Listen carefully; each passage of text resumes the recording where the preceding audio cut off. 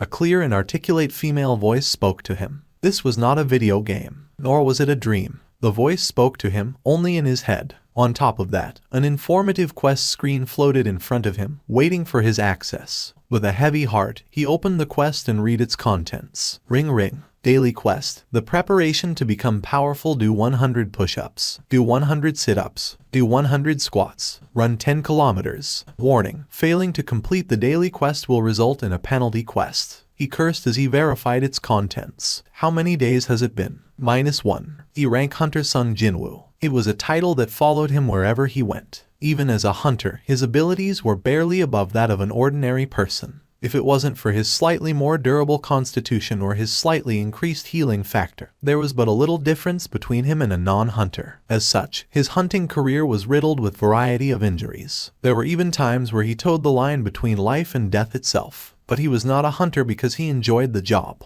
It was dangerous, filled with ridicule, and the pay was disappointing. No, if it wasn't for the fact that the Hunter Association provided support for the medical bills of his mother, he was more than ready to give it up and start an ordinary employment as an ordinary person. But how could he, a man in his 20s with no special talents or background, afford to pay the medical bills that amounted to several million won a month? You could say he had no choice in the matter. And so today, with a silent cry in his heart, Jin-Woo took part in an association-supervised raid, same as any other day. Hunters who operated in the same area knew each other well. This was due to the collective gathering of all hunters in the area whenever a gate opened up. And today, the hunters who've gathered shared a cup of coffee while greeting each other. Oi, Mr. Kim, over here. Ooh, Mr. Park, what are you doing here? I thought you were done with the hunter business. All that. The wife just got pregnant with number 2. Hahaha, is that so? Well, nothing better than a raid to fill the pockets of a hunter. Both Mr. Kim and Mr. Park laughed. You know, it seems like the association's been calling us less and less lately. Wonder if the rate of gate appearances decreased.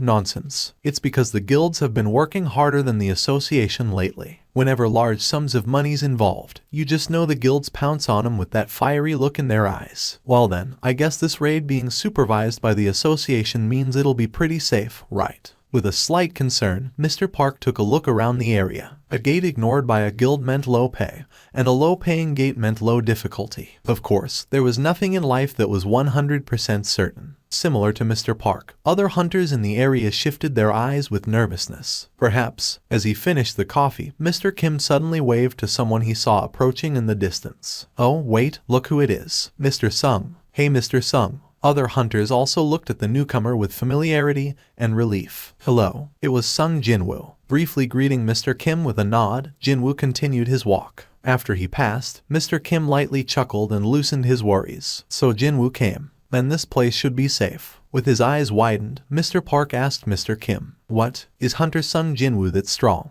Mr. Park wouldn't know. He started the job a little after you left. There's no hunter here who doesn't know Sung Jin-Woo. That's strong. Why is he working under the association, then? Why not freelance or join a large guild? Chuckling, Mr. Kim's eyes narrowed. You know what that man's nickname is. How would I know? Come on, spit it out. Humanity's weakest soldier. Weakest, not strongest. Listen to yourself, that kind of title belongs only to the S-rank hunters. That man over there is the weakest soldier. Probably the weakest hunter in all of Korea. Hey, Mr. Park furrowed his brows. If he was that weak, why would the hunters look so relieved at his appearance? A fellow hunter was someone who had to be relied upon in a raid. He could not understand the other hunters' reactions. Seeing Mr. Park's tilted head in contemplation, Mr. Park ribbed him with his elbows while laughing. Don't you get it? If Sung Jin-Woo appeared in today's raid, it means it's gotta be an easy one. The association wouldn't risk putting him on anything hard. Nobody wants to see someone die pointlessly. And now, Mr. Park's face brightened.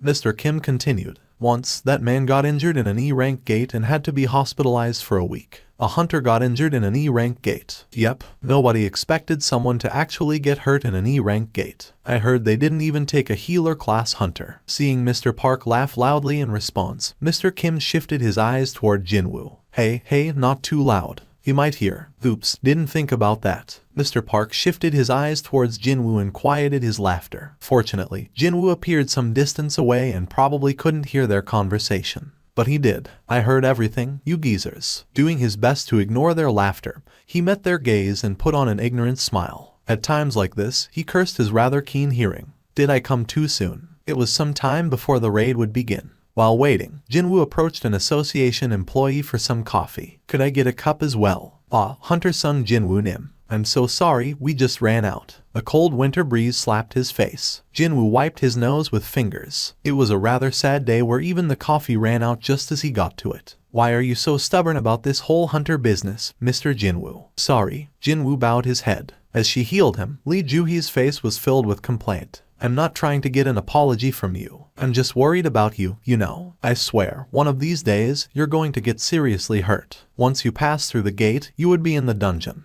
The dungeon this time around was probably D rank. Jin-Woo looked over Joo-hee's shoulders at his fellow hunters. 10-something number of hunters were taking down monsters left and right. They did not appear to be particularly struggling. Yet here he was, injured. It was the role of the healer class hunters to heal the injured hunters from the rear. As a man who was hurt in nearly every raid he participated in, Jin-Woo was rather famous among the healer class hunters. Joo-hee carefully asked him, "Do you perhaps have a reason why you can't quit?" Jin-Woo firmly shook his head. He didn't like revealing personal details about himself so easily. "I'm just doing this as a hobby. I'll probably die of boredom if it wasn't for this." Joo-hee pouted in response. "You'll end up raiding in the afterlife because of your hobby." Not expecting such a response, Jin-Woo laughed. "Hey, don't laugh. You'll open your wounds." As they laughed and conversed, the healing was completed. But it was too late. The raid was pretty much over at that point. Jin-Woo grimaced. "I only killed one magic beast today. And even then, it was only a E-rank monster." Jin-Woo fidgeted with the E-rank magic core in his hand. Such low-level magic core from an E-rank magic beast was barely worth 100,000 won.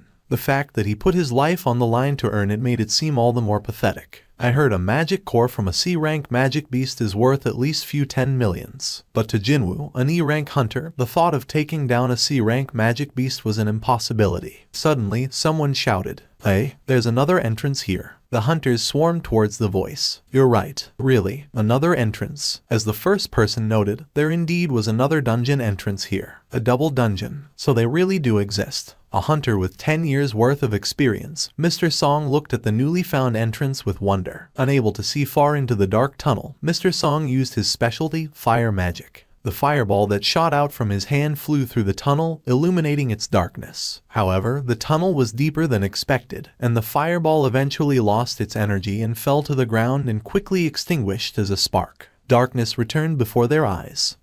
Everyone, please gather around." As the de facto leader of the raid, Mr. Song gathered the hunters before him. Joo-hee and Jin-Woo, having completed Jin-Woo's healing, also joined the crowd. Mr. Song addressed gathered hunters. "As you all may know, gates do not close until the dungeon's boss is taken down. Since our gate is still open, even though we've cleared all the mobs in the area, it appears that the real boss is down that tunnel." Mr. Song gestured towards the newly found dungeon entrance. Looking at each other, the hunters also nodded in agreement. The protocol in situations like this is to exit the dungeon, contact the association, and let them handle things going forward. But if we do that, and some other group of hunters take down the boss, there's a chance that our income for this raid will drastically decrease. The gathered hunters' expressions hardened. Mr. Park, who came here to support his expecting wife, looked doubly troubled. Postnatal care these days is really expensive. If he left now, the efforts he risked his life for would be wasted. And so I was thinking, what if we just went ahead and go kill the boss? What do you guys think? The hunters fell in contemplation. It was not a decision that could be made easily. Some knew that there was no guarantee that the double dungeon would be as safe as the one that they had just cleared. Others came to the conclusion that if the outer dungeon was this easy, perhaps the inner dungeon would be just as easy. Regardless, it was not a situation where everyone would be in agreement. Mr. Song faked a cough. "Since there's 17 of us here, why don't we take a vote on this?" And no complaining after the vote. "How about it?" At Mr. Song's suggestion, each hunter nodded in agreement. Mr. Song's was the first to raise his hand. "I'll go." Mr. Park was the first to follow Mr. Song. "I'll go too." Me too." "Same here." One more vote for yes. Mr. Kim had also joined the Go group. But there were opposing votes as well. "Let's not. I think we should wait on the association's judgment." As the yes crowd and the no crowd clashed at 8:07, all gazes fell on the two last undecided people. "Sorry." Shaking her head, Joo-hee voted no, putting the count at 8:08. Mr. Song turned and asked the last person for his vote. "Mr. Sung." The final decision depended on him. He fidgeted again with the E-rank magic core in his hands, then looked to his side. Ju-hee shook her head at his eyes. She had a bad feeling about this. Well, even Jin-Woo felt the same way. Under any other circumstance, he would not have dared to jump into danger. After all, he lacked the skills and courage to do so. But Jin-Woo had a little sister who was preparing for college. I don't have anything saved up for that. He was 24 years old, but he had to give up on college due to their poverty. He didn't want that poverty to hinder his sister's life as well. Their lives were counting on every penny that came and went. Mr. Park wasn't the only one who needed money. Jin-Woo raised his hand. I'll also go. At his side, Ju-hee let out a small sigh disappointedly. The tunnel went on and on and on. At the vanguard stood Mr. Song and other veteran hunters. Led by the light from the fireball in Mr. Song's hand, the party walked through the dimly lit tunnel. Mr. Kim spoke up from the party. Isn't this going in a little too deep? Maybe we should think about turning back. How long have we been walking? Mr. Kim checked his watch. About 40 minutes. When we take down the boss, we'll have 1 hour before the gate closes. Taking into account the time for the return trip, we still have a breathing room of 20 minutes, right? Then if we don't come across the boss after 20 more minutes of walking, we should leave, right? I suppose so. Nodding, Mr. Song pointed towards his back with his thumb. Hey Mr. Kim, it's dark ahead of me, so fall back a little bit. Mr. Kim looked at Mr. Song's fireball, then took out his cell phone and turned on its flashlight function. The light from the phone brightly illuminated their path. Looking back and forth between his fireball and the phone's light, Mr. Song quietly searched pockets for his phone. At the rear of the party walked Jin-Woo, who was injured, and Ju-hee, who had no fighting skills. Jin-Woo scratched his head. I'm sorry. For what? Dragging you along like this. I'm fine. You don't have to worry about me. Jin-Woo discreetly read her expression. It was not a face without worry. Tilting his head, Jin-Woo carefully asked, Are you sure? Ju-hee abruptly turned to face him. Of course I'm not okay. Are you in your right mind? Earlier, if the place you were stabbed in was just a bit higher, it would have pierced your heart. And what about the injuries on your wrist and thigh? I barely healed all those, and you're already jumping into another dungeon. Especially when you don't know anything about it. At her rant, Jin-Woo felt himself becoming lightheaded. But she was not wrong. Ju-hee was a healer class hunter, and more than that, a B-rank hunter, a rare sight in the association. If it was not for her healing, Jin-Woo would have probably succumbed to injuries that would have put his normal life out of commission. Much less being a hunter. I really owe her a lot. A healer class hunter. Not only that, a B-rank healer class hunter. Whenever a gate appeared, the association would request her as a healer, and of course, Jin-Woo would always find himself sitting or lying down next to her in treatment in their raids. You're hurting, right? Please hang in there. You look familiar. Are you from that time? You got hurt again. Seems like I see you again and again. You said your name was Jin-Woo. Are you? Alright. Do you ever think maybe the hunter life isn't for you? You're here again. Hold out your arm. No, not there. You can mend it with just bandages. The other arm. Surpassing his gratitude, he now felt apologetic to her. Seeing his silent face, Ju-hee felt bad about her rant and calmed down. Are you really sorry? Of course. After some thought, Ju-hee looked at Jin-Woo at her side, with corners of her mouth rising ever so slightly. Well, maybe you could treat me to a meal sometime. It was not a response he expected. Shocked, Jin-Woo looked at Ju-hee's face, now showing a mischievous smile. The girl. He remembered Ju-hee was 20 going on 21. If she had cut her long hair into a proper length and put on a school uniform, she'd be a fitting image of a student. Imagining her in a uniform, his face blushed. Seeing his delayed response, Ju-hee blew air into her cheeks and pouted. Do you not want to eat with me? It was then. Suddenly, a commotion rose from the vanguard of the party. This is it. The boss room. Jin-Woo and Ju-hee turned their gazes forward. There stood a giant door signaling the end of the tunnel. The hunters gathered before the door. To think there was a door at the end of the tunnel. Do you think this was always here? First time I'm seeing something like this. Do you think it's dangerous? As they quietly whispered back and forth, the hunters became uneasy. After all, their lives were on the line. They had to be careful. But too much care may impede progress, Mr. Song thought. So you guys want to turn back after all that? To go back empty-handed? He placed his hand on the door. You're free to go back. I'll go alone. Mr. Song was a C-rank hunter with 10 years of experience. If it wasn't for the fact that he was past 60 years old, he could have probably raided under a large guild. So when such a veteran hunter spoke with confidence, the uneasiness of the other hunters slowly disappeared. Now that I think about it, one of the hunters spoke of a rumor regarding double dungeons. I heard that double dungeons have some crazy treasures. Yeah, I heard some mid-level guild once found a double dungeon and shot straight to a large guild status. And wherever magic beasts may appear in a dungeon, they should all be the same level generally. And so the hunters thought, what if this double dungeon contained a phenomenal treasure? And what if the magic beasts beyond this door were the same level as before? Can't let that old man take all the treasures by himself. Even Jin-Woo renewed his determination. I can't just return with the E-rank magic core. At the very least, a D rank. No, just even one more E rank is good enough. It didn't have to be a magic beast either. If we find treasure beyond that door. It was a standard agreement that any treasures or artifacts found in a dungeon would be divided evenly amongst party members. This was different than the case where magic core from magic beasts would only go to the members who helped take a target down. If I can score big right here, I can rest easy for a bit. Seeing his determined face, Jui asked from his side, is that really the face of someone who hunts as a hobby? Jin-Woo shrugged. Who would risk their lives for work these days? But for a hobby, that's another story. What? As Jui put on an incredulous expression on her face, Mr. Song started pushing the door open. Creak. Through some unknown mechanism, the giant door opened easily as the 60-year-old man pushed. Bang! The wide-open door revealed a large interior, and the hunters entered pushing past each other. We should go too. Not wanting to fall behind, Jin-Woo took Juhi's wrist and went forward. With redness creeping onto her face, Juhi followed him. As the hunters' first steps fell onto the ground, the numerous torches that filled the walls of the area lit up, brightly illuminating the interior. The light went on. First time I'm seeing that. Something's different. The hunters surveilled their surroundings. It felt like the interior of a large temple. Like an ominous temple that would be hidden away deep underground. The floors, the walls, and even the ceiling was covered in moss. Some hunters shuddered and noted, something feels wrong. Doesn't it feel like we're being watched? The more fearful hunters fell to the rear, while the stronger hunters headed deeper into the room. Don't say such things. Let's just finish up here and go back. The interior was incredibly large, a wide area in a dome shape. It was comparable to multiple Olympic fields being put together. No, perhaps bigger. At the same time, it paradoxically felt cramped. The reason was simple. That thing, that's not the boss, is it? At the end of the room, something whose size surpassed reason and logic sat upon a grand and enormous seat. It could only be described as a massive statue of God. My God. Lo, they could not help but be amazed. Jin-Woo himself compared the statue's size to America's Statue of Liberty. If the Statue of Liberty sat down, it would probably look like that. Although the Statue of Liberty is female,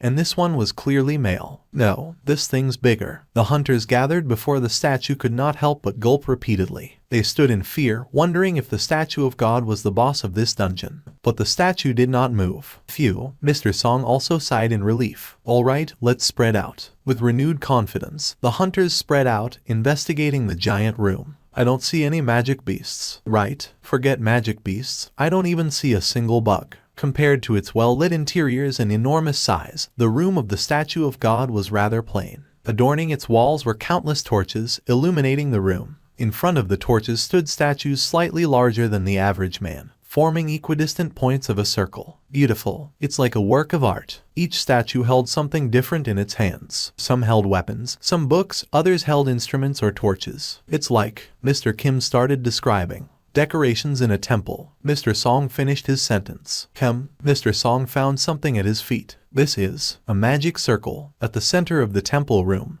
there was a magic circle that he had never seen before in his life. Mr. Song, there's something written here. Can you come take a look at this? A hunter called out to the raid's leader, finding a statue that stood out from the rest. Leaving his observation of the magic circle, Mr. Song headed towards the hunter. One by one, all the hunters in the room gathered before the strange statue as well. Of all the statues in the room, this one was the only one with wings. It was holding a stone tablet. What caught the hunter's eyes were the words written on the stone tablet. It's runic. Mr. Song spoke after analyzing the tablet. Runes, a form of text that could be found in dungeons. It was something that could not be found elsewhere on Earth. Only the hunters who awakened as mage class could interpret them. Mr. Song read the first line of the tablet. Commandments of the Kartanen Temple. Jin-Woo listened to Mr. Song's reading of the tablet with a serious expression. But then suddenly, someone grabbed his arm. Turning around, he saw Juhi looking at him with a pale, fear-stricken face. Her pale face shocked Jin-Woo. What's wrong? Are you not feeling well? Over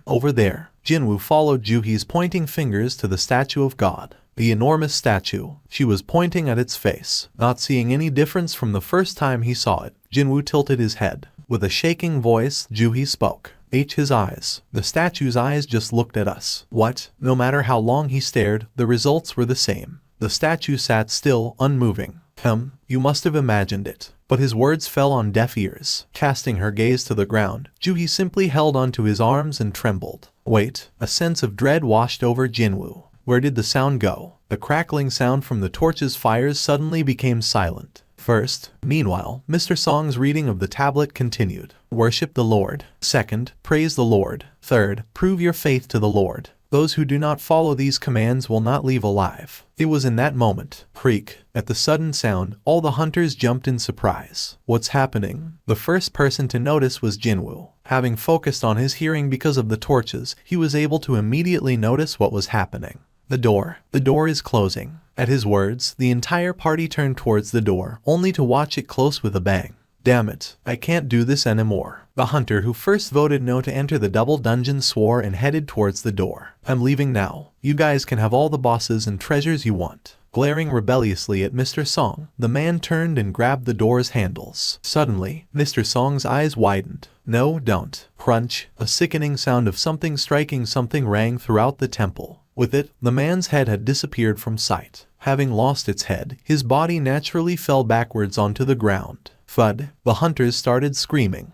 Having obliterated the man's head with its mace, the statue returned and assumed its position next to the door as if nothing had happened. That thing just moved. What? Does that mean all the statues here can move? We're supposed to fight those. I didn't even see him swing that mace. It was at this point Jin-Woo replayed Juhi's words in his mind. His eyes. The statue's eyes just looked at us. If that's true, he shuddered. Making an effort to move his terrified body, he turned and looked at the statue of God, and found the statue of God looking back at him. Jin-Woo realized this was just the beginning. The statue of God's eyes were lit with a crimson light. Was it a hunter's instinct? No, it was the survival instincts of a living being. Something was coming, something that could not be stopped. Jin-Woo turned and shouted on top of his lungs. Get down. Right as his mouth opened, a crimson ray of light shot out from the statue's eyes. Jin-Woo threw himself at Juhi and pulled her to the ground. The ray of light passed through where Jin-Woo was standing moments before. 1/10 of a second. No, 1/100th of a second.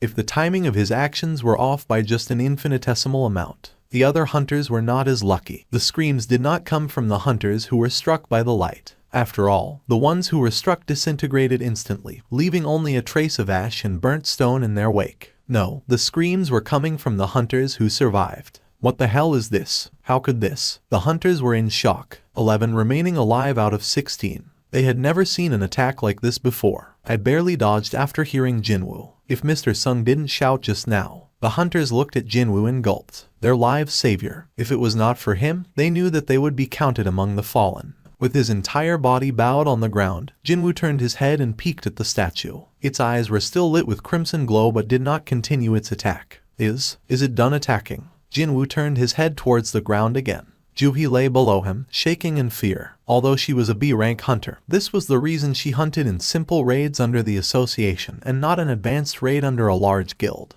Her breathing became more and more irregular. He couldn't just leave her like this. Thinking he had to do something to help her, Jin-Woo began to get up when a strong hand forced him back down. Don't stand up. It was Mr. Song. Although surprised, Jin-Woo sternly listened to his words. Mr. Song shouted at the other hunters as well. Everyone stay where you are. Don't move from your position. After taking a quick look across the party, Mr. Song turned to Jin-Woo again. The ones who were moving got hit. Those that listened to you and got down survived. I see. Mr. Song tilted his head in confusion. Did you not shout after figuring something out? I just felt something dangerous was coming, that's all. Mr. Song's eyes looked at him with bright eyes. His instincts are good. I heard he was an E rank. If only his abilities were a little higher. His gaze turned into one of pity as he continued to stare at Jin-Woo. Meanwhile, Jin-Woo got a better look at the man staring at him. What caught his eyes shocked him. Your arm. It's alright, I can endure this much. But, Jin-Woo gulped. Mr. Song's right arm was draped over Jin-Woo's shoulder, and his other arm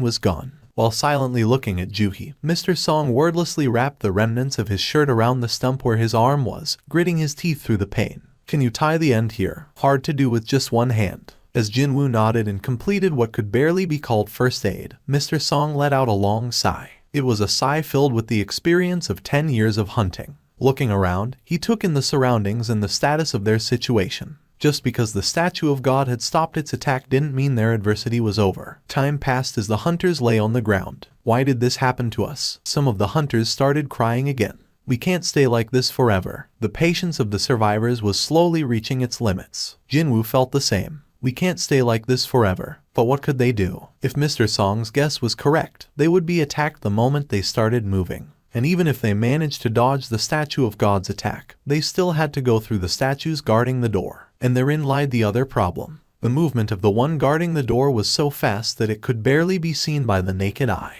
How could they get past something like that? It was an impossible situation. The hunter's annihilation was simply a matter of time. Wait, a matter of time. As the thought appeared in his head, an uncomfortable thought followed. Something that no one else had noticed. There's something we missed. Perhaps the answer was there. It was in that moment. Don't move. Mr. Song yelled at Mr. Ju, who responded by baring his teeth. Shut up. We don't know when that thing will attack again. You just want us to wait until that time. Mr. Ju was a fighter-class hunter. As beings who threw their bodies into the middle of combat, a fighter-class hunter's physical abilities were much greater than an ordinary human. On top of that, Mr. Ju was someone whose skills were acknowledged by a large guild, who had offered him a contract. I can't die like this. With his body still lowered to the ground, Mr. Ju flexed the muscles in his legs. The goal is the door. With an explosive start, Mr. Ju ran towards the door. Watching the man's attempt, Jin-Woo turned away and looked back at the statue of God. As if waiting, the statue was looking at Mr. Ju. A ray of light exploded from its eyes. Beam. The ray covered Mr. Ju's back. One of the female hunters screamed. Unable to control her fear, a yellow puddle slowly appeared from the ground she was collapsed on.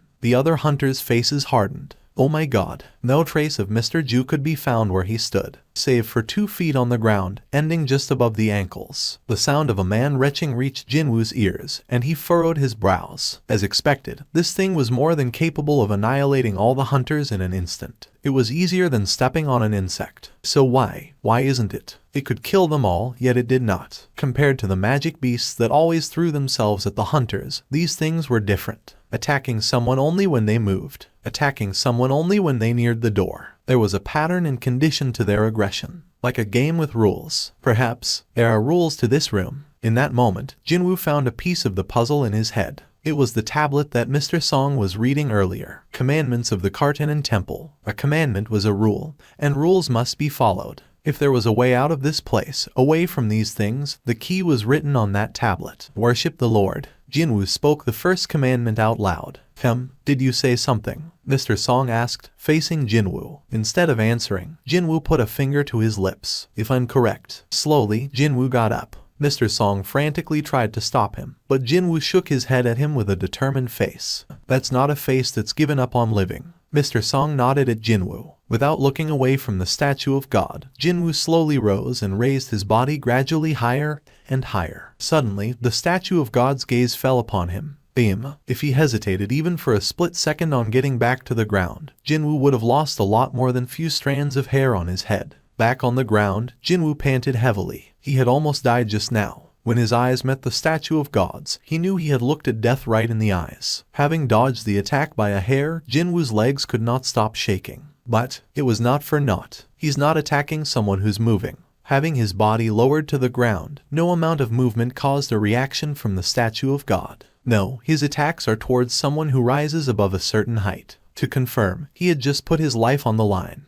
And now, he had that confirmation. The meaning of the first commandment. Jin-Woo shouted towards the other hunters. Everyone. They turned their heads toward his voice. You have to bow before the statue of God. The hunters tilted their heads in confusion. Bow to that thing. The hunters who were looking at each other started cursing at Jin-Woo.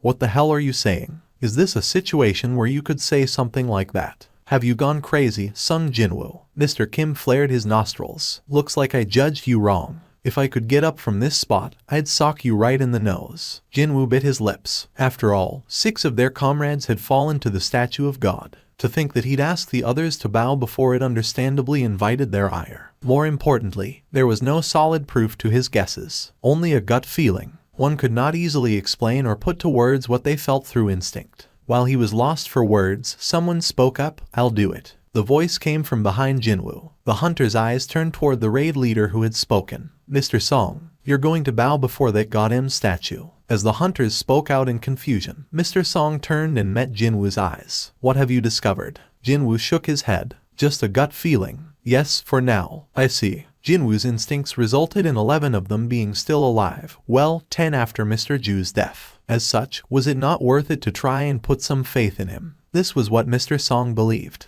As the raid leader bowed before the statue of God, the mood in the air became somber. "You're really going to do it?" Taking advantage of the opportunity Mr. Song had provided, Jin-Woo spoke up. "Please, bow before the statue of God. This might be our only way to leave here alive." Alive? To leave here alive? That phrase reached the other's ears with a great weight. Leave here alive? We can get out of here just by bowing before that thing. One by one, the hesitant hunters started bowing before the statue, imitating a scene of worship. Eventually, even the angry Mr. Kim also took his place bowing before the statue. However, there was no response from the statue of God. Its 2 eyes still glowed with the terrifying crimson light. Jin-Woo felt his heart sinking to his stomach. Was I wrong? And his gaze turned to Ju-hee at his side. Lying completely prone on the ground with her hands covering her head, it was hard to say that she was in a position of bowing before the statue.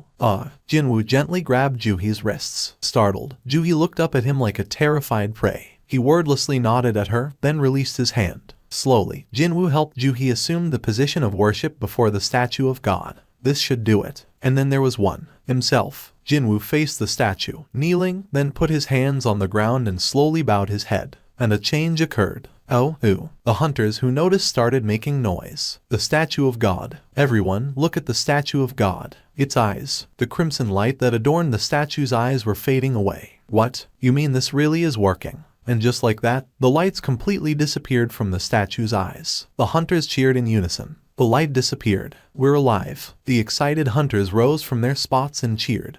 But the statue of God did not react. Jin-Woo, who followed suit, sighed with relief. Phew, as he had guessed. This room was operating accordingly to a set of rules and conditions, just like a game. If that's true, the game was not over yet. There were 2 more commandments. Second, praise the Lord. Third, prove your faith. Suddenly, with a deep rumbling, the entire room started to shake. Jin-Woo's expression hardened. As I thought, his guesses were correct. This was not over. The statue of God's enormous body was slowly rising from its seat. The hunters who were celebrating together with tears of joy froze. What? Wasn't it all over? No, it can't be. Frozen in fear, the hunters could not say much more. Their faces were filled with terror and despair. No. The statue of God assumed a standing position. It looked around, taking in the surrounding, then started walking towards the hunters. Boom. With each step it took, the statue of God shook the earth. Boom. Its massive figure was such that its head almost reached the ceiling. Boom. As its sheer size put pressure on the hunters, it slowly closed the gap between it and them. "Hey, Mr. Sung Jin-Woo, what should we do?" The hunters who were cursing Jin-Woo only moments ago now looked towards him for hope.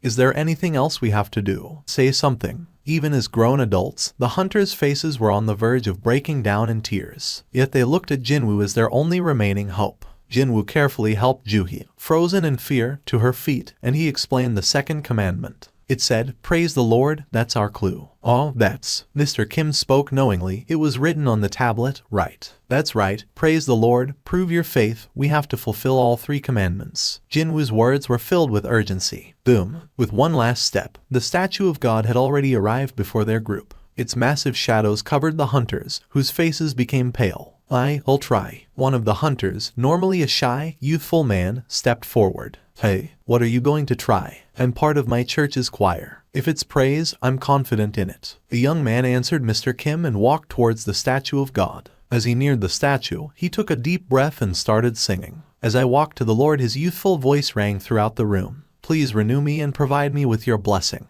The statue of God stopped before him. The hunters gasped in surprise and awe. As if it was satisfied by the song, the statue of God stood motionless. All other sounds of the room disappeared. Only the youth's voice was heard in the room. Gaining courage from the apparent result, the hunter strengthened his voice and continued to sing. All my weaknesses will be washed away by the grace of my Lord. Amidst the hopeful hunters, Jin-Woo could not shake the feeling of uneasiness, the feeling that they were missing something. No, this is all wrong. He kept repeating the thought to himself. This room had its own set of rules. Right now, the youthful hunter was following the rule of Christianity, not this room. But thankfully, the statue of God was not moving. Maybe this was enough to satisfy the conditions. Jin-Woo tilted his head. The reason why he had not stopped the singing was because he could not think of any other way to stop the statue of God. Suddenly, boom, a loud crash broke through the singing, followed by a scream. As the statue of God raised its foot again, the mangled remains of the singing hunter fell from its soul. The other hunters started screaming as well. The previously emotionless face of the statue of God was now filled with an incredible rage. "It's angry. Run." The hunters quickly ran away from the statue,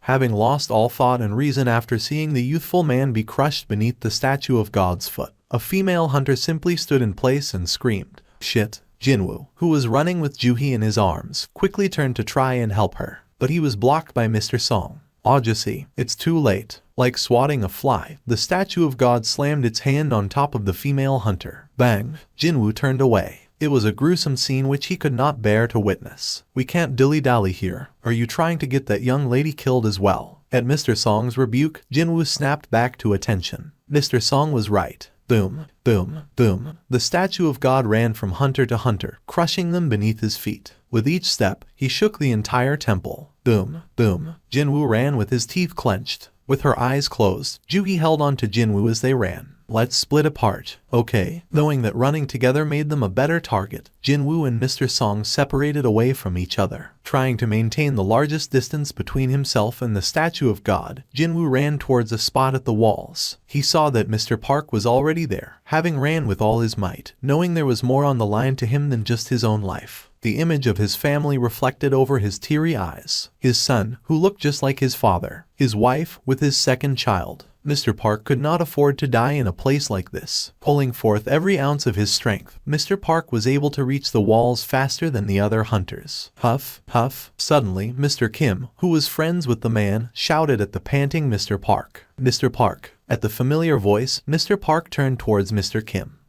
Mr. Kim gestured towards Mr. Park's back and yelled, Turn around." And something sharp flashed from behind Mr. Park. Mr. Park was split cleanly from the top of his head to the base of his crotch. The evenly separated sides of his body fell in different directions onto the ground. Mr. Park. The statue that had cleaved Mr. Park in twain with its sword simply returned and assumed its position on the walls, as if nothing had happened. Mr. Kim held back tears as he witnessed the death of his friend. These fucking pieces of... Boom, boom, boom. Behind him, the giant statue of God was going from hunter to hunter, crushing them with his feet. Those that fled to the walls were attacked by the statues. My arm. The interior of the temple had turned into a scene of terror and carnage. Jin-Woo panted wildly as he ran, his forehead dripping with cold sweat, his legs getting heavier and heavier, his breath getting shallower and shallower. But his head was filled with a single thought, repeated over and over again. Praise the Lord, praise the Lord,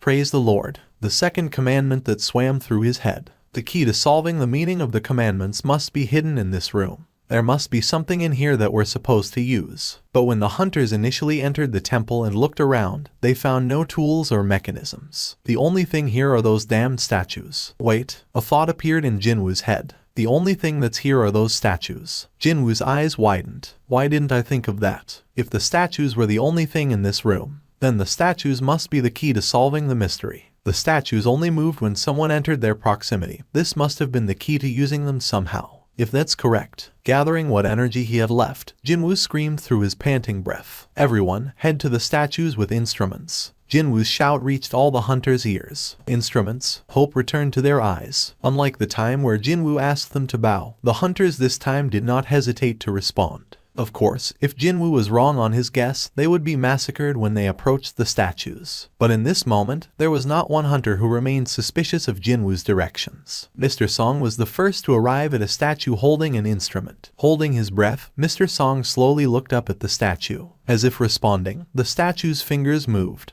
and it started playing the harp in its hands. It was a beautiful sound. He was right. Moved to the statues with instruments. Each hunter, with renewed hope, ran towards the various statues holding instruments. Trumpets, flutes, lyres. Soon, the harmonious melody of different instruments filled the entire temple. Mr. Kim, who had been running until his breath ran out, collapsed and knelt before a statue holding a mandolin. Strum, strum. As the mandolin's melody rang through the air, the statue of God that was chasing Mr. Kim slowed to a stop. Unable to hold his emotions back, Mr. Kim burst into tears where he knelt, and the statue of God turned away from him. Scanning the rest of the temple, it found its new target. Shit. Meeting its eyes, Jin-Woo cursed, and he started running, his heart beating like it was about to explode. His sweating back was soaked. Why is this one not playing? Jin-Woo glared at the statue he had arrived at with resentment. Holding drums in its hands, its silent figure made no indication that it would play its instrument. Boom, boom, boom. With terrifying speed, the statue of God closed the gap between them. As the statue, which had been at the opposite end of the room only moments ago, neared them, Jin-Woo gulped. Is it because Joo-hee and I are both here at the same time? That must have been the answer. As he looked around, no other hunter had trouble with their statues. I don't have time to think about this. He put down Joo-hee and prepared to run to a different spot. Jin-Woo. A terrified Joo-hee held onto his sleeves. Jin-Woo calmly whispered into her ears, "We'll both die if I stay." As he saw tears forming at the corners of her eyes, Jin-Woo knew that there was no time to explain.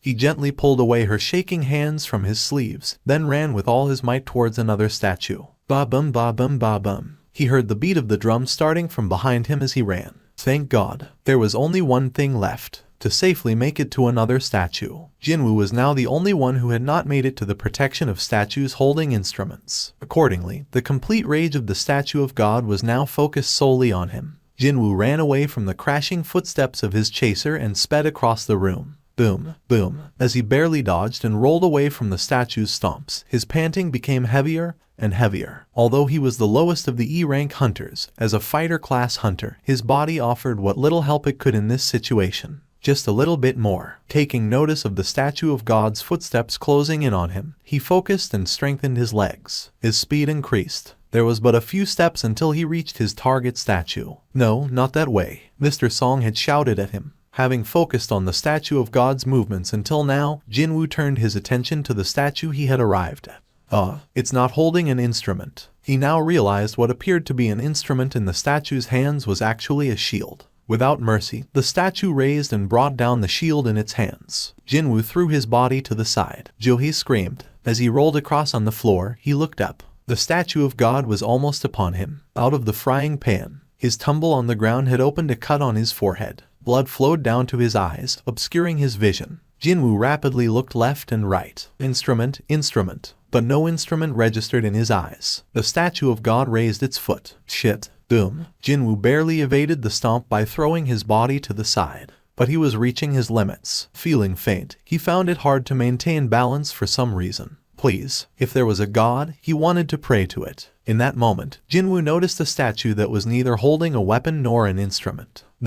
He crawled with last vestiges of his strength, placing his hopes on the statue. With a final twist of his body, he threw himself at the feet of the statue with a book in its hands. Facing the statue of God that was heading toward him, he realized he had no strength left to move. Panting heavily, he looked at the face of the statue of God. As if made worse by his persistent resistance, the anger in the face that looked down upon Jin-Woo was greatly magnified. It stopped before Jin-Woo. Faced with a giant as tall as a building, Jin-Woo struggled to breathe. Guess I'm a cornered rat. The statue of God simply continued to stare. This is the end. Certain of his impending doom, Jin-Woo saw his death in the eyes that were looking down at him. In that moment, he heard a beautiful and melodious singing coming from behind him. With effort, he turned and looked at its source. The statue that he was resting on was now singing with a holy voice, its sound echoing throughout the temple. Looking back, Jin-Woo saw the statue of God's face starting to relax. The traces of its demonic rage disappeared as the statue's face returned to its original emotionless visage. As the statue's music ended, the statue of God turned and returned to its seat, appearing as if nothing had happened. Boom. The sound of the giant sitting down rang throughout the temple. Are we safe? Jin-Woo faintly smiled through his heavy breaths. Joo-hee quickly ran to him. Jin-Woo, having reached him after running with all her might, Joo-hee collapsed next to him in tears. Oh my god. Oh my god. She used all the mana at her disposal and tried every healing magic she knew. But it had no effect. One by one, the scattered hunters gathered before Jin-Woo, their expressions equally dark. Oh no, Jin-Woo. Amidst their pitying looks and words, Joo-hee cried without ceasing. Why are they looking at me like that? Jin-Woo wanted to ask, but he lacked the energy to speak. So, he tried to gather his strength and stand up. A pool of blood had gathered where he was sitting. Jin-Woo finally was able to understand the situation he was in. His right leg had disappeared below the knees. He looked across the room to the statue holding a shield. The base of the shield was covered in blood. his missing leg below it. He turned and saw blood dripping down from Juhi's nose. Her body had reached its limits. A B-rank hunter's healing was insufficient for the regeneration of a body part. Yet she continued, her efforts like collecting water with a broken pitcher. And as she continued, both her mana and vitality quickly decreased. It's okay, Juhi. You can stop now. No, I can heal this. I'll heal you. The hunters watched the pair with pity. Of the 17 that had entered, only 6 remained. Of the 6 remaining, 2 had received a seriously injury. Mr. Song and his arm, and now Jin-Woo with his leg. Although their lives were saved, no one could put on a smile. Suddenly, a thundering noise rang throughout the temple. At its center, the ground with the magic circle inscribed upon it started rising, forming a platform. Jin-Woo realized the final trial had arrived. Prove your faith. He had already been contemplating its meaning. The rising ground stopped at waist height. An altar. Jin-Woo absent-mindedly spoke to himself. An altar? Did he just say an altar? The man who had saved their lives not once but twice. Jin-Woo was not a high-leveled awakened being, but a lowly E-rank hunter that they looked down on in the past. If it wasn't for Mr. Sung, we would be. The hunter's thoughts were in union. Jin-Woo's words up until now were a lifeline to them. And now this man had uttered the words, altar. The quick-witted Mr. Kim was the first to speak. I think I understand. He unsheathed the sword at his waist. Normally a weapon to be used in slaying magic beasts, its purpose this time was different. Even an idiot like me can understand what you mean by altar. The hunters looked at Mr. Kim's drawn sword, gleaming with sharpness, and gulped. Hey, Mr. Kim, why are you taking that out now? Let's talk about this. Talk. Mr. Song's C rank was the highest in the party. With him out of commission, there was no one else in the party would could match Mr. Kim, whose skill shone even amongst the other D-rankers. Mr. Kim pointed his sword at the altar. The last commandment was, prove your faith, and now this altar appeared in the middle of the room. Mr. Kim's gaze shifted to Jin-Woo. We have to sacrifice someone at the altar, right, Mr. Sung? Jin-Woo nodded. It was his guess as well. One of the living 6 had to become a sacrifice. That's probably the last rule. As he raised his head, he saw Mr. Kim approaching him with a strange look in his eyes. A streak of sweat fell down the side of Jin-Woo's head. What are you going to? Just sit there quietly. Mr. Kim pointed his sword at Mr. Song, who had been sitting next to Jin-Woo looking over his injuries. Who is the one who dragged us all here? It's Mr. Song right here. Then shouldn't he be the one to pay the price for all this? Jin-Woo yelled and tried to get up, but Mr. Song's hand stopped him. Jin-Woo turned and looked at the man. Mr. Song shook his head without a word. His eyes begged Jin-Woo to stay quiet. Jin-Woo wanted to say something, but swallowed his words. Mr. Song slowly got up. Mr. Kim is right. I have to take responsibility. Then we're in agreement, old man. Mr. Kim gestured towards the altar with his sword. If you're in, then let's hurry up. 11 people died because of you. One of the casualties included Mr. Park, Mr. Kim's friend. Of course, the party had voted on the issue before entering the double dungeon, with a stipulation that no one would argue the result. But to Mr. Kim, who had lost all reason, it was but a faded memory in the back of his mind. I'll go of my own will, so could you put away the sword?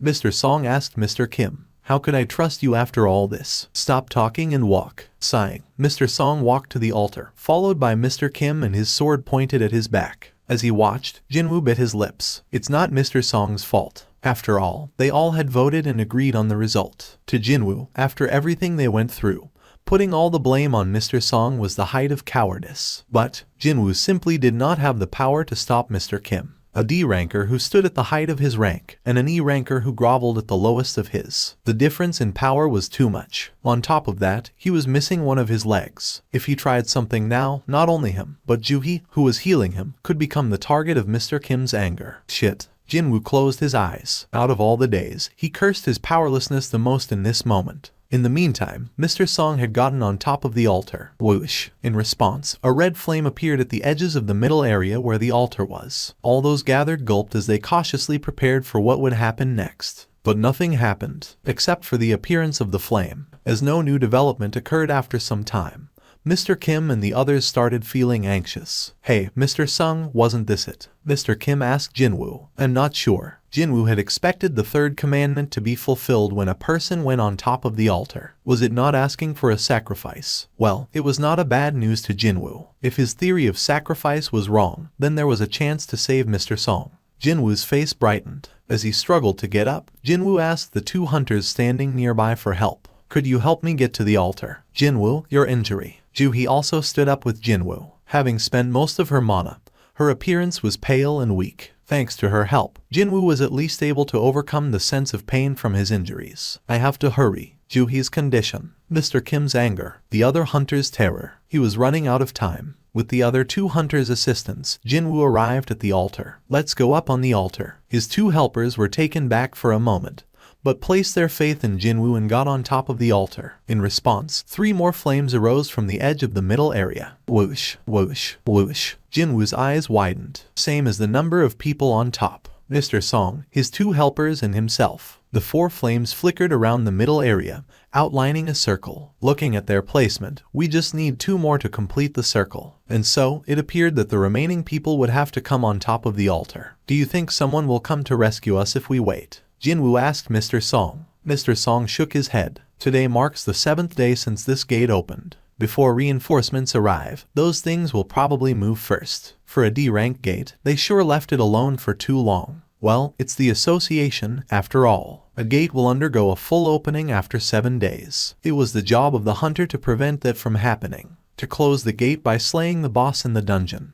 That was the real objective of a raid. Should they fail to do so in time, all the magic beasts within the dungeon obtain the freedom to exit the gate. A dungeon break. Jin-Woo looked around him. The statue of God remained in its seat, looking down upon their party from distance. If that thing is allowed to leave here, he could not imagine the destruction that would follow. Of course, their party would be the first to be massacred if the statues in the room gained the freedom to move about. So Jin-Woo realized they could not just hold out for help. Jin-Woo called out to Joo-hee and Mr. Kim. Can you 2 also come up here? Joo-hee followed his instructions. Even the hesitating Mr. Kim quickly followed suit. 2 more flames appeared, completing the circle. Whoosh. The hunters gasped. Huh? What's happening? As Jin-Woo expected, something was happening. It's coming. From the outermost circle of the middle area, small blue flames started appearing. One by one, they flared into existence and formed a circle around the middle area. 34, 35, 36. Jin-Woo counted 36 blue flames. The red flames that match the number of people. The blue flames that number 36. Is there a meaning to their number? In that moment, creak, the door blocking their exit opened without a warning. The hunters flinched in reaction. Every single one of them wanted to run towards the exit. But the memory of the final moments of the singing hunter remained fresh in their minds, and no one made any movements. They did not know what fate would await the first person to leave the altar. As if waiting for an answer, all their gazes fell upon Jin-Woo, who closed his mouth in silence. It was too early to make a conclusion, whether or not the opening of the door was a trap, or if it was the dungeon's way of letting them know that they had fulfilled the final commandment. He did not know. As the hunters waited for Jin-Woo's directions, noises that carried bad news came from edges of the room. The 6 heads turned in unison, looking around the room. What the hell? They've come closer. They're all just moved. The hunters' breathing quickened. The statues that only responded to humans being nearby suddenly appeared to be few steps closer than before. In that short time, Jin-Woo was able to fully ascertain the situation. No, the statues didn't move. It was the pedestals beneath the statues that moved closer. The sliding sound from earlier was the sound of stone pedestals grinding against the floor. They've stopped moving. Mr. Kim wiped away the sweat on his brows. As everyone else's attentions were focused on the statues, Jin-Woo looked at the blue flames around them. Disappearing one by one, 3 blue flames had already gone out. Jin-Woo raised his head. The sound came from his direction. The statues that faced him had moved closer. Why only me? Was it because he had looked away? Jin-Woo closed his eyes to test the theory. What do we do now? With renewed understanding, Jin-Woo shouted at the others. Don't look away from the statues. Now that he thought about it, the initial movements of the pedestals were probably caused when everyone looked towards him for guidance earlier. These bastards don't move when we're looking at them. Another blue flame went out, but it did not elicit a response from the statues. Could it be? Without taking his eyes off the statues, Jin-Woo carefully raised his arm and looked at his watch. As I thought, the blue flames were disappearing every minute. The blue flames are a timer. Jin-Woo surmised that the final commandment's trial was to wait on top of the altar until the 36 blue flames disappeared. As long as each of them covered all the statues, they would be safe. There was a chance no one had to die in this final trial. Jin-Woo checked his watch and the blue flames to determine the time remaining. 30 left. They just had to wait for 30 minutes. But Jin-Woo had made a mistake. While he was counting the blue flames, he had looked away from the statues, and as such, they started moving toward him again. I can't do this. The man who was positioned across Jin-Woo screamed and ran towards the open door. Having startled by the sound of movement coming from behind him, unable to turn around, the man lost all courage and made the decision to run. As he jumped from the altar, one of the red flames disappeared. "No, don't," Jin-Woo shouted.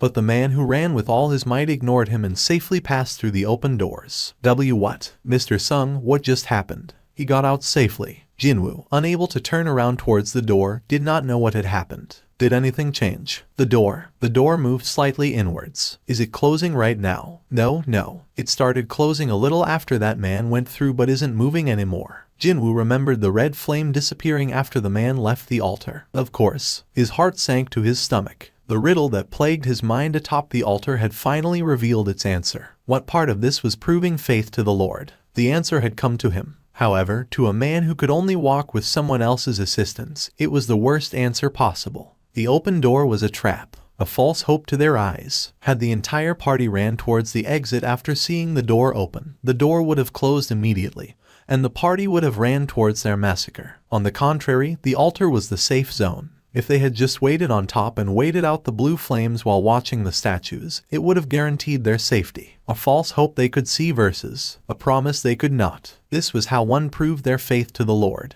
It was a test to overcome the temptation of freedom amidst the approaching danger. Here, two variables appeared before their situation. 1. Jin-Woo's presence. Instead of running to the open door to their doom, the party stopped to listen to Jin-Woo, avoiding a certain death. We got lucky. It was only possible due to the presence of a man who had solved the 2 commandments before and saved their lives, earning their respect and attention in the process. But the second variable was not as favorable. Someone had left their party to safety. How would those that remained behind react to this appearance of hope? The answer was obvious. The man supporting Jin-Woo was the second to run out the open doors. Mr. Song quickly reacted and caught the falling Jin-Woo. Another red flame went out with the second runner, and the door inched closer to being shut. Hey. Mr. Kim wagged his finger at the second runner, but the man, like the first, safely passed through the doors. Looking at the number of remaining flames, Jin-Woo shouted, "Please don't move. We can't afford to lose anyone else." Front, back, left, right. To cover the 4 cardinal directions, a minimum of 4 people were needed. Jin-Woo, Joo-hee, Mr. Song and Mr. Kim. If even one more person left amongst the remaining 4, a gap would open up in their coverage. Mr. Sung, what's happening? Please explain, Mr. Kim asked while wiping away the sweat on his forehead. We just have to wait like this, until all of the blue flames disappear. Jin-Woo revealed all that he had surmised. Mr. Kim listened with attention and nodded along. Finishing his explanation, Jin-Woo added, "We can all survive this. The rules of this room always opened a path to survival for those that followed it. The last rule should be no different. As long as they believed in each other, everyone could leave without being hurt." This was Jin-Woo's conclusion. Mr. Kim's thoughts were different. He asked after hesitating,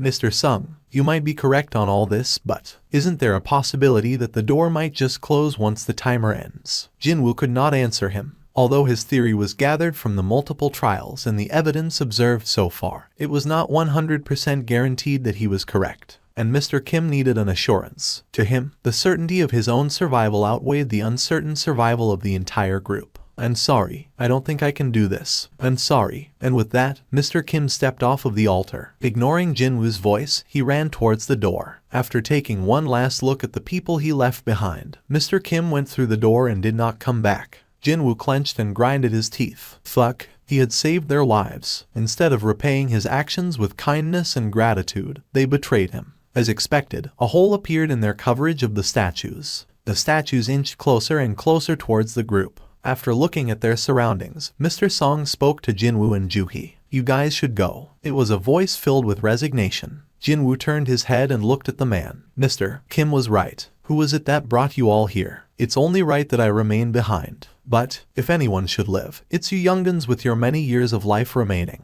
Mr. Song smiled. They were words meant to comfort the 2 that would have to leave him behind. Jin-Woo nodded in defeat. His heart was heavy, but they were not in a situation where they could argue on who should stay and who should go. "Ms. Joo-hee, could you please take Jin-Woo?" "Okay." But suddenly, Joo-hee, who was approaching the 2 men, collapsed onto the ground.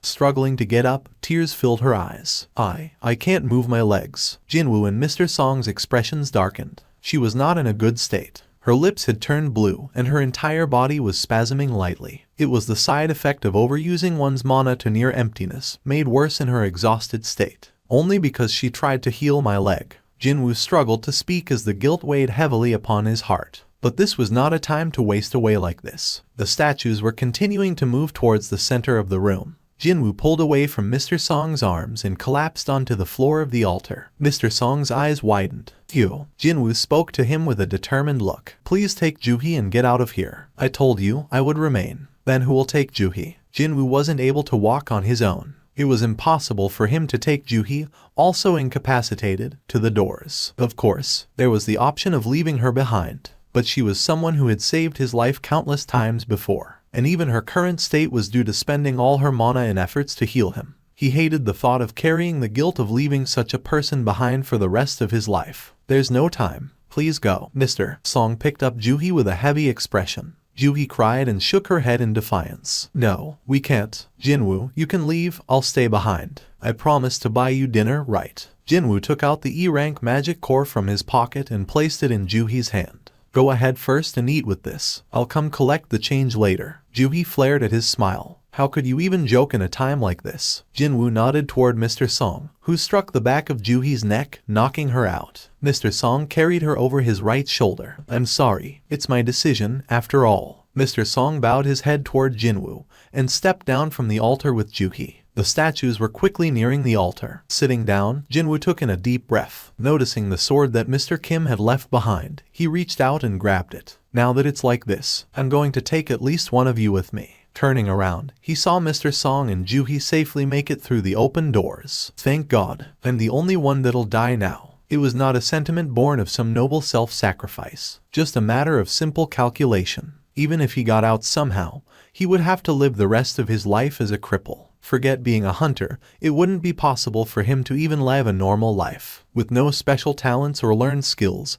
he did not see a happy life ahead of him. Then there's mother's hospital bills, and Jinna's education expenses. Since there was no way he'd be able to support them with this injury, he thought to at least provide for them through his death. Let's see, the compensation for death during a raid was 300 million won to the surviving family. Or was it 400 million? Compared to the worthless life of an E-ranker, it was a rather generous compensation. They were here. The first statue to arrive took a step towards the altar. Jin-Woo looked towards him and raised his sword. "Come," but the first attack came from behind. Stab. The spear that pierced his back now protruded out of his chest. Jin-Woo threw up a large amount of blood. The pain assaulted his senses like hail. If the place you were stabbed in was just a bit higher, it would have pierced your heart. Juhee's words from earlier flashed across his mind. The statue raised its spear and with it, Jin-Woo. Still skewered to the weapon, Jin-Woo found himself suspended in air. As he flailed his legs in pain, the statue slammed him towards the ground. Bang! Crack, crack, crack. He heard the sound of bones breaking throughout his entire body. There was nowhere he did not feel pain.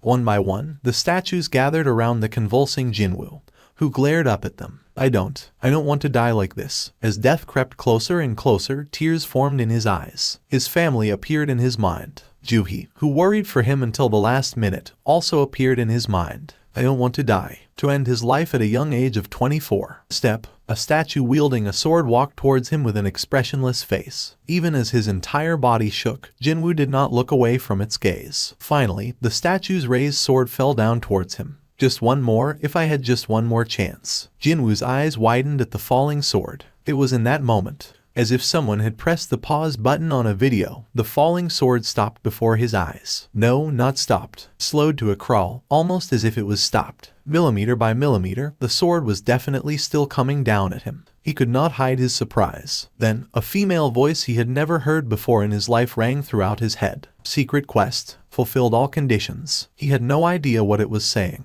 No, before that, where is that voice coming from? Ignoring his thoughts, the voice continued. You've obtained the right to become a player. Do you accept? Obtain the right. Accept? It sounds like it's giving me something. Growing up in poverty, he knew there was no such thing as free in life. But I suppose that was in life. What does any of it matter in death? As he waited in hesitation, the voice in his head asked again. You do not have much allowed time remaining. In the case the right is refused, your heart will stop in 0.02 seconds. Do you accept? Whether or not this was a hallucination, one thing was certain, his impending death. On top of the sword slowly coming down on his head, the other statue's weapons were also finding their way towards him. At this point, Jin-Woo gave himself up to resignation. Sure, why not? He did not speak the words out loud, merely thought them in his head. But the voice answered his thoughts. Flash, a blinding light surrounded his body, and Jin-Woo lost consciousness. He opened his eyes. A bright white ceiling, the stinging smell of disinfectant, feeling of a hard bed behind his back. Jin-Woo immediately realized where he had opened his eyes. A hospital. Although he found himself coming less and less after meeting the B-rank healer class hunter Juhi, the hospital was still a place Jin-Woo could call a second home in his job.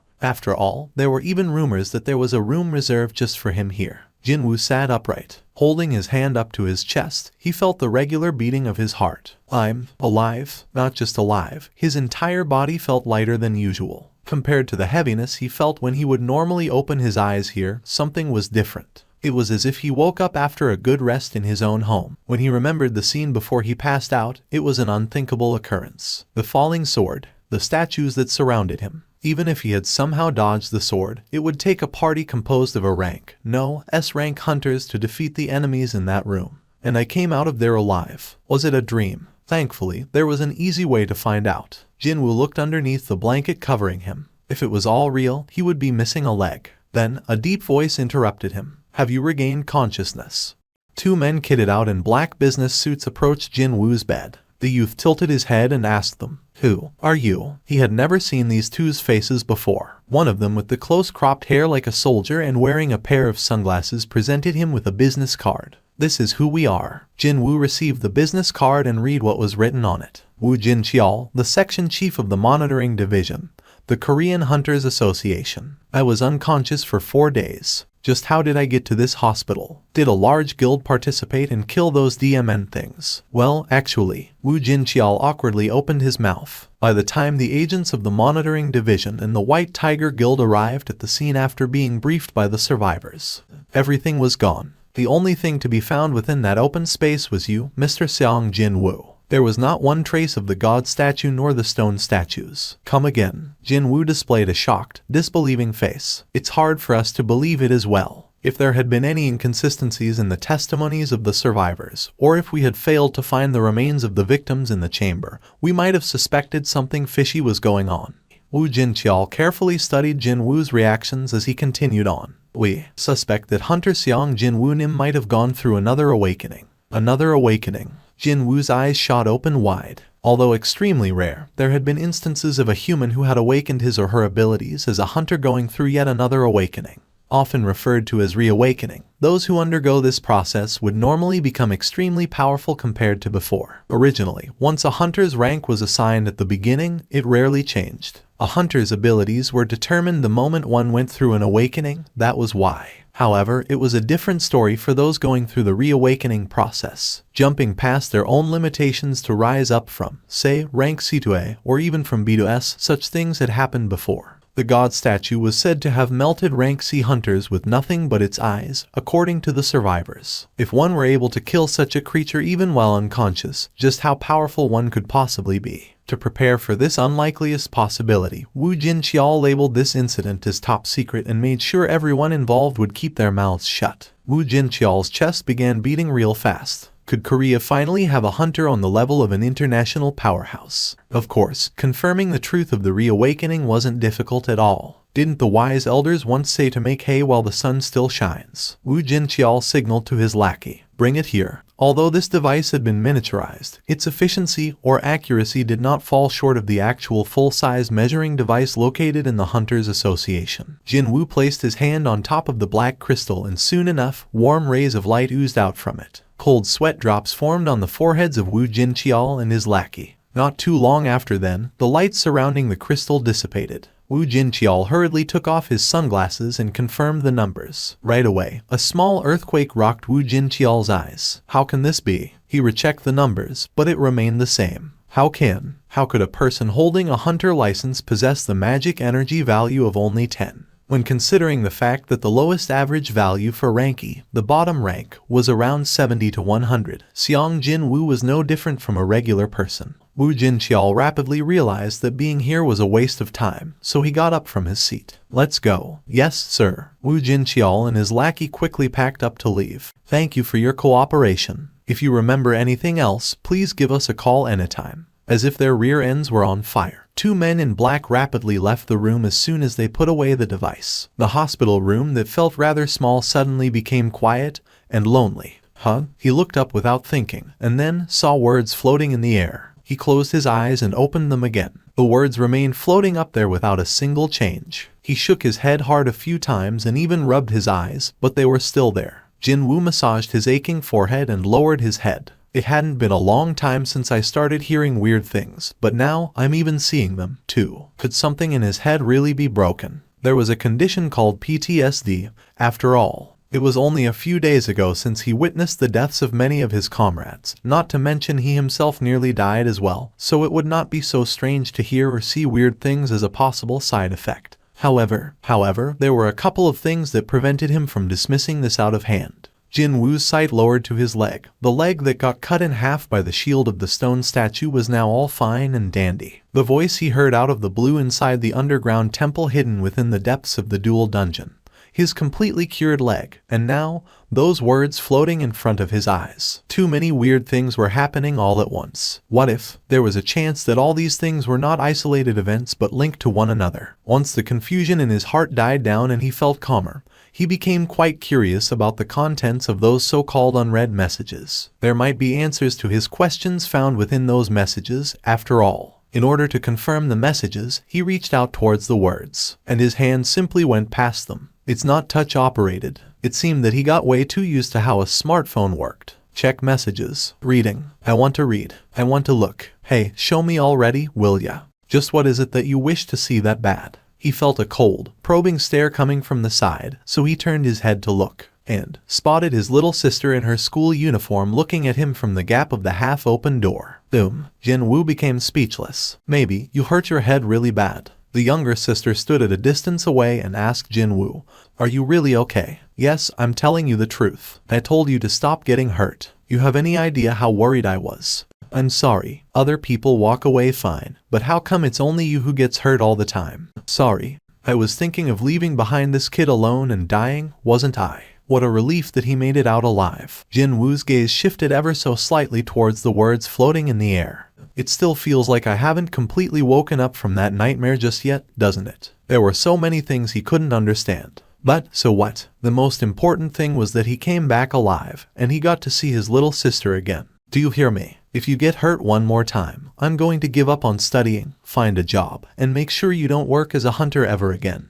Hey, Jin-Ah. Yeah, when you are playing video games. Jin-Ah smirked softly. I don't play games anymore. The third year of high school is only a few days away, you know. I know. When there are unread messages in a game, what should I do access them? You gotta open the mailbox first. As soon as Jin-Woo said the word open, a clear beep entered his head and the hidden messages revealed themselves. Congratulations on becoming a... Jin-Woo smiled brightly. Finally, seeing her older brother's complexion suddenly brighten like that, Jin-Ah felt something was wrong and quickly asked him, "What's up? What game is it? You need my help?" Jin-Woo firmly shook his head. "Nope, no need. I'll do it alone." How would his younger sibling react if he told her what had been happening to him right now? I really don't want to be labeled as a loon by her. Congratulations on becoming a... He thought that the first message sounded familiar, as if he heard it before from somewhere. Where have I heard it from? I know I have. He heard those words just before he lost his consciousness. The system, growth, penalties, and finally, rewards. The words with unknown meanings fell on his lap one after the other. Just what will it help grow, and what will it reward me with?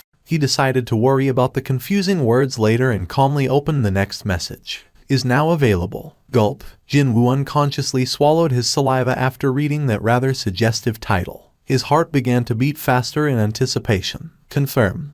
Press up 100 times, incomplete. Sit up 100 times, incomplete. Squat 100 times, incomplete. Running 10 kilometers, incomplete. Incompletion of daily quests will result in appropriate levels of punishment.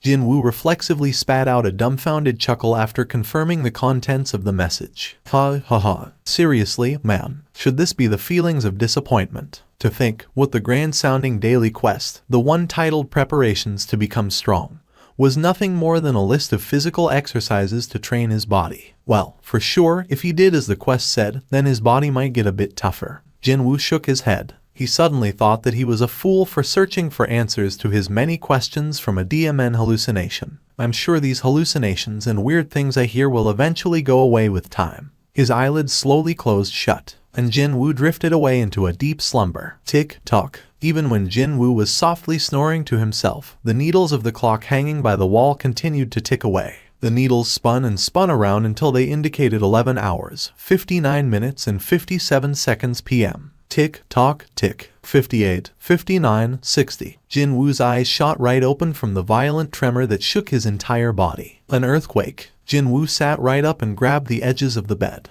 The shaking was so bad that he couldn't maintain his balance. Rumble. The shaking got progressively worse as the seconds ticked by. It happened then. One of the steel bars on the bed he held on for dear life suddenly broke. No, it didn't break per se, but simply disappeared. Jin-Woo hurriedly looked at his palm. No steel bar there, just grains of sand. Sand. Jin-Woo spat out the sand in his mouth and hurriedly raised his head up. His eyes caught the sight on an endless plain of nothing but sand. Jin-Woo frowned heavily and got up. All the sand that found its way inside his clothes poured out. He dusted the sand caked on his chest while taking a look around him. Indeed, all he could see was sand. And more sand. A desert. This couldn't be real. Until a few moments ago, he was sleeping on a bed inside a hospital located in the middle of Seoul. But now, as soon as he opened his eyes, he was in the middle of a massive desert. Jin-Woo scooped up a handful of sand and let it slip through his fingers. The fine grains fell straight down to the ground. He was getting a really bad premonition right about now. Sure enough, just as Jin-Woo took a step back, the sand within the pit suddenly exploded upwards. The falling sand emitted the roar of a waterfall. Jin-Woo's eyes went extra round in the meantime. An insect. The identity of the thing that exploded out from the sand was a giant centipede. When fully revealed, the DMN thing's head almost reached the height equaling that of a 5-story building. Jin-Woo anxiously swallowed his saliva. This is unreal. For sure, the beastard was unrealistically huge. He had never heard of a centipede this big existing in the world before. Goal: please survive until the end of the time limit. Time limit: 4 hours. Remaining time: 4 hours 0 minutes 0 seconds. Are you kidding me? However, as soon as the remaining time changed to 3 hours, 59 minutes, and 59 seconds, the centipede parted sand and rushed towards him as if it couldn't wait any longer. What the hell? Jin-Woo hurriedly spun around and ran for his life. There was no time to deliberate on things. If he wanted to live, then he had to run. That was the only thought racing in his head.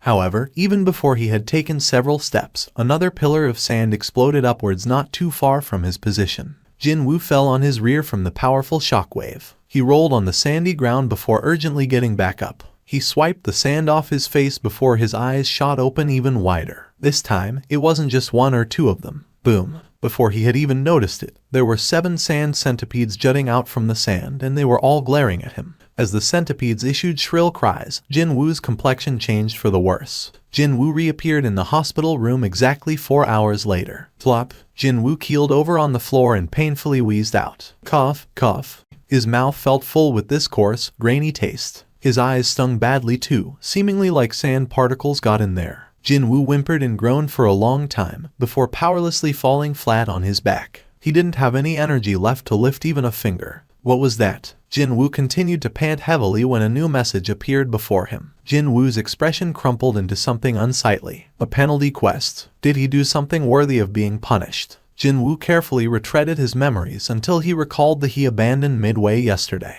Could it be? Now that he thought about it, it definitely said that if the quest was not completed, he'd be hit with a corresponding penalty. Jin-Woo lapped the outer perimeter of the hospital once and arrived back in front of his room. He was currently bent over and panting out heavily. His heart felt like it might explode at any second, but he couldn't give up yet. I worked so crazy hard until now, so no way I would. He somehow managed to open the door and took a step forward. It was finally over. Pant, pant. Jin-Woo fell down to his knees. His breath reeked of something sweet and bitter. His face and back were soaked in sweat. Pant, pant. As Jin-Woo tried to regulate his heavy, rough breathing while thick sweat drops continuously dripped down, a familiar message popped up in front of his eyes. Jin-Woo momentarily thought about forgetting about everything and simply laying down in defeat, but quickly changed his mind. At least for now, he wanted to confirm what these reward things could actually be with his own eyes first. Confirm. Reward 1. Full recovery of the current physical condition. Reward 2. 3 additional stat points. Reward 3. 1 random box. Why are there so many of them? That was the first thought to enter his dazed mind after he took a gander at the contents of his rewards. But when he thought about it a little deeper, one of those rewards seemed rather useful right now.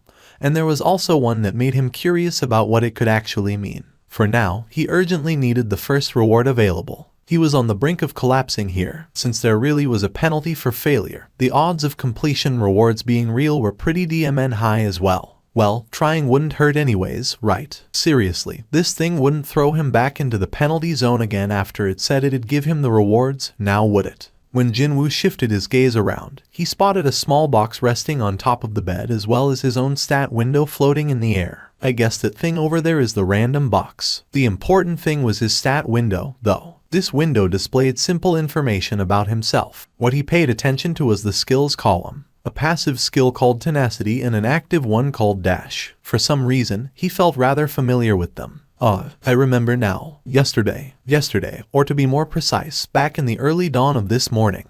He remembered hearing those words while being chased around by the centipedes in the penalty zone. It happened probably after 3 hours of him constantly running for his dear life. He was suddenly greeted by a couple of new messages, the daily quest that would continue to show up every day, and the stat points as the reward. As long as this unexplainable phenomenon didn't come to a sudden end, he'd be able to live a completely different life to the one he'd been leading until now. This was an unbelievable opportunity for him. Besides that, the stat window also showed his level. Does this mean I can also increase my level, too? Eventually, though, Jin-Woo shook his head. There's no way. Now that would be too good to be true. He wasn't hoping that far, anyway. The rewards from the quests alone were plenty enough for him. It had been a week since he started taking on the daily quests. Several changes took place during this time. One of them happened to be the transformation of his body. He had definitely changed. His body was in the middle of a transformation. I've got muscles now. The most eye-catching change was the drastic increase of his muscles. The normal-looking flabby flesh was gradually disappearing, only to be replaced by hard muscles. Thanks to that, his shoulders had widened more and his overall frame had grown bigger as well. Even then, doesn't seem heavy and slow. Only the necessary amount of muscles in the necessary places. If you were to describe the overall impression his body gave off, then would it be kinda like looking swift and athletic? He was a guy and even he found this rather appealing, so it wasn't such a strange thing for young nurses to whisper about him. And it's all due to this guy over here. However, it is way too eye-catching, isn't it? The number of times he was mentioned by the nurses was constantly on the rise. It was quite likely that, since their job involved looking after human bodies, their levels of discernment could have been higher than most. Jin-Woo possessed quite a keen sense of hearing, so whenever his name was mentioned in the vicinity,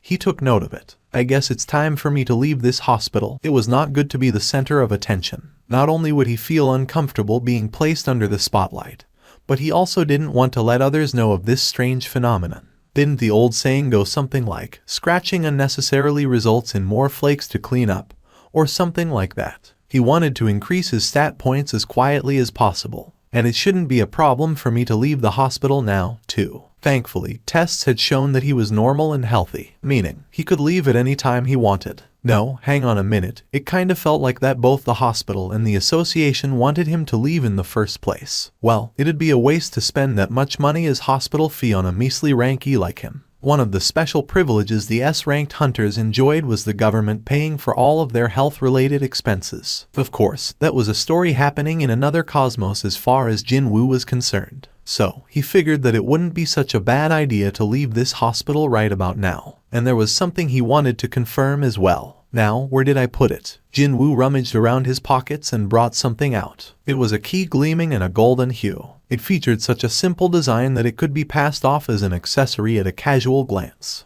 Type, key. A key that transfers you to an instant dungeon. Can be used at the third exit of the Hapjeong subway station. He found this key inside one of the random boxes he got as the daily quest rewards. At first, he wondered why a key would come out from there, but once he saw the rarity category, he immediately realized that this was no ordinary item. This was one of the reasons prompting him to get discharged from the hospital as well. An entrance key to the instant dungeon. Whether it was called instant or not, a dungeon was a dungeon. If it was about dungeons, then he had plenty of painful memories regarding those. I'm sure there will be no problems as long as I just take a quick peek inside. If things looked bad, all he had to do was run away. After all, he'd been running 10 kilometers every day for a while now, so he was pretty confident of running away. actually. And it was his mistake for taking it too lightly. Slam, slam. Is there a wall blocking me? He pounded on the invisible wall and shouted at the outside. But no one replied back. People continued to carry on with their own lives, that was all. Sometimes, someone approached the Hapjeong station, but they simply vanished as soon as coming in contact with this invisible wall. It was quite likely that the place he was in and the outside world were two separate dimensions. Jin-Woo tried his hardest to force his way out of this place, which prompted a new alert message to pop up. It was the same message as before. The key in his possession disappeared as soon as he set foot inside the third exit of the subway station. By the time Jin-Woo realized things had gone rather awry and hurriedly turned around to leave, it was already too late. He was thinking of finding a hidden gate or some kind of a doorway within the third exit that would transport him to a dungeon. But his expectation was completely off the mark, and quite different from the regular dungeons. He couldn't even leave as he pleased, too. It's different from other dungeons. Jin-Woo spat out a long groan and looked behind him. What he could see now was the interior of the subway station that had transformed into a jungle. Walls were thick with twisting vines, and rancid odor akin to rotting corpses assaulted his senses. Hell, he even heard the cries of what sounded like wild beasts from afar every now and then, too. It wasn't that there was a hidden entrance somewhere near the entrance of the Hapjeong station, but the entire station had become a dungeon.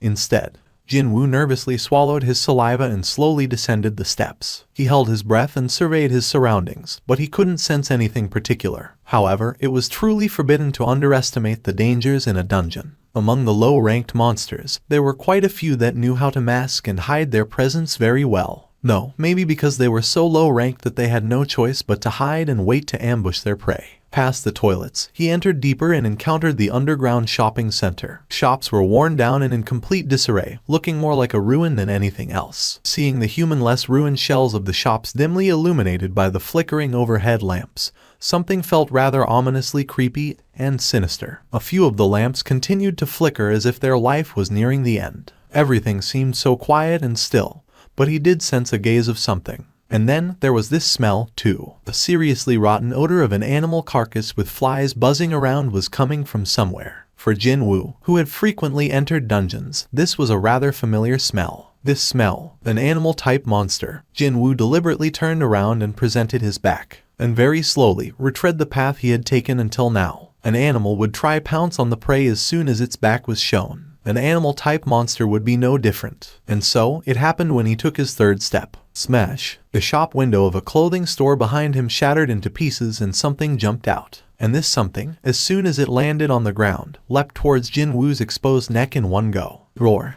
It was a huge wolf with a reddish coat of fur. When he took a closer look, its name also appeared on top of its head, just like the centipedes from the penalty zone. Iron Fang Lichen. However, unlike before, its name was in white letters, not red. There is no time to waste here. Two more lichens jumped out from their hiding place from behind the shop's darkness. It was in a pack. Jin-Woo's eyes grew wider. They bared their big fangs and closed the distance in an instant. It was at this moment that one of the lichens aimed for his face and leapt up. Jin-Woo ducked low. The lichen flew over his head and landed face first on the ground after failing to stop in time. Screw this. Whoosh. Accompanied by a bone-chilling sound of wind parting ways, his fist flew straight forward. Pow! It took just one hit and the head of the lichen simply exploded. The corpse of the now headless lichen slammed into the ceiling above, and then powerlessly fell down to the ground. Thud! Jin-Woo's eyes opened up very wide and he stared dumbfoundedly at his own fist. What an unexpected destructive power that was. My level rose up. To make sure that he didn't mishear that, Jin-Woo hurriedly accessed his status window. His level really did go up. And when a level went up, a single point was added to all of his stats. As it turned out, it wasn't only the quest rewards that could impact the values of his stats. It was also possible to improve his stats through leveling up, too. To think, I can actually level up. He only carried a vague expectation, but it actually became reality. His movement speed had increased as well. If it was in the past, there was no way he'd be able to lightly evade the all-out attack of an animal, nor could his punch move fast enough to produce the sound of the air splitting apart. Right, the physical strength in my muscles has increased, so obviously my speed would have increased along the way, too. Simply by raising his strength stat higher, both his power and speed had gone up. The battle against the lichens proved this. The lichen that was definitely somewhere nearby had gone with the wind before he had noticed it. Jin-Woo hurriedly scanned his surroundings, but he couldn't find a single trace of the creature. Quite likely, it had turned tail and ran away while he was immersed in the status windows. Well, he should have known something was up when it lowered its tail and cautiously studied his mood. Tisk. Jin-Woo smacked his lips, realizing that a bundle of experience points had just escaped from his grasp. Hang on, do these things give away things like magic crystals, too? The sudden thought popping up in his head stopped him in his tracks. Monsters appearing within the gates all possessed one, or sometimes several, magic crystals in them. Jin-Woo was also a hunter. He was successful in killing these monsters, so not being rewarded for his work kind of felt a bit like he was wronged somehow. Feeling a little rueful, he sliced open the lycan's stomach, but it turned out to be a waste of time. It seemed that these creatures were fundamentally different from the regular monsters. Jin-Woo dusted his hands and was about to stand back up, but then he spotted something glittering within the dead lycan's mouth. So, he opened the creature's maws. One of the lycan's fangs was emitting a beam of light. When Jin-Woo reached out, a new message popped up before him. Sure thing. Rarity, none. Type, miscellaneous. A large and sharp canine of a lycan. Can be stored in the inventory or can be sold at the store. Jin-Woo got flustered a bit while staring at the canine tooth. There was a store, too. Where would you find a system less friendly than the one he was saddled with? To think, it was designed in such a way that the end user had to personally experience it with his own body before learning about any of its functions. Hell, he wasn't given much of an explanation during the penalty quest and he almost died as a result back then. Jin-Woo gnashed his teeth and tried to summon this store thing. Store. He couldn't help but feel his anticipation build up, wondering if a shop with a signboard declaring store and manned by an NPC merchant, kinda like from video games, might really appear before him. With the clanging sounds of coins, his inventory appeared next. Right at the bottom of the display, in the column saying gold, he could see the number 20 appearing there. That space had been empty yesterday. 20 gold, He couldn't really use that money in real life, and he couldn't even use the store properly yet, so he had no idea just how much this 20 gold was actually worth. Oh well, a creature from the Ranky dungeon wouldn't have given me any decent loot to begin with. Even if there was a difference between the dungeons found beyond the gates and this so-called instant dungeon, it would be the same difference at the end of the day. The lycan he thought had ran away actually came back with a bunch of its friends. A wonderfully bright smile bloomed on Jin-Woo's face. Even at a casual glance, there must be over 20 of them here. Eureka! Hang on a minute, was that the right word to use in this sort of situation? Whatever, it was definitely a word to express one's joy anyway. Jin-Woo tightly grasped the sword and spoke up. With the exception of your canines, I'm gonna massacre all of you. When the chilling glare of a man who was obsessed about making money landed on the lycans, they became intimidated and shuddered slightly. It was at this point that Jin-Woo pounced on them without mercy. As he expected, his levels rose up quite quickly, simply from searching every nook and cranny of the first floor and killing all the lycans he could find. Jin-Woo's level shot right up to 7. He had jumped up 5 flights of stairs, in other words. When he caught up and killed the very last monster running desperately away from him, a strange message popped up into his view. A title given to a hunter skilled in hunting wolves. When facing animal-type monsters, all of your stats will increase by 40%. A bonus boost to his stats when fighting against animal-type monsters. Although the effect was a bit restricted, still, having his stats increase by 40%, now that didn't sound too bad at all. There are plenty of animal-type monsters out there, so would this apply to them as well? If that was the case, then he'd be able to easily kill monsters when participating in the future raids. However, he still earned big time even when disregarding his new title. 34 wolf canines, 2 rusted daggers, a set of traveler's clothes, and 1 return crystal. The rusted daggers possessed lower attack power bonus compared to the sword he'd been using until now, and the traveler's clothes were not something he could actually wear, but just some random japtum that he could hawk off to the store. When he sold them all off, he earned just over 1,000 gold. The only thing remaining, besides the gold, was the return crystal. When he was trying desperately to escape from the dungeon back then, the message said he'd need a return crystal if he wanted to leave. And now, if he wanted to, he could escape at any time. He found himself on a crossroads. In front, the stairs leading down to the 2nd floor, and in his hand, a single return crystal grasped tightly. Do I continue on, or do I back out? If it was in the past, he'd not hesitate and choose the latter. That was how he managed to survive all those raids with his pathetic stats. Everyone said that him surviving until now was a miracle, but well, he was trying to be smart about his choices, actually. However, the story was different now. He didn't want to retreat here. He felt that if he turned away to leave now, then he'd never be able to take another step forward in his life. I've retreated enough times already, right? Wouldn't it be okay for him to jump in headlong, at least once in his life? Jin-Woo pocketed the return crystal. His steps climbing down the steps to the second floor was light. Unlike the dungeons of the gates, there was a thing called respawn within the instant dungeon. While he was sweeping away every single monster found on the second floor, all the monsters on the first respawned. While he went back upstairs to deal with them, monsters on the second floor respawned. So on and so forth. Jin-Woo hopped between the first and second floor and killed monsters until his level no longer rose up. Who knows when I'll ever run into another opportunity like this one. Along the way, he got so used to this place that he was able to predict from where and how the monsters would try to attack him. A monkey falling from the ceiling. He lightly evaded the claws of the monkey-type monster falling from the ceiling and stabbed it in the chest with his sword. And then, one cat each from left and right. And then, he orderly sliced the necks of the Black Panther-like creatures jumping at him from his sides. And with these three, he had arrived at the end of the second floor. He had cleared out the second floor once more. However, his level hadn't been moving from 15 for a long time now. It seemed that reaching that high was the limit for the first two floors. Stats: Strength 45, Stamina 24, Agility 24, Intelligence 24, Perception 24. With him being level 15, his stats had risen up by quite a lot. His agility was now almost at 25. He finally got to feel the difference between the agility and the strength stat when the former hit the value of 20. What should I do now? He was looking at the stairs leading down to the third floor. There was a reason why he continued to hunt in the first two floors even though there was a way to go even lower. It's giving me the creeps. With his perception stats so much higher, he could sense the aura of something ominous lurking down there far better than before. Without a doubt, something really strong was hiding somewhere down below. He didn't have to see it to know. Jin-Woo recalled the message he saw back by the entrance of this instant dungeon.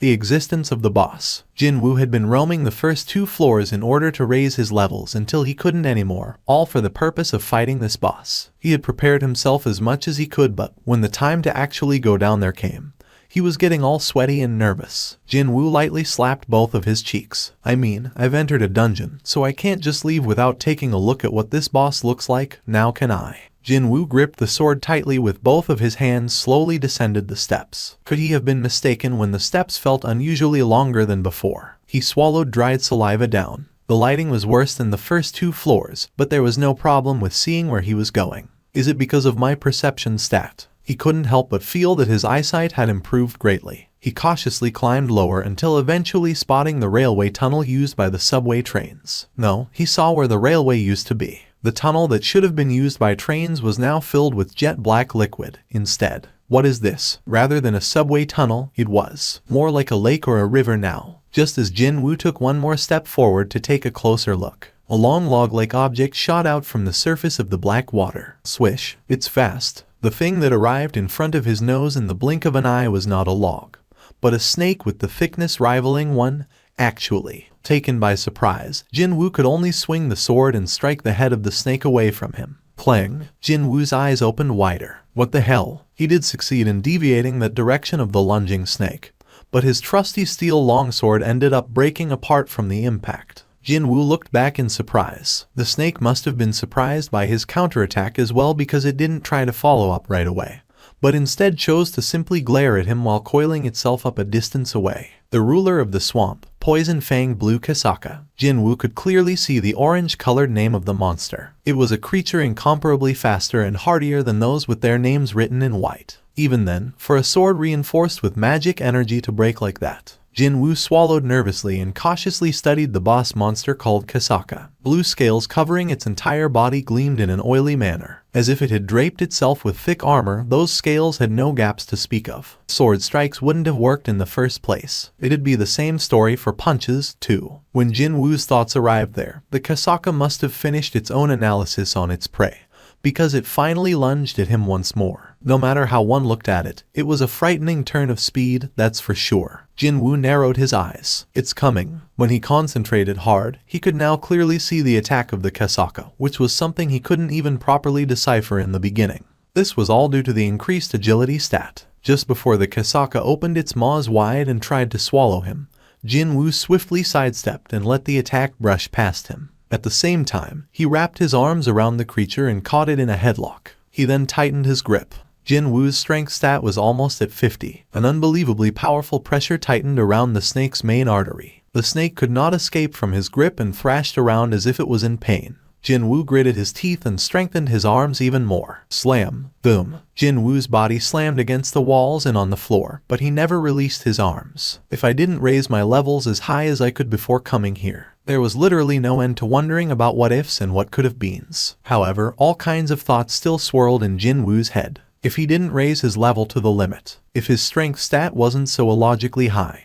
then he'd have gone through incredible hell in order to kill the Kasaka. No, he might even have died here. So, his decision not to come down right away proved to be the smart one. His choice was indeed the right one. Crack. Accompanied by a rather awful noise, the skull of Kasaka gave in and cracked apart. As expected of a boss mob, his level rose up by 2 after killing the Kasaka. Jin-Woo tightly clenched his fists. The level that had been stagnating at 15 had jumped up to 17. In just a single day, he crazily raised his level from 1 all the way up to 17. However, no one hunted boss mobs for experience points. Indeed, if it was a boss mob, then it'd be all about the loot drops. When he started checking out the dead snake, 2 spots of light began gleaming from somewhere within its limp body. 2 items, because it was a boss. Jin-Woo reached out towards the spots of light. Take them all. As soon as he said those words, a dagger made out of a bone and a small pouch with liquid in it appeared on his palms. Rarity C. Type dagger. Attack plus 25. A dagger fashioned from the poison fang of the Kasaka. There are traces of the Kasaka's poison on it, so when attacking, it will cause paralysis and bleeding status effects. Can be stored in the inventory or can be sold at the store. Status effect paralysis. The target will be unable to move. Success rate is fixed. Status effect bleeding. The target's stamina will be reduced by 1% per second.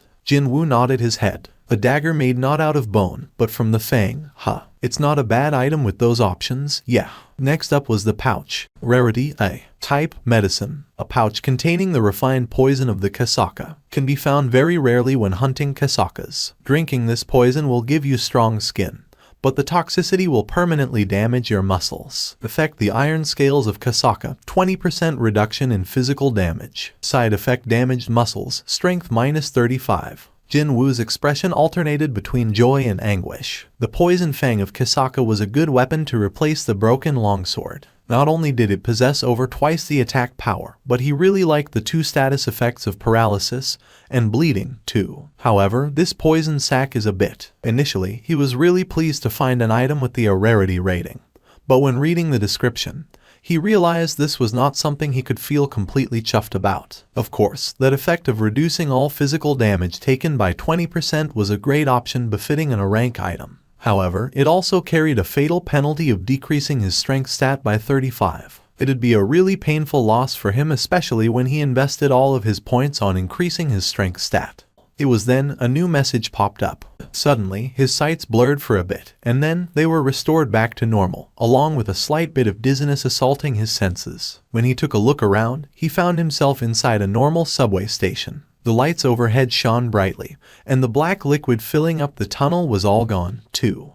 But where is everyone? Not just people, but even trains were strangely absent. He even checked the time while thinking that the trains had stopped running for the day because it was so late already, but the clock was indicating 10 p.m. He entered the Hapjeong station around the lunch hour, so he had spent over 9 hours inside that dungeon. Who goes there? Who knew that the voice of another person would sound this welcoming? Jin-Woo quickly raised his head. He saw a soldier wielding a rifle. Who are you? Why are you coming out from there? Haven't you heard the broadcasts? The expression of the soldier was so serious that even Jin-Woo's own expression hardened in an instant. Did something happen? What the? How can you even say that? The soldier approached closer, but then he spotted the broken sword in Jin-Woo's hand. After it broke, it could no longer be stored in the inventory, and Jin-Woo didn't feel like leaving it behind, so he just carried it outside like this. Seeing that, the light within the soldier's eyes changed rapidly. He then carefully studied Jin-Woo's current appearance. Now that this soldier had taken a closer look, Jin-Woo's clothes displayed various hints of the youth participating in many fierce battles recently. The crumpled expression of the soldier lightened up in an instant. Are you a hunter by any chance? Yes, I am one, but, please forgive me. This way, please. Let me guide you there. Sure. Sensing that his troubles might get more complicated if he said there's been a misunderstanding here, Jin-Woo decided to quietly follow the soldier's guidance for now. Jin-Woo then swept his gaze around his vicinity. Now that I see, the surrounding atmosphere felt rather suspicious. The streets were totally deserted. The only people he could see were the soldiers and the members of the police. Also, corpses belonging to monsters, destroyed cars, and buildings with cracks running up their walls. Jin-Woo realized what had happened here. A gate must have opened up nearby. Something like that almost never happened nowadays with the well-established hunter system in place. But sometimes, a gate would appear in a remote area, and it'd go unnoticed for a while. As a result, no one would come around to close it in time. When such an event unfolded, soldiers from the nearby bases were dispatched in order to buy some time until hunters could arrive on the scene. Of course, the weapons of soldiers didn't work against the monsters. However, in order to facilitate the evacuation of civilians, someone had to be offered up as sacrifices. In other words, they were to become cannon fodder. A role someone had no choice but to perform had been saddled on the shoulders of this nation's youths. I've received a word that the monsters in the vicinity have been dealt with, and only the biggest one remains. Jin-Woo nodded his head. He didn't need to hear the soldier's explanation to know. He could actually sense the presence of a powerful life form nearby, and he could even sense several auras of hunters surrounding it, too. The enhanced perception stat was transmitting crucial information in the form of sensations and feelings, and that's how Jin-Woo got to figure it out almost immediately. That thing is the boss. Soon enough, the creature could be seen in the distance. In the empty, open space not too far from him, a dozen or so hunters were surrounding a giant made out of rock. It was as tall as a telephone pole. It was a golem-type monster. Yuck. The soldier spat out a gasp of fear as he took a step backwards. Perhaps it was his first time seeing one. Since the moment he saw it, his entire body had stiffened noticeably. But then again, most people would react in a similar fashion. The difference between seeing a monster for real and seeing it on a TV or a computer monitor was like heaven and earth, after all. Unlike him, Jin-Woo remained calm and observed the unfolding situation. Healers, concentrate your healing on the tanker. We're also doing our best. Why isn't it dying already? What are the damage dealers doing? It's not even remotely close enough to dying, is it? The monster's defenses are too strong, and we just don't have enough magic-type hunters in our group. Because they had been summoned out here in haste, none of them seemed to be high-ranked hunters. Both their defenses and attacks didn't look that effective at all. Because of that, hunters couldn't avoid being embroiled in the protracted battle of attrition. Boom. When the golem slammed its massive stone fist downward, the hunter acting as the tanker had no choice but to kneel down just for a brief second. The tanker vomited out a mouthful of blood. The tanker might die at this rate. Jin-Woo's gaze, as he took all of these in, gleamed quite sharply. If it's only that much, I can do this. Jin-Woo slowly took several steps back. This golem-type boss might possess the high defense, but its rank was probably lower than its scary outer appearance might suggest. Just from the aura it emitted, it was definitely weaker than the boss of the instant dungeon, the poison fang blue whatever. So, if I could just render its high defenses to nothing. What's needed right now was a powerful strike that could penetrate past that dumb rock giant's defenses. Jin-Woo got to enough distance away and took a position of throwing something. The muscles in the arm holding the broken sword began swelling up quite violently out of the blue. Thick, pulsing veins even popped up on the back of his hand, too. All of his physical strength was concentrated in his right arm. A short while after that, the arm pulled back taut like the string of a bow was shot forward at the speed of sound. Go. The view of the rank D hunter, Lee Han-soo, was turning dark. He couldn't continue on anymore. His prized shield had begun developing cracks as well, as if their magic energy had been depleted.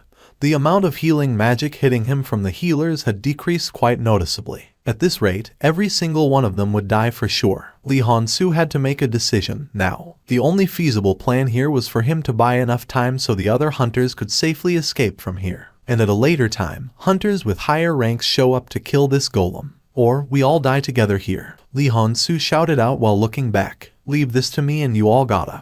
It was at this moment that Lee Han-soo saw it. Something flew towards here as it gleamed coldly in the night air. Actually, he could only sense that he had seen something, but his eyes couldn't really pick up on anything tangible. It was that fast. That something slammed into the golem's head and it grandly exploded. It's working. Our attacks are working. It's falling. A little bit more. Just a bit more and we'll win. It seemed that none of them had noticed the object flying in from somewhere, because they were too focused on attacking the monster. With the sole exception of Lee Han-soo standing right in front of the golem, that was In the end, the golem toppled over. The heavy body fell down to the ground and kicked up a mighty dust storm. Hunters all cried out in elation and celebrated their victory. We did it. We killed it. Only Lee Han-soo had seen everything unfold, and he slowly shook his head. No, our attacks didn't even work on this guy. Lee Han-soo hurriedly searched around the vicinity of the fallen golem. Just what did destroy the head of this rock giant? Lee Han-soo thought out aloud and searched around. Eventually, he discovered the remnants of a broken sword.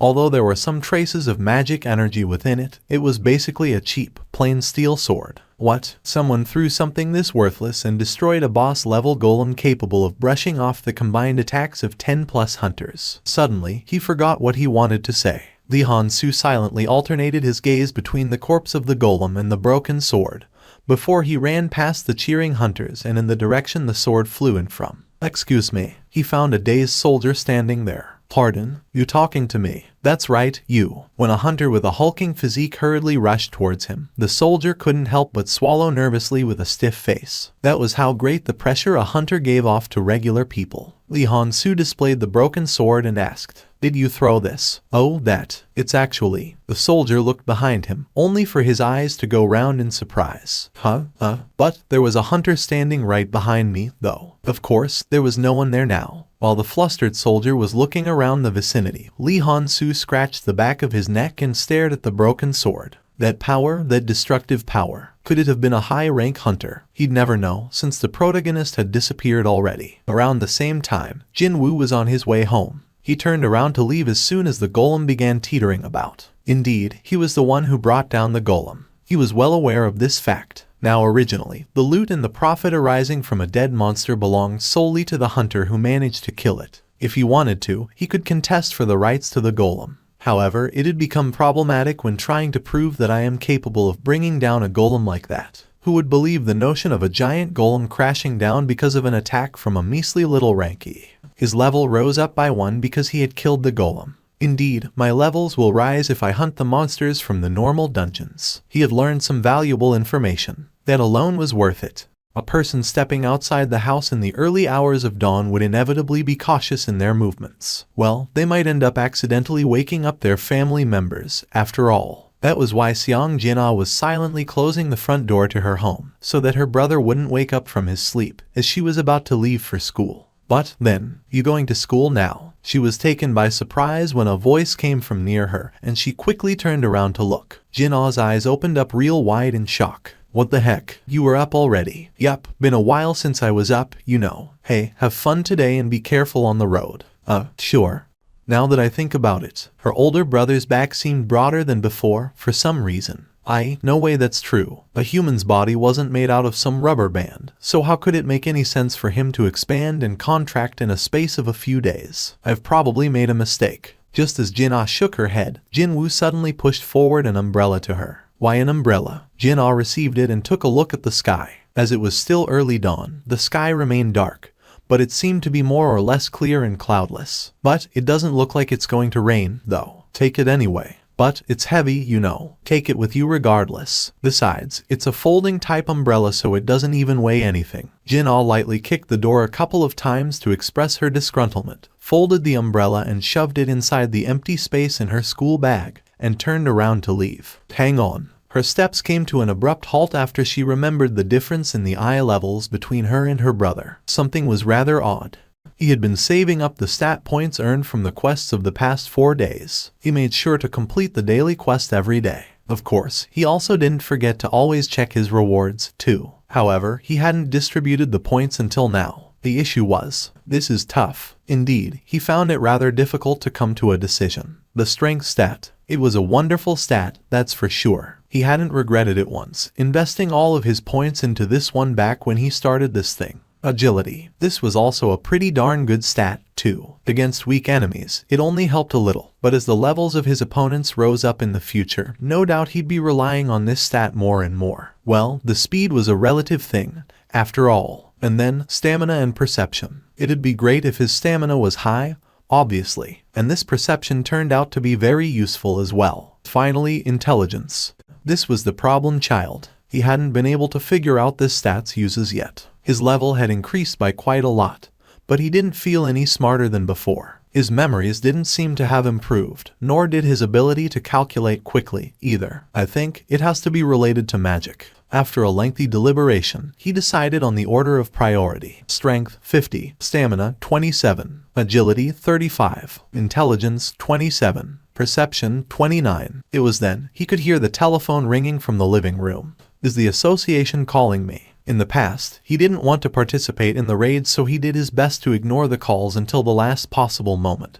But right now, he was raring to go and test out his raised abilities against various monsters. Jin-Woo quickly snatched up the receiver. This is the Hunter Seong Jin-Woo. You finally picked up the phone. Too bad, it wasn't a call from the association. A rueful sigh leaked out of his mouth. Learner Jin-Woo, why is it so difficult to get in touch with you lately? The voice coming from the speaker was a familiar one. It had been 4 years already since he graduated from high school, and therefore stopped being a learner. But the owner of the building always attached that prefix in front of Jin-Woo's name ever since taking in both the Seong siblings when they were still young kids. I'm really sorry about that. I was admitted to the hospital because of an incident a few days ago. So that's what happened. I should have known. Well, there's that, and learner Jin-Woo. The rent for this month hadn't come in yet, so what should I do? If it's a bit too tough for you, should I delay it for a month or two? Oh no, it's fine. I'll send the money in a bit later. Okay, but don't force yourself, you hear. Trying to look after your mom and your younger sister, you're going through so much hardship there. I know money is important, but don't forget to take care of your body too. Thank you. I won't forget that. The call ended there. Jin-Woo pulled out the bank balance book from one of the drawers. The remaining amount in the account was only around 800,000. Just over $700. I gotta make some money first. Jin-Woo decided to take care of the urgent matters first. He was no longer the same guy from a few days ago who couldn't even kill a single E-ranked monster and shiver in fear. Should I just take the rank reassignment test and increase my rank right away? Eventually, Jin-Woo shook his head. He knew that was a stupid thing to do, no matter how hard he thought about it. A hunter ranked E suddenly became a high-ranked one. Whether that was or B, or maybe even C, it didn't matter. The reawakening would always become a hot topic of conversation. The masses loved nothing more than a good gossip, and hunters just so happened to be a good subject to chew on. The old saying went that, if there were 5 mouths, then there would be 10 eyes. Meaning, the more people talked about you, the more eyes would be focused on you. His stats would continue to rise up in the future, so it'd be only a matter of time before his special constitution was discovered by the others. He was far too weak as he was now. Until he possessed enough power to protect himself, he didn't want the world to know of his existence. Meaning, taking the test to reassign his ranks was out of the question. But I still need to make money here. Hello. Jin-Woo stated his reasons for calling as precisely as possible and calmly waited for the answer. Oh, you're an E rank. The response from the other side was better than expected. It's fine. We just need someone to show up and fill up the head count, that is all. However, it's a gate rank C, so it'd be hard for you to hunt there. So, we'll just split the profits among ourselves and we just give you 2 million in cash. How about it? Can you come right away? 2 million for a day's work. Around $1,765. It was a lot of money for simply being there to make up the numbers. A rather tempting offer this was. It was regrettable that he couldn't get to share the dungeon's loot.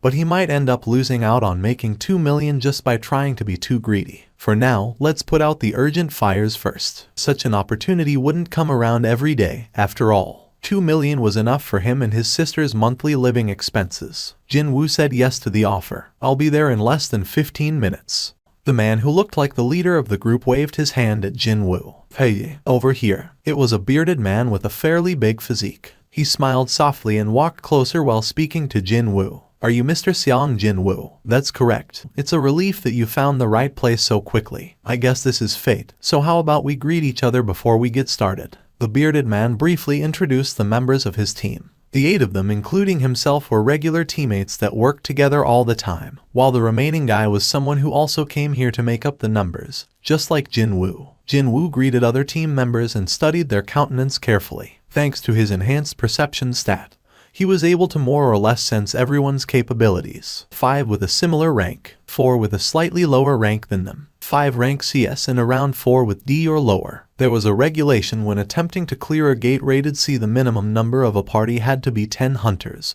and more than half had to be at least ranked C or higher. Excuse me, looks like we're both pieces of fluff in this party, huh? He was none other than the other hunter Hwang Dong-seok had brought along in order to fill up the numbers. He was a young man with a bright expression. However, unlike Jin-Woo, he was actually going to participate in battles.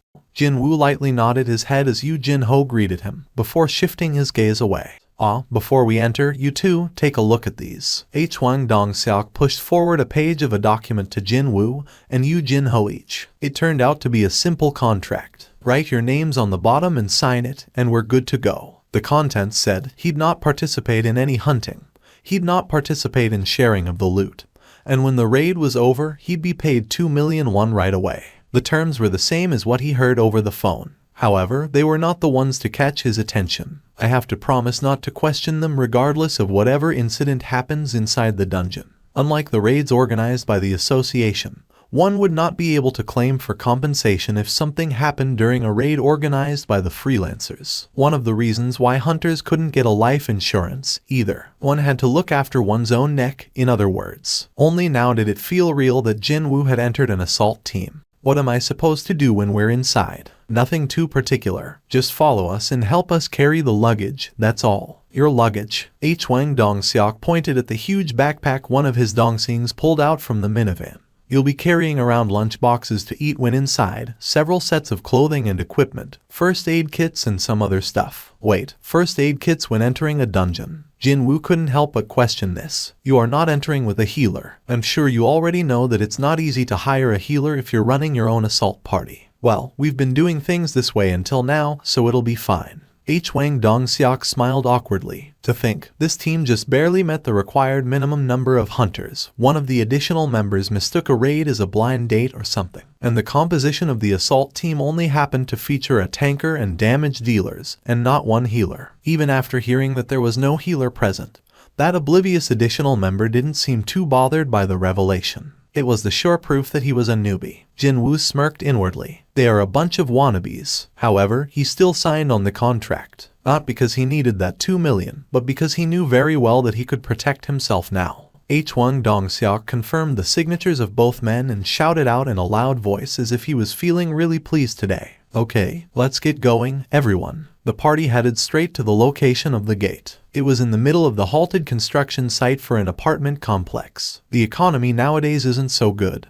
but still. Hwang Dong-seok clicked his tongue. Like large tombstones, unfinished apartment buildings stood still sporadically, imparting a certain sense of foreboding to all who looked at them. Could a cemetery of giants feel this way to observers? Did you know? Yoo Jin-ho had walked closer to Jin-Woo and whispered softly. While the employees and the investors are going through hell at the moment, the CEO of the project ran off to overseas 2 months ago along with 900 billion. Jin-Woo gave the other guy plenty of hints, but it seemed like Yoo Jin-ho didn't want to leave his side at all. Hyung, are you always this quiet? Before anyone had noticed it, the honorific had become Hyung. Jin-Woo couldn't ignore this kid anymore. Don't you know how to take the hint? Well, I've never lived while worrying about taking hints, so... Was this guy simply a good-natured, or just brainless? Jin-Woo wordlessly scratched the side of his head as he stared at Yoo Jin-ho, and that bright smile of his.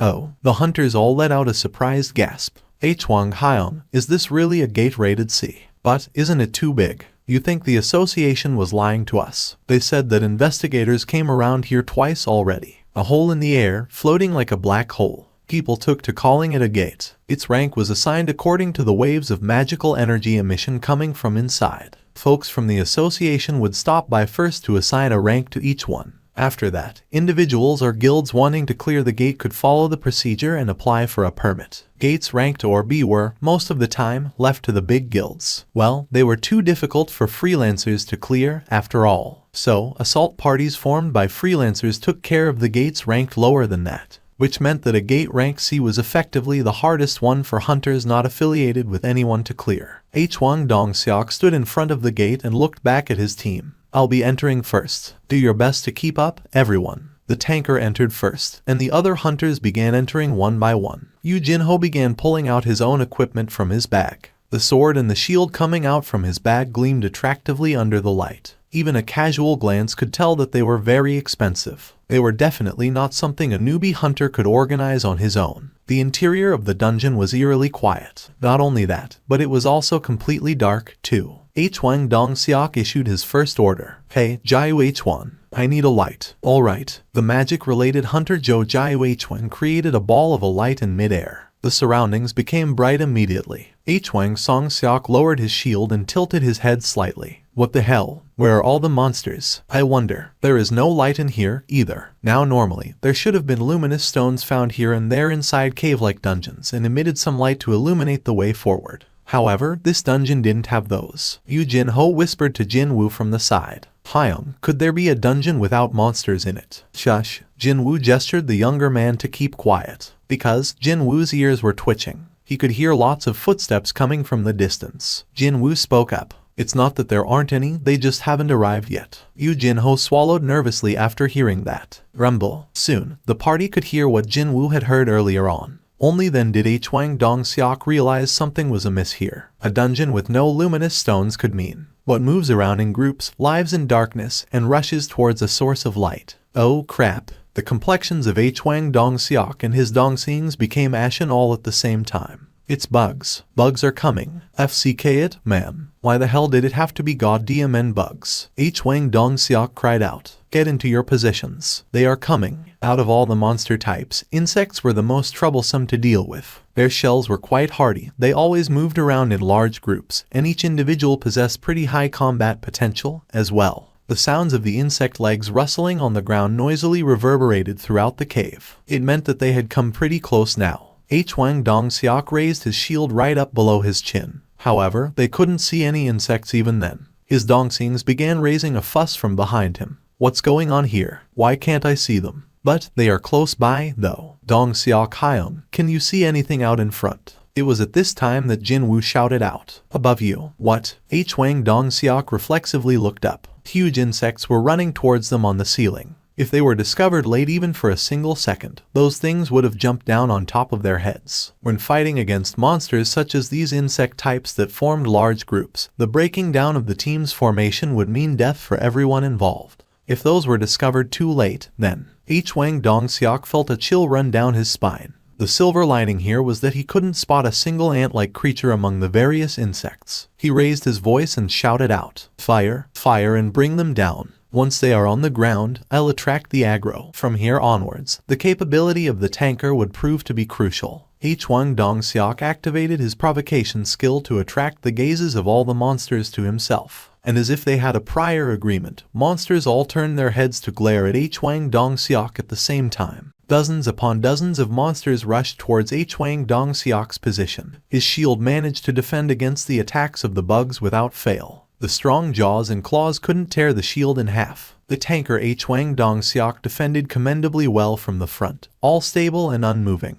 Attack! Along with that short but manly shout, all the accumulated firepower of the team poured out on the marauding insect horde. The pained screams of the monsters rose up from here, there, and everywhere. Jin-Woo stood at the back and observed this situation as it unfolded. That was the contractual obligation he had to adhere to for this raid. He inwardly simulated how he'd fight alone as his eyes continued to take in the battle happening in front. How frustrating. Jin-Woo had to suppress his urges to rush out there several times already. He could see so many open gaps within the ranks of the monsters, and he also spotted the hunters missing those gaps and continue to commit simple errors. So, how could he not feel frustrated when he was not allowed to do anything and simply had to stand around? Even then, the damage to H1 Dong-seok's team proved to be surprisingly non-existent. It was all because their teamwork was rather excellent. It seemed that the relaxed demeanor of H1 Dong-seok before the raid began was not just for a show, after all. Perhaps because they've been working together for so long, they were able to communicate quite smoothly. Being able to communicate quickly like this would inevitably result in an excellent teamwork as well. It was a world apart from the ragtag bunch of hunters brought together by the association.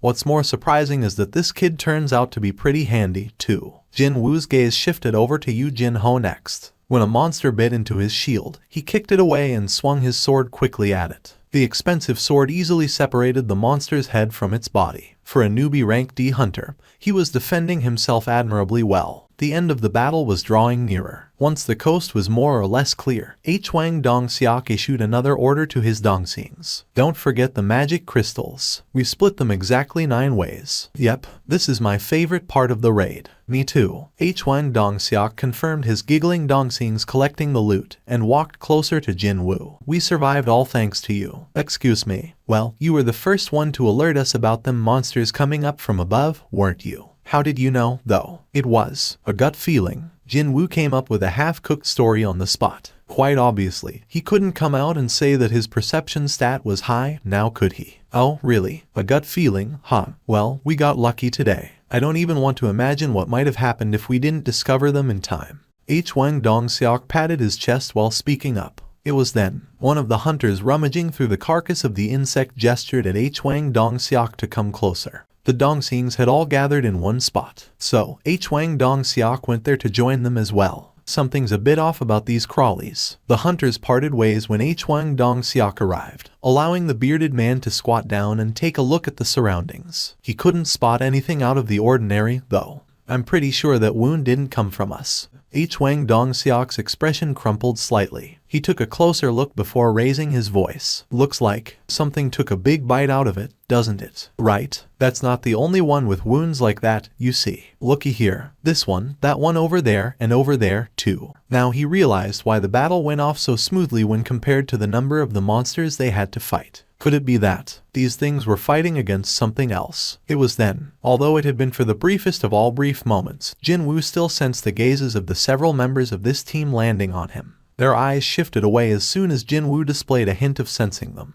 With this, he was certain now. As I thought, his initial suspicions proved to be correct. Seeing that their teamwork was so good, they must have been fighting together for a long time already. And without anyone dying, too. However, would such a thing be possible without a healer backing them up? No matter how good hunters were, they were still humans at the end of the day. Inevitably, they would slip up sooner or later. Well, only a short while ago, didn't their formation nearly break apart from the attacks of the bugs? A bigger picture finally formed inside Jin-Woo's head and a subtle smile formed on his lips. In the meantime, Yu Jin-ho smiled brightly and approached closer to Jin-Woo. Hyung, did you see it? You saw it, right? With this, I kicked some serious monster ass today, didn't I? Yu Jin-ho swung the sword around in the air. Seeing this, Jin-Woo quietly asked him, "Hey, that sword and the shield, they are really expensive, right?" Pardon? When I told my dad that I'd be participating in my first raid, he got them for me. Well, in that case, I think you should keep your wits about you, too. Jin-Woo lightly patted Yu Jin-ho on his shoulder and followed after the other hunters walking deeper inside the dungeon. What is he talking about now, out of the blue? Yu Jin-ho tilted his head in confusion before chasing after the departing group. The cave seemed to go on forever. However, bizarrely enough, they hadn't come across a single monster as of yet. Since the dungeon was shaped like a long cavern, there was no way that they'd miss each other, too. Could it be that the crawlies at the entrance were everything? No way. Now that would be really strange. Still, there should be a boss at the end, right? Without one, why would a gate remain open, then? The opinions of the hunters were shared among themselves as they roamed the expansive but empty interior of this big dungeon. Hold it. Hwang Dong-seok in the lead suddenly stopped walking. He stopped so abruptly that people behind him ran into his back. The hunter whose nose had slammed into the head of the guy in front asked with a sullen expression, "Ouch, what the heck? I need a light over there." Holy SHT. All the hunters spat out low groans. The torn wings, legs, torsos, and even heads of the bugs, remains of the various dead bugs were strewn about everywhere as far as the light shone. The further into the cave the light got to, the greater the amount of the remains they could see. And also, a huge chamber located at the end of it all. "That's the boss's room," someone muttered out softly. Hwang Dong-seok nodded his head. "Everyone, get your equipment ready." The hunters quickly armed themselves. Nervousness was evident on the expressions of everyone present. With Hwang Dong-seok leading them in, the rest of the hunters cautiously and silently entered the boss's room. However, their silence only lasted for a few seconds afterwards. Jackpot. How much could all of these be? It is a real jackpot, isn't it? Everyone was way too busy gasping out in admiration and happiness, that was why. Mana stones. They were one of the treasures that could be found inside dungeons. Although each stone possessed a lower amount of magic energy compared to a magic crystal extracted from a monster, they almost always were found in large quantity, so if one were able to mine them, one could earn a substantial profit. Besides, the mana stone deposit they had discovered was incredibly large. The entire wall of the huge cave was actually filled up with these stones. Even if we split 9 ways, we're looking at a payout of over 100 million per head. Oh. Smiles formed on the faces of the hunters. Jin-Ho had been staying at the back until then, and when he heard those words, he began poking Jin-Woo's side with his elbow. Hyung, show me your copy of the contract. Why, just trust me on this one. I'm pretty knowledgeable when it comes to law, you see. Mr. Leader, this is Jin-Woo Hyung's contract. As you can see, there is no clause about splitting the treasure beside the magic crystals earned from the hunting itself. Everyone there caught on to what Jin-Ho was trying to say.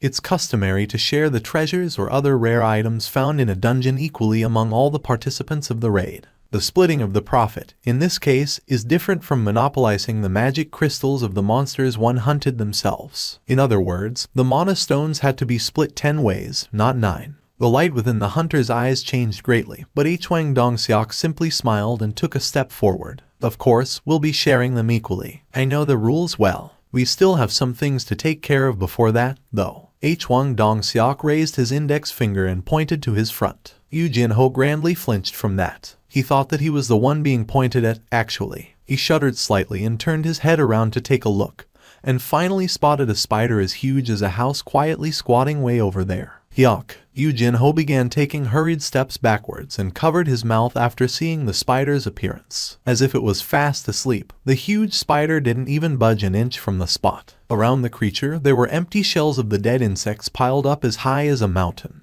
A fair few of them were half-eaten, and there were bodily fluids mixed in among them as well, basically resembling a trash pit full of food waste. That's the boss, huh? Did that thing eat the bugs inside the dungeon? Well, it sure did eat a lot, didn't it? Hunters glared at the spider and passed their opinions one at a time. Hwang Dong-seok called the others to gather around. Jin-Woo and Jin-Ho, too, stood in front of Hwang Dong-seok as well. As you all know very well, as soon as the boss is killed, the gate will start closing up. So, before we kill the spider, let's mine the mana stones first. Everyone nodded their heads. Did you bring along the equipment for the job? The man named Lee Cheol-jin shook his head. No, who knew we'd find mana stones inside a C-rank dungeon? All the mining equipment is back in the van. Oh, come on now, dude. Didn't this Hyung always tell you to keep it around just in case? My bad. I'm really sorry about this. Lee Cheol-jin grinned brightly and began apologizing to Hwang Dong-seok, the rest of his teammates, and even to Jin-Woo. What a bother this has become. In that case, why don't you two stay here and wait? We'll go outside and fetch the equipment in the meantime. When the hunters tried to leave all at the same time, Jin-Ho formed a confused expression and quickly asked them, "Are you telling me and Jin-Woo Hyung to remain in the boss room?" Hwang Dong-seok smiled with his eyes and replied, "The beastard is yet to wake up even though we've been talking loudly for a while now. So, I'm sure nothing's going to happen here. Well, there are some things I want to speak to my boys, too, so we'll take a short smoke break as well. But, don't worry, it won't take long." Jin-Woo listened to Hwang Dong-seok's rather detailed explanations and smirked inwardly. "You've finally revealed your true colors, huh?" The regulation stated that in order to enter a gate ranked C, the minimum number of participants had to be 10. Yet, Hwang Dong-seok's team only had 8 members. I'm sure you already know that it's not easy to hire a healer if you're running your own assault party. Well, we've been doing things this way until now, so it'll be fine. Indeed, he stuck to only 8 members, even though his team had entered countless gates ranked C, so much so that he could say this way until now. They obviously have no reason to fill the last 2 spots. They needed a tail that they could cut off at any given moment, after all. There was a reason why they were willing to accept anyone, whether it was a hunter ranked E or a newbie. Jin-Woo had figured out Hwang Dong-seok's intentions pretty early on, but chose to say nothing. This was what he wanted, actually. Hwang Dong-seok smiled deeply and signaled to Jo Jae-hwan next to him with his chin. "Hey, Jae-hwan, block up the entrance to the boss room. Should I blow it up?" "That's right, but don't block it up completely, okay? We gotta go in there a bit later, too. We mine the mana stones when the spider goes back to sleep with a full belly." The permit they got from the association would last for 5 days. They still had over 4.5 days of leeway. In other words, they would wait, and if the spider didn't go back to sleep, they would simply dispose of it and mine as much as they could before the gate closed shut. They wouldn't be able to mine everything within the hour, but with Seong Jin-Woo and Jin-Ho no longer in the picture, they should be able to avoid losing out too much. With a loud explosion, the entrance of the boss room suddenly caved in. Jin-Woo hurriedly ran towards the entrance. Unfortunately for him, the entrance was completely blocked up by the fallen rocks. He pushed on with all his might, but not a single stone budged. Jin-Woo slowly walked over there in the meantime. Jin-Woo was still giving his all to push the blockade of stones away. He said his name was Jo Jiu H1. Before the explosion, there was a flash of light. A sorcerer rank C that controlled light. This was no doubt that Beastard's handiwork. Those sons of BTChes are trying to kill us. They don't want to share the mana stones, so they block the exit and let the spider devour us. Wow, you figured that out so quickly, Sherlock. Jin-Woo was rolling his eyes in his head, but still played along for the time being. Looks that way. Suddenly, Jin-Woo's reddened complexion paled in an instant. Would that be the look of someone whose blood had gone cold? No need to ask him what happened. There, the silhouette of the giant monster was oh so clearly reflected in Jin-Woo's eyes. Jin-Woo turned around. The spider's sleep had been interrupted by that loud explosion, and it was slowly raising its massive body up. The body the size of a house, dozens upon dozens of eyes, that horrifying mouth, 8 long legs. Now that it had begun moving for real, it looked far more terrifying than when it was actually in a deep slumber. Jin-Woo leaked out a fearful gasp. His body had frozen stiff like a statue. On the other hand, Jin-Woo kept his sight firmly locked on the spider as he calmly summoned the poison fang of Kasaka from his inventory. You're mine. This was the perfect opportunity to test out his enhanced stats. The poison fang of Kasaka appeared in his right hand, as if it had always been there. Jin-Woo gripped the dagger's hilt tightly. The reason why a hunter was called a hunter. From this moment on was when the true hunt would begin.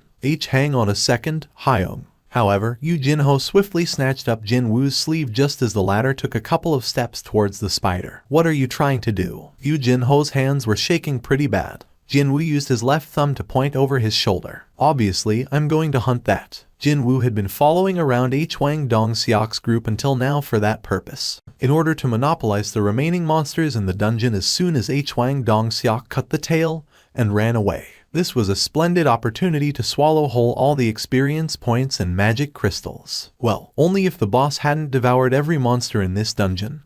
That is, if that hadn't been the case, then he would have profited a lot more, though. What a missed opportunity that was. However, Jin-Woo's facial expression clearly displayed his disbelief, as he had no idea about Jin-Woo's special constitution. What is this Hyung rambling on about? There was something he'd heard from someone somewhere before. A person would stop thinking rationally the moment he or she received a mental shock beyond their capability to deal with. The hunter ranked E standing right in front said that he'd hunt the boss of a C-rank dungeon. If this was not an act of irrationality, then what else could it be? Jin-Woo asked again, this time looking rather dumbfounded. Hyung, you want to hunt that thing? For real? Jin-Woo scratched the top of his head, looking somewhat troubled, before replying back with a question of his own. What, you want to hunt it, then?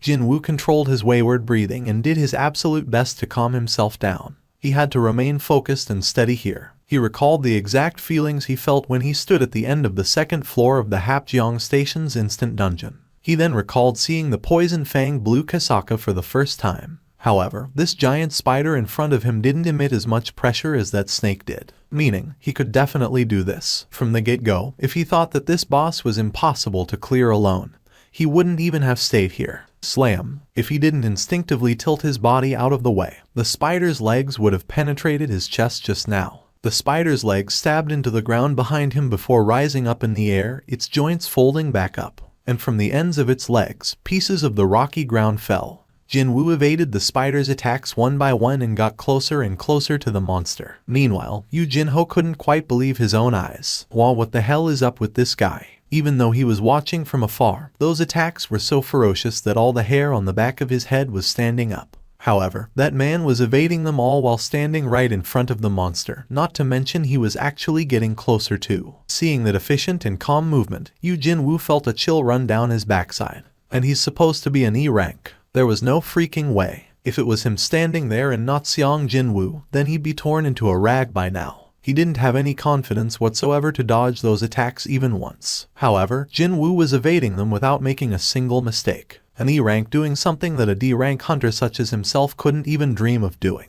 There could only be one explanation for this. He is a fake registrant. Jin-Ho's expression hardened. Out of those highly talented hunters, there were a few who could freely control his or her magical energy. If they felt like it, they could easily fake the results and get a lower ranking. Hunters who got assigned lower ranks than what they should have got in the first place simply by hiding a portion of their magic energy. Such people were labeled as fake registrants. And perhaps more alarmingly, most of those fake registrants carried around rather sinister motives for doing so, such as that serial killer whose hobby was to enter low-ranked dungeons and murder all the other lower-ranked hunters. As only those who were present knew what happened inside a dungeon, there was no better place to commit crimes than the world behind the gates. Jin-Ho nervously swallowed his saliva. Suddenly, Jin-Woo seemed far scarier than the spider. And just why did I have to insist on coming to this place? Jin-Ho felt like he'd break out in sobs at any moment now. In the meantime, the spider's attacks poured down without a break. Jin-Woo dodged all of those attacks and grew confident of his victory. Having decreased the distance between them little by little, the head of the spider was almost within his reach now. The attack pattern of the spider was rather simple, so he could get close to it pretty easily. For now, I'll aim for its eyes. It was the basics of all basic rules to attack the monster's weak points. So, he decided to attack the eyes of the spider, which looked to be the weakest point in its defenses. As soon as I stabbed my dagger in those eyes, just as Jin-Woo made up his mind,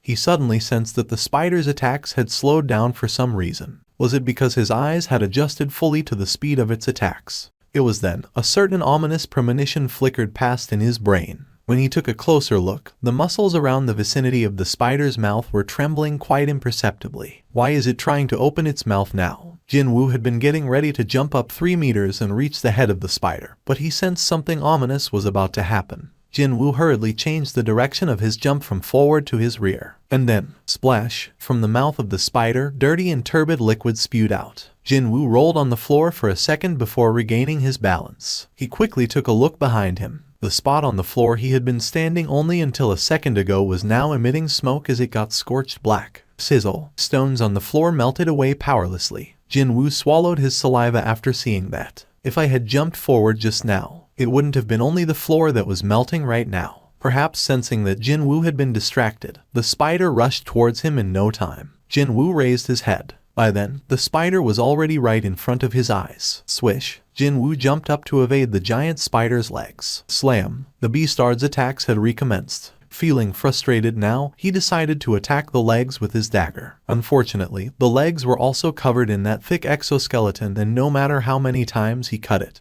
he couldn't even nick it once. Jin-Woo bit his lower lip. This isn't going to work. The spider only needed its 2 front legs to attack him.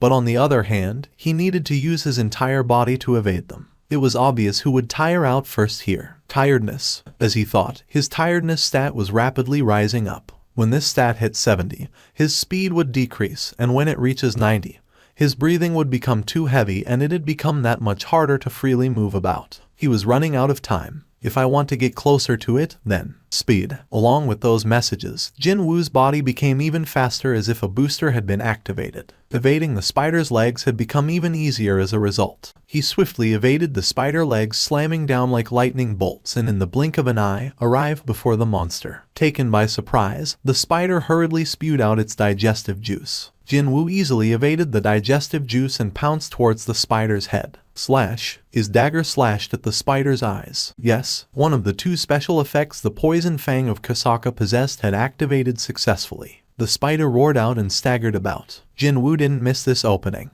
The moment his 2 feet landed back on the ground, he jumped up again and climbed on the spider's body to get to the top of its head. The spider went crazy and swung its legs all over the place, but Jin-Woo wasn't going to let those blind attacks land on him. Holes continued to appear on the poor, blameless ground instead. Now standing on top of the spider's head, Jin-Woo began stabbing the eyes of the spider with his dagger. Stab, stab, stab. The spider rampaged around this way and that, but Jin-Woo endured till the end and continued to shove his dagger into the head of the spider. The spider began tottering about dangerously. It was obviously getting damaged now. Seeing this, Jin-Woo's hands picked up speed, and eventually, the huge body of the spider finally tilted to the side. Thud.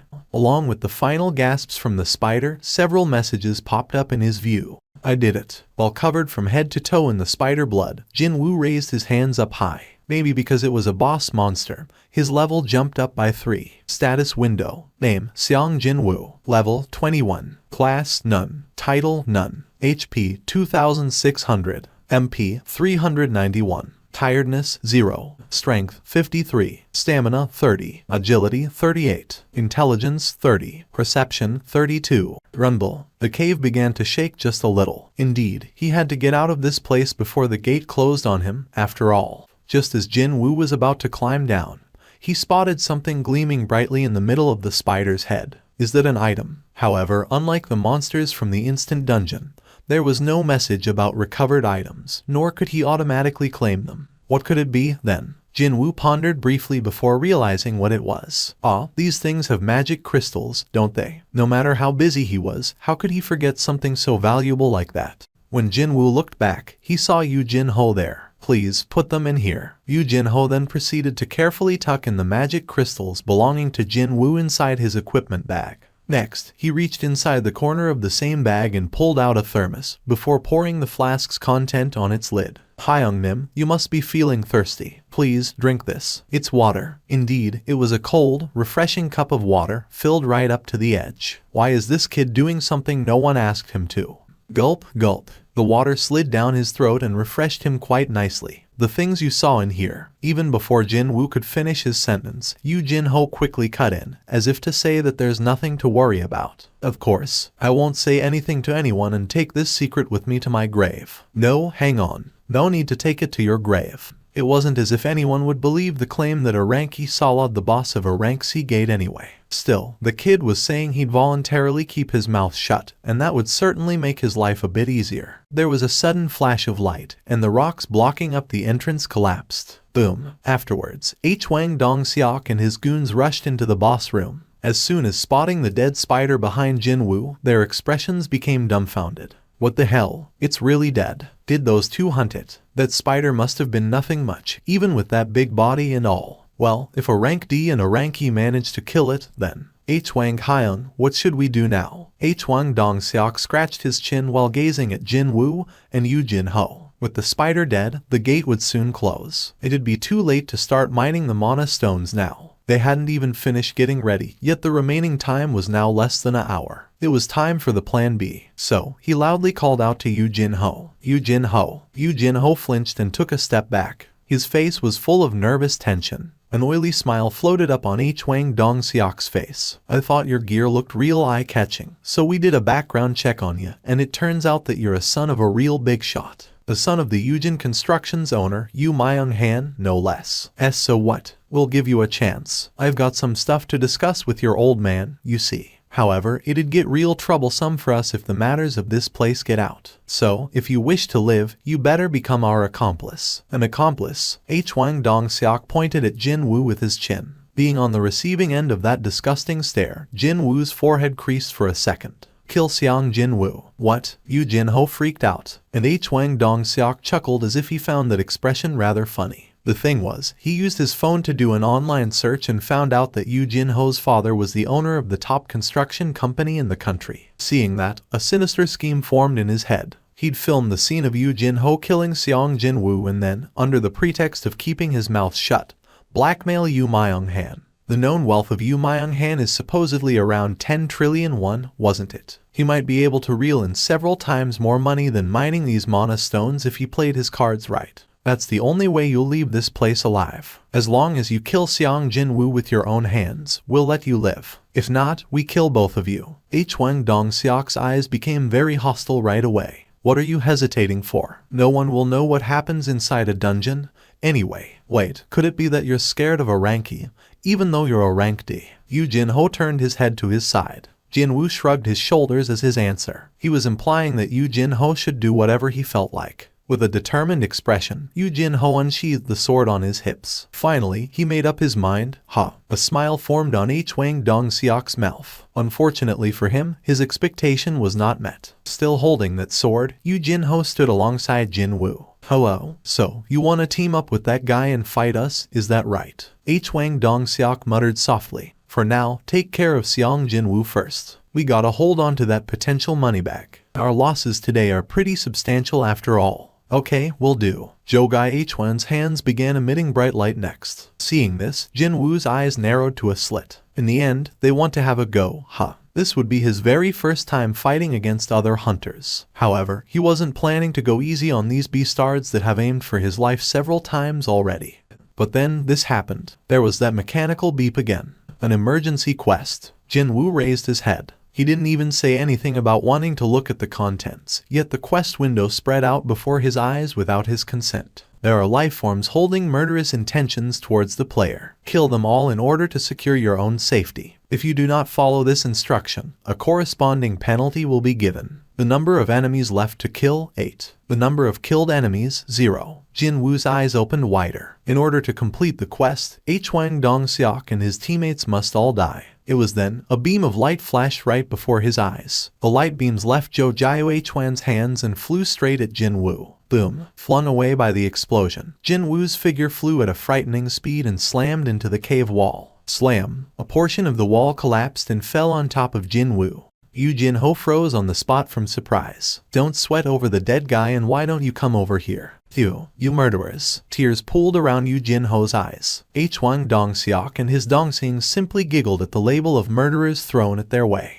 Well, that was the truth to begin with anyway. Just how many died by their hands inside many other dungeons? While they were looking at Yu Jin-Ho and continued to smile, Jin-Woo was under the pile of rubble, doubting his own eyes at the moment. The contents of the quest were slowly changing. That was why. There are life forms holding murderous intentions towards you. Kill them all in order to secure your own safety. If you do not follow this instruction, your heart will cease functioning. The number of enemies left to kill, 8. The number of killed enemies, 0. What a clear-cut threat that was. If he didn't finish the quest as intended, it would kill him instead. Kill if I don't want to be killed, is that it? The contents were pretty shocking, but Jin-Woo's fluster didn't remain for long. No, his flustered mind rapidly morphed into one of relief. Even he found it hard to believe, but that was the truth. There was this fear that always lingered in his mind, starting from the day these quests popped up in front of his eyes alongside stat values and such. What would happen to me if this mysterious phenomenon suddenly stopped? What if all these things only happened as a coincidence, and they could end at any given moment? Such fear always accompanied him. However, through this emergency quest, the truth became clear. Things happening to him were not a coincidence, nor were they some weird goodwill from someone. If the quest was generated by something holding some form of goodwill, then it should have just said overcome this danger, and not threaten him to kill him as a penalty. The system had a clear purpose. The system is using me, and I'm using the system. That was all there was to it. Intense malice filled up Jin-Woo's eyes. He began walking towards H-Wang Dong-seok. What's going on here? He's still alive. What an embarrassment this is. He's a measly ranky, you know. Hey, Jiao H-Wan, why didn't you finish him properly the first time? Jiao H-Wan's face reddened somewhat. Yeah, I should have. But this wasn't right. He really did pour his all with that shot. He had spent over a third of his overall magical energy, yet how could this kid stand back up? Since you're playing around with people's lives. Jin-Woo spoke with a dry voice. You've all sufficiently resolved yourselves, right? H-Wang Dong-seok let off a snort after hearing that. What the hell is this fool even saying? Hyung-nim, let me handle this kid. A hunter with tiny little eyes approached Jin-Woo and placed his arms around the latter's neck. It looks like you mister hasn't really figured the situation out yet. But the thing is, The expression of the tiny eyes became weirder and weirder as he strengthened his arms. What the hell? Why can't I pull him down? He tried to perform a headlock with his physical strength, but no matter how hard he pulled, Jin-Woo's upper body showed no sign of budging. It happened then. Slice. The head of the tiny eyes fell to the ground. Thud. That knife, just when did he? Where did he get that? H-Wang Dong-seok and his goons quickly took several steps back and yanked their weapons out. Jin-Woo's hand was already holding the poison fang of Kasaka. Blood dripped from the tip of the blade. With the eyes of a predator sizing up prey, Jin-Woo moved his gaze from one hunter to the next. H-Wang Dong-seok gulped. The fact that a dagger had appeared out of nowhere in his hand was surprising. But what shocked him even more was Park Junti's death. How did an E-rank kill a D-rank in one hit? Regardless of what trick he used, he could no longer be underestimated. They had to become focused. H-Wang Dong-seok cast a glance to his side. Give him another one. Zhou Jiwen nodded. He would not make the same mistake. The determined hands once more gathered light in them. But before he could fire the arrow of light, Jin-Woo appeared before Zhou Jiwen. Huh? Jin-Woo's mouth opened wide in surprise. Jin-Woo's eyes were fierce. First, the mage-class hunter with strong firepower but weak constitution. He had already made all the calculations. The dagger embedded into Jin-Woo's neck. The man's death signaled the start of the fight. All the hunters came at Jin-Woo. Jin-Woo sharpened his nerves and focused on each of their movements. Sound disappeared, and time slowed down. The power of the agility stat, raised to 38 points, began to show off. He blocked and dodged the torrent of swords, spears, and arrows that were coming at him. The hunter's eyes widened. How is an E-ranker moving like this? He's too fast. I can't hit him. Their faces became pale. Speed was relative. To their eyes, Jin-Woo's movements were terrifyingly swift. Jin-Woo weaved between the hunters, stabbing them one by one. Paralysis has been inflicted. Bleeding has been inflicted. Paralysis has been inflicted. Kasaka's poison fang inflicted its debuffs left and right, throwing the hunters into chaos. I can't move my body. Magic? Is this magic? This son of a bitch. Bleeding has been inflicted. Paralysis has been inflicted. All around the room, the hunters' screams spilled forth. 5 of the surrounding enemies had already fallen. Jin-Woo faced the last man remaining. The hairy man with a large physique, Hwang Dongseok. With a determined face, he threw aside his shield and gathered his energy. He kicked the ground and charged. Boom, boom, boom, boom. As he ran, he thought to himself. He was a tanker who shone in the upper echelon of C-rankers. His movements were fast, but there was no way that he would have the power to go through his body, reinforced with the strength and skill. You cannot give me a mortal wound with a mere dagger. The one who would be destroyed in their clash will be Sung Jin-Woo. He tackled with his shoulder as the distance closed. The room suddenly spun around him, and the dungeon's ceiling appeared before his eyes. Slam! His head shook and he felt a great pain on his neck and back. He tried to rise but his body did not listen. The struggling Hwang Dongseok sprawled on the ground. Cough. Blood came out of his mouth. Did he just throw me? Hwang Dongseok, just lost in power. In a contest of strength. A mere E-rank trash like you. He realized his mistake. There was no way Jin-Woo was an E-ranker. Jin-Woo stood next to Hwang Dongseok. Wait. Hwang Dongseok raised a feeble hand. Please, let me live. If you want money, I'll give you money. Plenty of it, just let me live. 3 times. Jin-Woo replied with ice in his voice. Aren't you embarrassed to ask someone you tried to kill 3 times for mercy? 1. Through blocking the entrance. 2. Through ordering Yu Jinho. 3. Through Jin-Woo's magic. Hwang Dongseok had made 3 attempts on Jin-Woo's life, discounting the fight just now. Give and take. After returning alive from the temple, Jin-Woo had made this creed. To give as much was given, and to take as much was taken. Whether it was good or bad, there would be no compromise. Realizing he could not beg for mercy, Hwang Dongseok opened his eyes wide and foamed at the mouth. You think you'll just get away with this? Do you know who my little brother? Snap. Hwang Dongseok could not continue with his crushed neck. His eyes rolled back to reveal their whites. The quest was finally over. Phew. Jin-Woo's lengthy sigh carried many meanings. He took his hand off Hwang Dongseok's throat and looked at it. Although it was a one-sided battle, his hands were shaking at the fact that he had just taken 8 lives. Is this really okay? He placed the hand on his chest and felt his heart. Ba-dum ba-dum ba-dum. It was beating normally. I wonder, from the day that he had returned from the underground temple, perhaps the system wasn't the only change within Jin-Woo. But his worries were brief, interrupted by the familiar electronic tone. You've completed the emergency quest. Deal with the enemies. The reward for completing the quest has arrived. Would you like to verify? He had expected this. Without delay, he confirmed the rewards. Verify. You've received the below rewards. Reward 1. Status recovery. Reward 2. Stat points plus 10. Reward 3. Skill, Bloodlust, 10 stat points and even a new skill. Bloodlust active skill. Mana cost 100. Activate to inflict fear on a target for 1 minute. Multiple targets can be selected. Fear. All stats minus 50%. You emit a murderous intent. Although temporary, it had a very desirable power to lower every attribute of a target. 3 days passed by since the incident of the C-ranked gate. Jin-Ah came home early from school as it was Saturday. As soon as entering the apartment, she began sniffing the air and hurriedly removed her shoes. Appa, what's going on here? Did you order fried chicken? Yeah, I ordered some takeaway to make sure it'd get here just in time for you. Wow, really? Jin-Woo beckoned her while sitting by the dining table, causing Jin-Ah's eyes to open wider. She immediately ran towards him, asking me if there was anything good happening lately. Of course, there was. The family's bank balance had swelled up from 800,000 won all the way to 180,300,000 earlier today. just under $160,000. $180 million was from the sale of the magic crystals, and $500,000 was used for the month's rent. Still, $180 million. Just one raid and he was able to get his hands on an absurd amount of money, totaling $180 million. He had been one for a while now, but this was the first time he felt like a real hunter. Well, this was the era where a casual mention of hunters instantly brought up the images of wealth, so that couldn't be helped. Just as Jin-Ah had implied with her question, the chicken and beer meal was to celebrate the big earnings sitting pretty in the family bank account right at this moment. Thank you for this meal. Jin-Ah sneakily reached towards the beer can, but then Jin-Woo's finger powerfully flicked her forehead. Ouch, for you, this. He then placed a can of cola in front of her.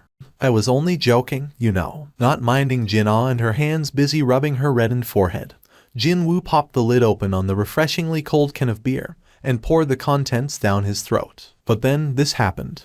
Jin-Woo couldn't help but react nervously when he heard the familiar beep. Why, a system message, all of a sudden. You detoxed harmful substances. Are you talking about alcohol? Jin-Woo drank up the remaining beer in the can and popped open another just to make sure. Gulp, gulp, and the exact same messages appeared again. He had drank up 2 cans of beer in one go, but he couldn't feel one hint of drunkenness come over. Whatever this buff thing was, it was definitely working as intended. In that case, there could only be 2 possibilities. Either he received the buff while he was unconscious, or got it before the system was active. Personally, he was more inclined towards the latter. Appa, what's wrong? Is it indigestion? You should have been more careful, you know. When Jin-Woo's expression became serious, Jin-Ah asked him with a worried voice. No, it's just that I remembered something pretty urgent, that's all. Eat without me while I take care of this, okay? Jin-Woo headed back into his room. He then began rummaging through every nook and cranny of his memories, trying to figure out if he had missed anything, even if it was small. Suddenly, he recalled something. Every quest has rewards, even penalty quests. But there was one quest that I never got around to confirming the rewards. No. Jin-Woo hurriedly opened the mailbox. At the time, he had no clue what the system was nor what rewards could mean, so glossed over them. But he definitely remembered reading the message that said he had met the conditions to clear the quest. The voice he heard back inside the underground temple clearly said these words. A secret quest or not, it was still a quest, wasn't it? However, he hadn't checked what kind of rewards he had received until now. The blessings from the Grand Sorcerer, Kandairu. The Grand Sorcerer Kandairu has been deeply moved by your courage, and has gifted you with a special spell. When accompanied by the blessings of Kandairu, you'll get to enjoy a healthy and fulfilling life every day. One-time effect will to recover all your damaged body parts will be recovered to their original state. Continuous effect good health and long life, you'll be immune to all types of diseases, poisonous substances, as well as all forms of status debuffs. During sleep, your recovery rate will increase exponentially. Only now puzzle pieces fell to their places. That's why my leg was. It was all due to the quest reward that his sliced off leg had reverted back to how it was before. Same thing for why he couldn't get drunk from a couple of cans of beer. Hang on, I'm immune to all types of poison, too. Jin-Woo's eyes abruptly shot open real wide. If that was the case, then could it be? Jin-Woo hurriedly extracted a certain item out from his inventory. Rarity A. Type Medicine. A pouch containing the refined poison of the Kasaka. Can be found very rarely when hunting Kasakas. Drinking this poison will give you strong skin, but the toxicity will permanently damage your muscles. Effect the iron scales of Kasaka, 20% reduction in physical damage. Side effect damaged muscles, strength -35. My muscles are supposed to get damaged because of the toxin, but wouldn't this detox buff resist that? There was only one way to find out. Jin-Woo squeezed his eyes shut and drank the liquid contained within the pouch. Gulp, gulp. Sticky, yucky liquid slid down his throat. The taste was oily and terrible, but he endured it. And they say what's good for you usually tastes bitter. When he finished drinking all of the poisoned liquid, messages popped up in his view. Yes, Jin-Woo clenched his fists real tightly. Still, he couldn't celebrate just yet, so he quickly summoned his status window. Reduction in physical damage, 20%. As he expected, there was no decrease in his strength stat. It still remained as 53 points, and then he saw the new stat called Reduction in Physical Damage, too. Sure, it might be limited in the category, but it still was a marvelous stat that reduced all physical damage by 20%. Just as Jin-Woo began celebrating the emergence of this new stat. Papa, you know a guy called Yu Jin-Ho. He's looking for you. No way, he can't be the same Yu Jin-Ho. The meeting place was a franchise cafe located not too far from Jin-Woo's home. Even though it was a weekday, there were quite a few people inside the cafe, perhaps because they chose to meet right after the lunch hour. Hyung-nim, over here. Yoo Jin-ho greeted him rather enthusiastically. Before entering the cafe, Jin-Woo focused his perception to the max, but he couldn't sense any other hunters inside the shop. At the bare minimum, this meeting wasn't for the purpose of revenge, it seemed. Jin-Woo sat down on the other side of the table. Didn't think we'd meet again. There was a half-eaten ice cream on top of the table belonging to Yoo Jin-ho. Yoo Jin-ho spoke as he stood up. What would you like to order? Should I go and get you some coffee? No, it's fine. Why did you ask me for a meeting? Well, that. Hyung-nim, I gave this matter a lot of thought. I mean, lots and lots of thought, you know. But I think I really, seriously, must ask you. Jin-Woo tilted his head. What are you talking about now? Hyung-nim, actually. Yoo Jin-ho's face reddened as if he was embarrassed about something. Before he summoned up his courage and spoke up. Actually, I was thinking of forming my own tea. Jin-Woo didn't even hesitate 1 second and replied, I'm not interested. Yoo Jin-ho's expression became dumbfounded. Already, Hyung-nim, I don't need to hear the rest to figure it out. Jin-Woo was quite decisive in saying no. Just as Jin-Woo got up to leave, Yoo Jin-ho hurriedly reached out and held on to him. Hyung-nim, only for 20. No, wait, please partner up with me for the next 19 times. For what? To clear dungeons. Yes, I'll definitely compensate you properly. Yoo Jin-ho's voice sounded rather desperate. Jin-Woo tilted his head slightly. There were 2 reasons why people became hunters. Either it was for money or for their sense of duty. But Yoo Jin-ho didn't belong to either camp. Maybe it was possible that he thought of being a hunter was a slightly more dangerous form of extreme sports or some such. That was what Jin-Woo had been believing until now. True, he was taken aback slightly when the kid declared that he wanted to form his own private raid team, even after going through that ordeal the last time. There are all sorts of people in this world, that's for sure. It wouldn't be too strange to find a scion of a wealthy family who had become numb to the safe environment he had grown up in. Let's say that last time was his first raid. And when he completes 19 more raids, then, could this kid be aiming for? It didn't take long for Jin-Woo to realize the truth. Are you perhaps thinking of getting the guild master license? That's correct, Hyung-nim. What a smart decision it was not to order coffee. Otherwise, he might have sprayed the bitter liquid all over the table by now while trying to drink it. You want to become a guild master? Well, the story's a bit complicated there, Hyung-nim. Yoo Jin-ho's face reddened considerably compared to before as he spoke. Hyung-nim, please listen to my story. As you've correctly guessed, I want to acquire the Guildmaster license. Acquiring that license was not that difficult, actually. You had to be a hunter who participated in at least 20 raids. As long as you met this base requirement, all you had to do was to pass a written test and you'd get the license. Of course, nobody would join the guild created by a rubbish hunter, and if a guild failed to maintain the minimum number of members, it'd be disbanded as well. Yoo Jin-ho continued on. It's not public knowledge yet, but actually, my father is trying to establish a guild of his own. A guild created by Yujin Construction. Yes, Yujin Construction was one of the biggest corporations in South Korea. It had expanded its business well beyond the fields of construction and into other sectors and had been making a killing there. Jin-Woo had heard that recently. They reaped huge profit after jumping into the hunter-related businesses as well, and they want to form a guild of their own. When Jin-Woo displayed a hint of interest, Yoo Jin-ho became excited and added more explanations. He'd scout strong hunters and build a massive guild, and place all our hunter-related business interests under it. That's his plan. With the financial wherewithal of Yujin Construction, creating a guild wouldn't even pose a problem. No, the real issue would be with just who gets to run it. My father is thinking of hiring an S-ranked hunter as the guild master and placing my older brother as the vice master, and run the guild that way. My older brother's business experience is far too good for me to simply take over the position of the guild master. And you wish to change your father's mind by acquiring the master license? Yeah, that's right, Hyung-nim. Even if the kid hired a high-ranked hunter and acquired the license that way, it'd be no different from buying it with cash. However, what if the kid succeeded in 20 raids with low-ranked hunters, such as Jin-Woo, and acquired the license that way? Yoo Jin-ho would be able to persuade his father. Simply him being able to lead a group of hunters would be enough to get his approval. That was what Yoo Jin-ho was counting on. Hyung-nim, please help me. I have no one but you, Hyung-nim. Yoo Jin-ho bowed his head. If it weren't for Jin-Woo, the kid would have died during his very first raid. What would I get in return, then? Yoo Jin-ho raised his head, his expression one of joy, as he quickly produced an envelope he had prepared earlier on. And a blueprint of a building came out from there. Jin-Woo took a look at it. This is the guild office building we're constructing at the moment. The expected retail price of the building is around 30 billion.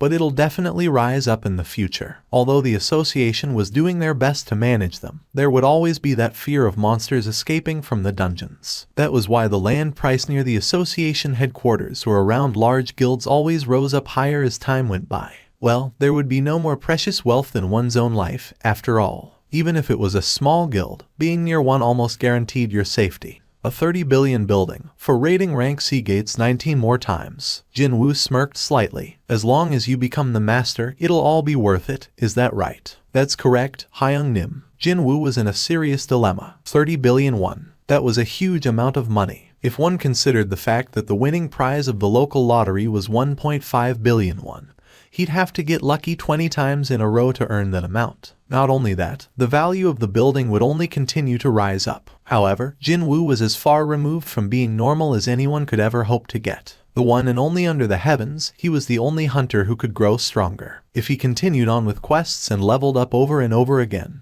he'd reach the S rank sooner or later, or even something surpassing that. If I can surpass the S rank, then 30 billion would be nothing. The contract fee for S-rank hunters went for several dozen billions already. No matter how famous a celebrity or a sports star was, they would never even come close to the worth of an S-ranked hunter. This was the era where the number of high-ranked hunters signified the strength of a nation. What Jin-Woo needed to prioritize here was not money, but his growth. And in order to grow, it'd be more convenient to be alone. Yeah, it'd be better to minimize the risks of unexpected events. Hang on a sec. Suddenly, he came up with a pretty good way to catch two birds called money and growth with a single stone. If it's in this manner. When he finally raised his head, he spotted Yu Jin-ho and his nervous face. Jin-Woo slowly opened his mouth. I only have one condition. Yu Jin-ho's expression brightened up instantly. Whatever it is, please tell me, Hyung-nim. I wonder, would you be able to smile even after I told you what it is? Jin-Woo smiled inwardly and spoke up.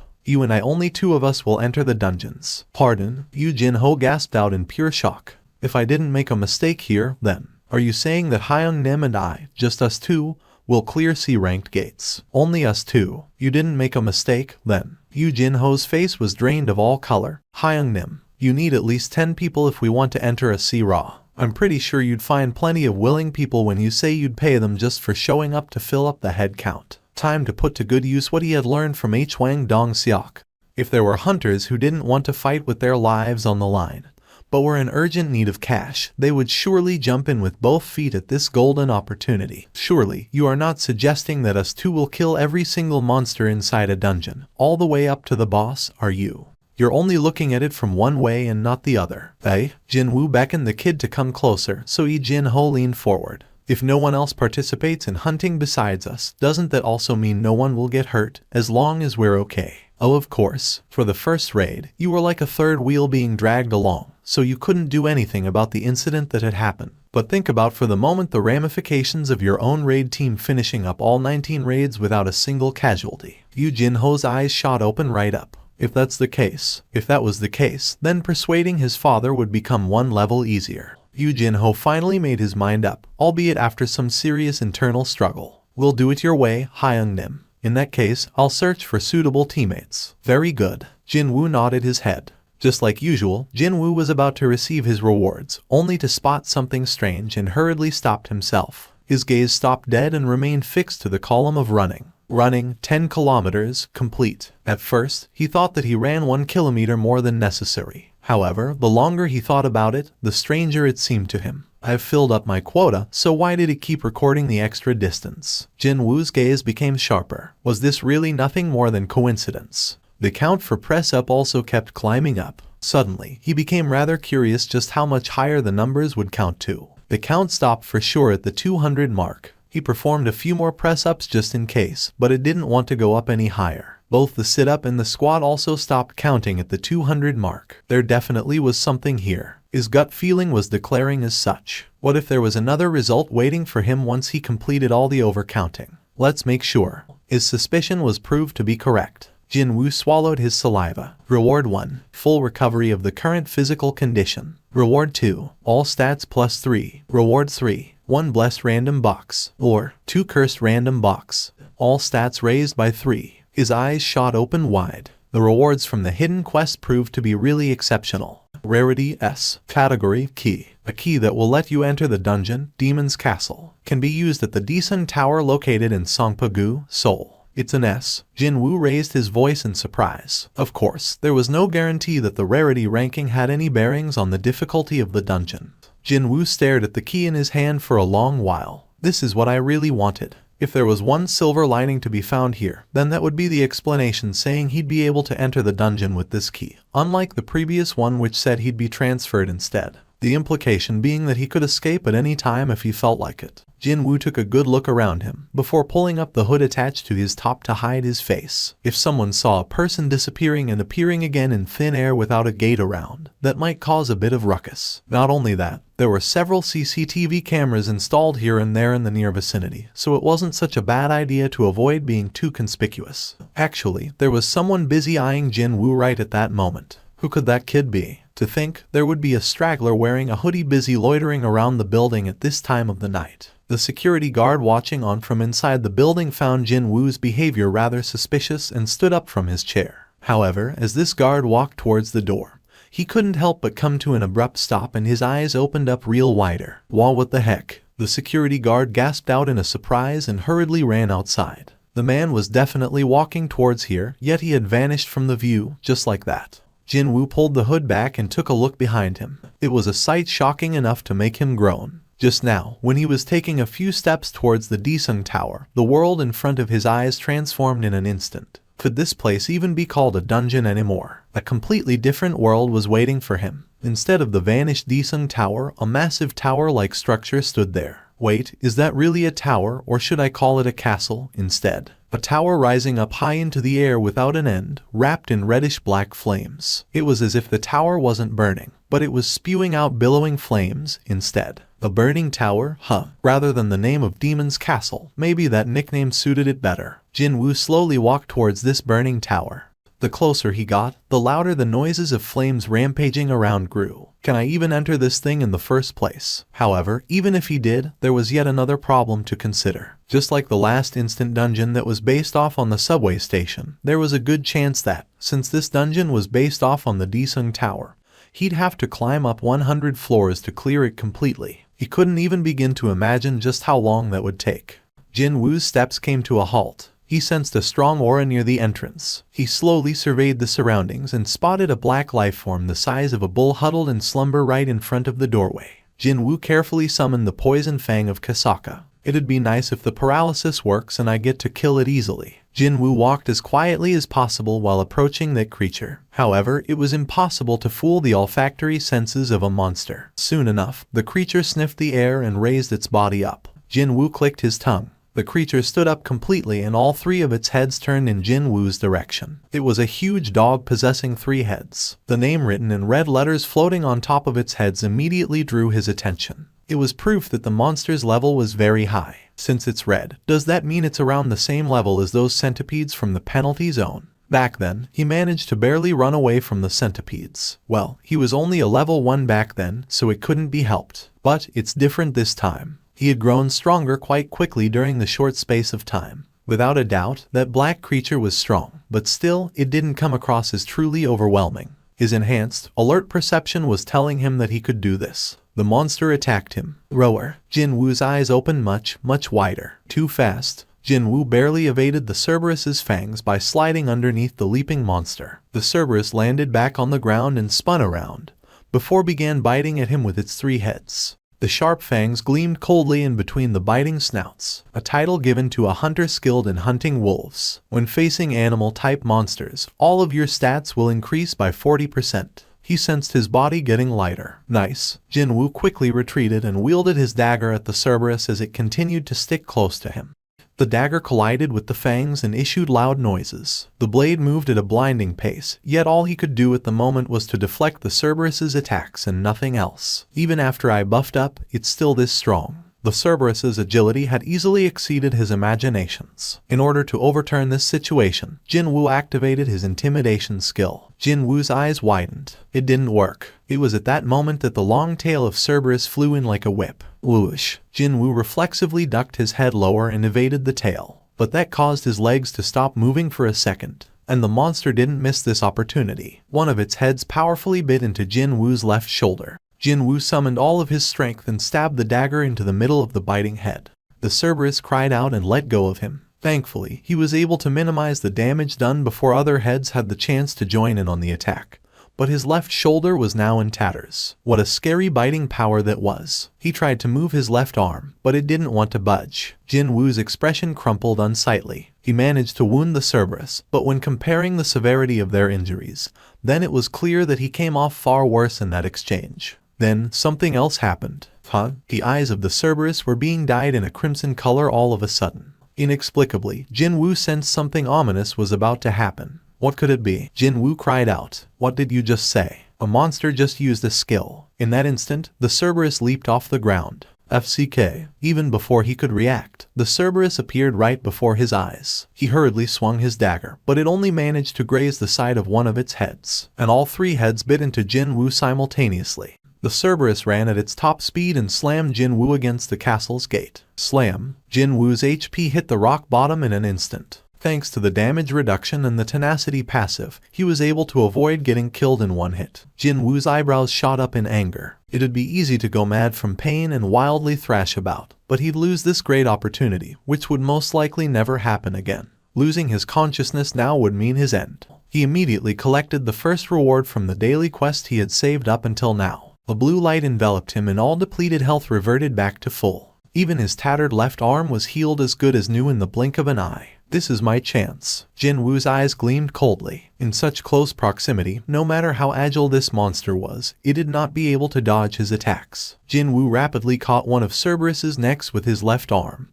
and stabbed the poison fang of Kasaka in the middle of that neck. Stab, stab, stab. The rage state had ended by now, and the Cerberus began to violently thrash about trying to escape from Jin-Woo's embrace. However, Jin-Woo did not let go and held on with his powerful arms. The harder the Cerberus struggled, the stronger he gripped the neck of the monster. In the meantime, his dagger continued to stab into the creature's neck. The Cerberus bit into Jin-Woo as it struggled to the bitter end. But the battle had already been decided by then. In the end, the heads of the Cerberus fell to the side, lifeless. In one breath, his level rose up by 4. That was how difficult this battle was. Jin-Woo only let go of the Cerberus's neck after confirming its body going limp with his own eyes. The heavy body sprawled to the floor without any resistance whatsoever. Only now could he breathe a sigh of relief. A monster that could use a skill. If he didn't prepare a hidden trump card, then he'd have been killed for sure. A chill crawled down his spine just from thinking about it. After calming himself down, Jin-Woo reached out towards the Cerberus. A steel necklace originally found around one of the Cerberus's necks, a gray key, and 3 molars of a monster appeared in his hand. Rarity A. Type necklace. Agility +20, perception +20. Rarity A. Type key. The key to unlock the gates of the demon's castle. Can only be acquired after killing the gatekeeper. Rarity none. Type miscellaneous. Oh, Jin-Woo's eyes went round. This necklace can boost both my agility and perception by 20 points. A necklace with eye-spinningly good options came out. Its rarity was also ranked out of all the items he'd seen so far. This one featured the highest rarity ranking yet. It was a rather nice baseline to judge the overall difficulty of this dungeon. In other words, the difficulty of clearing the demon's castle would be incredibly high. Jin-Woo stared up at the burning tower. Crackle, pop. The very top of the structure was completely shrouded in some kind of blurry fog. He had to actually enter the tower if he wanted to see what was going on inside. But Jin-Woo shook his head. Now's not the time. He only barely managed to hunt down a single sentry standing guard by the door, even with his title buffing him up and resorting to using up the quest reward, too. He couldn't even guess just what kind of danger would be waiting for him beyond that gate. Although he was slightly unwilling, he stored the gray key inside his inventory. I'll return. Definitely, very soon. Jin-Woo smiled as he turned around to leave. Pardon me, young man. I see that you're feeling much better now. A rather friendly voice came from behind him and Jin-Woo turned around to look who it was. Who is he? Because of his high perception stat, he knew that there was a hunter nearby. But this was a supermarket where lots of people came and went, and hunters also had to go shopping too, so he didn't dwell on the matter for long.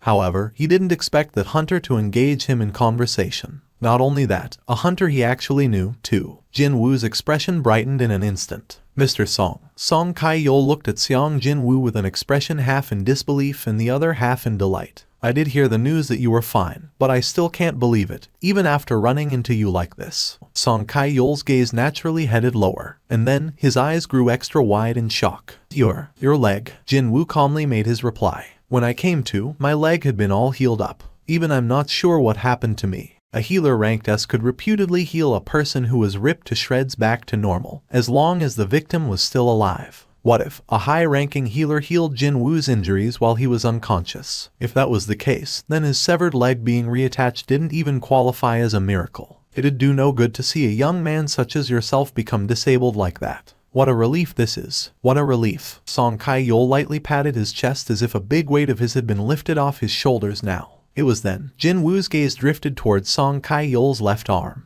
The older man's sleeve was empty. Song Kye-yeol chuckled and massaged his left shoulder. Don't you worry about it. A hunter getting injured during a raid is a normal occurrence, after all. No, I've been lucky for not running into an accident until then. Song Kye-yeol spoke as if it wasn't much to fret over, but the gazes of other people walking by weren't like that. Song Kye-yeol came to a stop where it was quiet and isolated. Jin-Woo also stopped there. Song Kye-yeol turned to look at Jin-Woo and before the youth could stop him, bowed his head 90 degrees. Mr. Seong, thank you. If you say 11 people died because of me, then you are responsible for saving 6 lives that day. My share of the blame in that matter is the biggest, so on the behalf of all the hunters who were there, let me say thank you. Song Kye-yeol meant every word he spoke, and Jin-Woo could feel the older man's sincerity as well. The situation had become somewhat awkward, but it didn't feel so bad. How should he go about describing it? He was feeling proud. Of course, that didn't mean he should let an elder remain in that bowing position. The two men arrived at the meeting place. The gate had formed in the middle of the road pretty close to residential areas, so the police officers called in to control the access to the location. However, there were almost no onlookers present here to begin with. The majority of gates the association took on were those dangerous ones that had been left alone for too long after their initial discovery. Besides, even if one were to stick around a gate, one would still not get to see how hunters fought. Anyway, it was only a couple of curious, naughty kids loitering around who got chased away by the officers every now and then. When Jin-Woo and Song Kye-yeol approached closer, the two hunters awkwardly averted their gazes. Jin-Woo narrowed his eyes. But, of course, these two happened to be Kim Sang-sik, who ran off trying to save only himself, and the other male hunter who had discarded the injured Jin-Woo. Of course, they would find it rather awkward to face him. Excuse me, Mr. Seong. Kim Sang-sik was thinking of at least greeting the youth, but when he was subjected to Jin-Woo's cold glare, he eventually shifted his gaze away. There she is. Jin-Woo also turned his head in the direction Song Kye-yeol was looking at. But, before he had the chance to completely turn around to look, Mr. Jin-Woo, something rather soft suddenly hugged him tightly. Miss Ju-Hui. While Jin-Woo was getting flustered, Ju-Hui was too busy making sure he was fine with a tearful face. Are you all right? You are not hurt anywhere, right? Your leg. Mr. Jin-Woo, how come your leg is? Ju-Hui's eyes went extra round as she alternated her gaze between his face and his leg. Oh, that. Just as Jin-Woo was about to reply. How steamy, eh? It's steamy, I say. Both the gazes of Jin-Woo and Ju-Hui shifted over in the direction of that voice. From afar, an unknown man was whistling loudly at them. Is there a film shoot going on around nearby or something? While Jin-Woo was tilting his head in confusion, a man wearing a business suit climbed down from the front seat of a certain minivan. Shut your mouth. He quickly threw an oily wink at Ju-Hui when the business suit looked back inside the van. Immediately, Jin-Woo's expression crumpled. 2 more people climbed out of the van right away. Both of them were men, and particularly worthy of note was the fact that they all wore prison overalls and had been cuffed as well. The employee called for the hunters to gather around. These folks are the replacement convicts who will participate in the raid alongside you, hunters. And so, the expressions of the hunters hardened considerably. Kim Sang-sik was the first to step forward. What? Replacement convicts? Are you telling us to go on a raid along with a bunch of criminals? Hunters who had committed crimes had 2 choices. Either spend their allotted time behind the bars, or cooperate with the association and reduce their sentences. Most chose the latter option, and they were referred to as the replacement convicts. The association employee repeatedly lowered her head. I'm really sorry about this. It's only because the number of hunters active in our district has declined so much that the association has no choice but to do this. However, they will be accompanied by a hunter from the monitoring division, so you don't have to worry too much. Kim Sang-sik asked, still full of suspicion. A hunter from the monitoring division, you say? Yes, all the convicts are rank CS, but the hunter from the monitoring division is actually a rank B, so there is nothing for you to worry about. Kim Sang-sik nodded his head.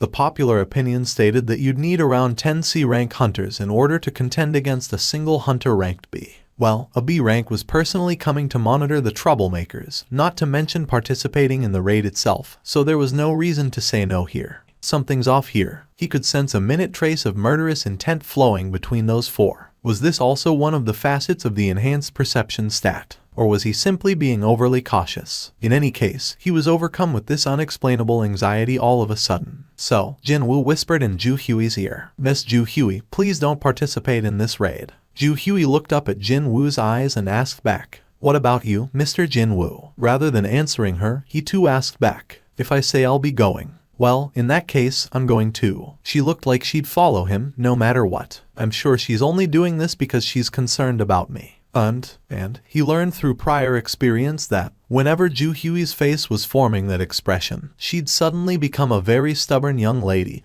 and she'd never change her mind.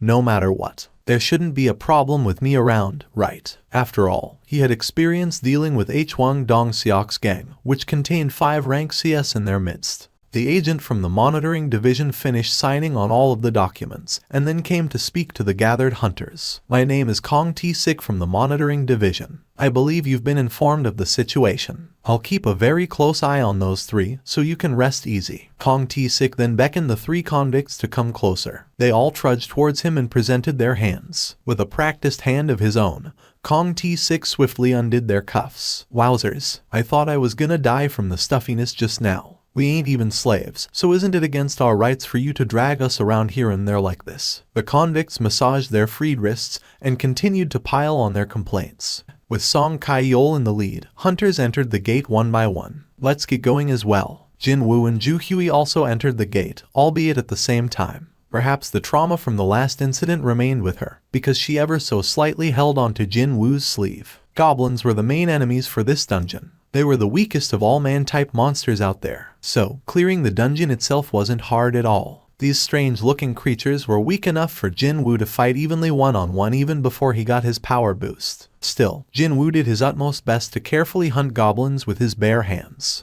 The C-ranked convicts must have been really excited by the taste of freedom because they were wildly swinging their weapons and energetically ripped goblins to shreds. From that scene alone, it was difficult to tell apart just who were the monsters and who were the humans there. A forked road with 3 paths appeared before them. Kong T-sik made a suggestion to Song Kai-yeol. Since the difficulty of the dungeon is low, how about splitting up from here onwards? Yes, let's do that. Song Kai-yeol readily agreed to that idea. Jin-Woo closed his eyes and extended his perception to the max. Now, which path leads to the boss? He was hoping that maybe the boss would give him a few experience points, at the very least. Soon enough, he could pick up on the auras of all living creatures inside the dungeon. Jin-Woo opened his eyes and spoke to Song Kai-yeol. Let's go left. Okay. Jin-Woo, Song Kai-yeol, and Ju Hui chose the left pathway. Kong T-sik and the 3 convicts the right one, and the remaining 2 went down the middle one. Jin-Woo's heart began beating a little bit faster. The boss is at the end of this passage. Although it couldn't be described as strong,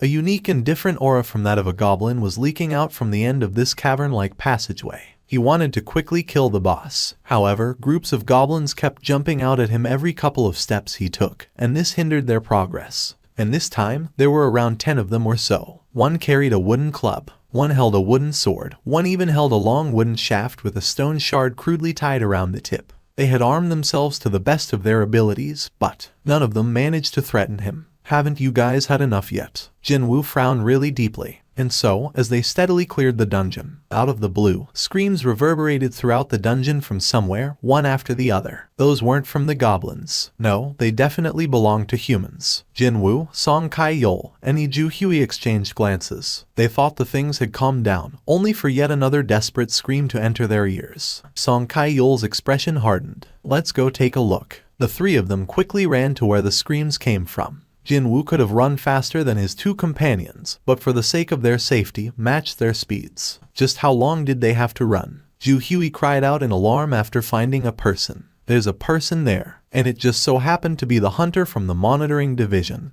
Kong T-Sik. Ju Hui couldn't watch on anymore and hurriedly ran towards Kong T-Sik. Hold on, I'll heal you right now. Kong T-Sik rapidly raised his upper body up and took aim at the center of Ju Hui's neck with his hand full of magical energy. Swish! Just before his fingertip could touch Ju Hui's Adam's apple, someone managed to grab Kong T-Sik's wrist just in time. Kong T-Sik's gaze followed the hand grabbing his wrist and to its owner, and Jin-Woo's face was at the end. Jin-Woo's eyes were emitting a very strong light of murderous intent. Kong T-Sik frowned deeply. How dare you, FC King Association bottom feeder. Kong T-Sik hurriedly yanked his arm loose from Jin-Woo's grasp. Now that both of his hands were freed, Kong T-Sik began pouring out attacks without a rest. However, Jin-Woo also moved at the speed that didn't lose out to Kong T-Sik and went on the offensive of his own, too. Fists and arms belonging to men endlessly collided and traded countless blows. None of them showed any signs of backing off. Seizing this opportunity, Song Kai-yeol quickly dragged Ju Hui away from the area. However, there was one person here who was even more shocked than Ju Hui, and that was none other than Song Kai-yeol. Just how on earth is this possible? This fierce battle unfolding at a scarcely believable speed. He was having a hard time trying to follow with his eyes. Something like that was expected of a high-ranked hunter, so that was fine. But then, the Seong Jin-Woo fighting that man couldn't have been the same person from Song Kai-yeol's memories. The youth was definitely not losing out against a rank B hunter at all. I'm a C rank, and even I can't follow his movements with my eyes. Indeed, his gut feeling proved to be right. The Jin-Woo in front of his eyes right now was not the same youth from his memories, an E rank who was weak but possessing a good head on his shoulders. In the blink of an eye, the two traded hundreds of blows and they quickly stepped back while trying to catch their breaths. Kong T-Sik couldn't control his curiosity and asked out aloud. Who the hell are you? What rank are you? Jin-Woo summoned the poison fang of Kasaka, and while grasping it tightly in his hand, replied rather curtly. Seong Jin-Woo, I'm rank E. Kong T-Sik felt like someone had hit him in the back of his head. A B-star that displayed the movement equal to his own speed, which was unmatched within the rank B, introduced himself as a measly rank E just now. Is he trying to make fun of me? Kong T-Sik gnashed his teeth. No, hang on. Indeed, there was something odd here. If he's really a high-rank hunter, there is no reason for him to be here, isn't it? The jobs these bottom feeder association hunters did were quite obvious. Their main role was to clear those gates that guilds and freelancers gave up on because of their low monetary values. Their earnings were pathetically small compared to other hunters, and they were not widely acknowledged by other hunters, either. In other words, there was a very good chance that this B-star really was an E rank. Only that, his abilities were anything but. Still, a fake registrant wouldn't brazenly work under the association like this, so Kong T-Sik eventually arrived at the only logical conclusion. He's a reawakened. When he thought about it, he remembered the upper echelons of the association getting a bit noisier with a rumor of someone going through a reawakening somewhere nearby this location. And that person was supposedly a hunter affiliated with the association. He should have memorized that name back then. As that matter happened only a couple of weeks ago, if this B-star had been delaying getting a reassignment test for some reason until now, it was very much possible for him to remain as an E rank and assist the association with their work. Who could have guessed that such a guy would show up today? Kong T-Sik had made sure to perform thorough background checks on the hunters participating in today's raid, but he had missed the existence of this one. I really have terrible luck, don't I? That's the only conclusion he could arrive at. I should have asked for more money if things turned out this way. Kong T-Sik recalled the events of a few days ago while licking his dried lips. A cafe near the headquarters of the association. The middle-aged man muttered as if he was speaking to himself. I've heard that no one knows what happens exactly inside dungeons. The man's voice was so soft that Kong T-Sik had to ask again. What did you say? This is every cent I have in my name. And why are you showing me this? When Kong T-Sik formed a questioning expression, the middle-aged man's head dropped lower. Among the criminals you're in charge of, there is one who had hurt my little girl. Because of that, she took her own life, and my wife is still in the hospital from the shock. The middle-aged man's voice became tearful. Yet, such a B-star will be able to roam the streets again in a few years' time. You think I'll be able to rest easy knowing that? The man raised his sorrow and rage-filled face. I'm sure you can already tell what I'm implying here. The man lowered his head again. I beg of you, Hunter Nim. A deafening silence descended between these two men. Kong T-Sik leaned against the back of his chair and fell into a deep contemplation. Can you guess why I chose to work for the association's monitoring division? Pardon me. The middle-aged man raised his head. Kong T-Sik explained himself. As a B-rank hunter, I'm considered as one of the higher-ranked hunters. Large guilds continue to send their scouting offers in my direction all the time. Yet, can you guess why I persist in doing this job while getting a pittance in return? I don't know. The corners of Kong T-Sik's lips arched up. You see, I find it more enjoyable to fight against people rather than monsters. In that sense, the monitoring division was like the heaven-sent job for Kong T-Sik. Well, he could beat up other hunters in the name of the law, after all. And he'd end up killing one or two due to unavoidable circumstances, too. The father of a girl who was raped by those beastards came to ask me for the favor. Those beastards were animals worthy of getting killed. And I simply took care of animals that hurt other people, that was all. The ranky hunter was listening without saying anything. Although the matter had come down to this, I don't wish to hurt you. How about ignoring today's matter altogether? As long as we make this deal here, I promise I won't try anything to you and your group. Of course, he couldn't let a potential source of trouble fester. You should have said those things before you tried your little tricks. You want us to ignore everything just because you failed your sneak attack. That man didn't say anything wrong there. Kong T-Sik smirked in dumbfoundedness. In the end, you want to have a go, is that it? Where did he get his dagger from? Since before he had noticed it, the E-rank hunter was holding a dagger. Well, it shouldn't be too important, is it? It didn't matter where that weapon came from.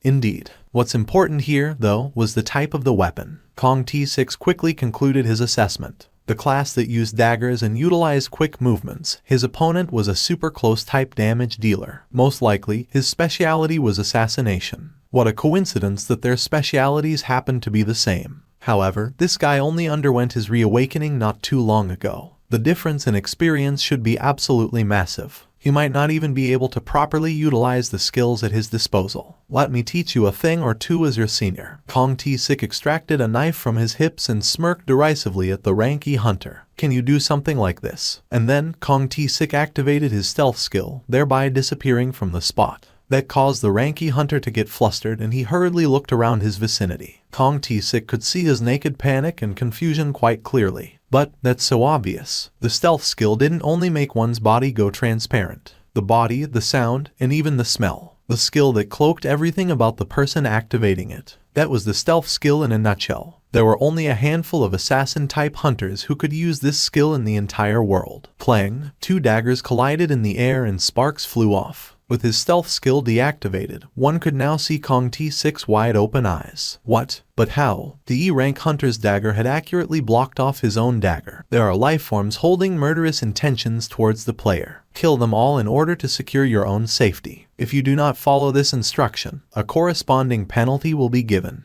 The number of enemies left to kill, 1. The number of killed enemies, 0. Jin-Woo confirmed the emergency quest message and breathed a sigh of relief. It wasn't a waste of time. He was kinda worried that if Kong T-Sik didn't take the initiative, Jin-Woo wouldn't receive the emergency quest notification. It was quite unlike how it was with Hwang Dong-seok and his gang back then. That was why he tested the system out, and it was as he expected. The moment Kong T-Sik revealed his murderous intent, the message popped up.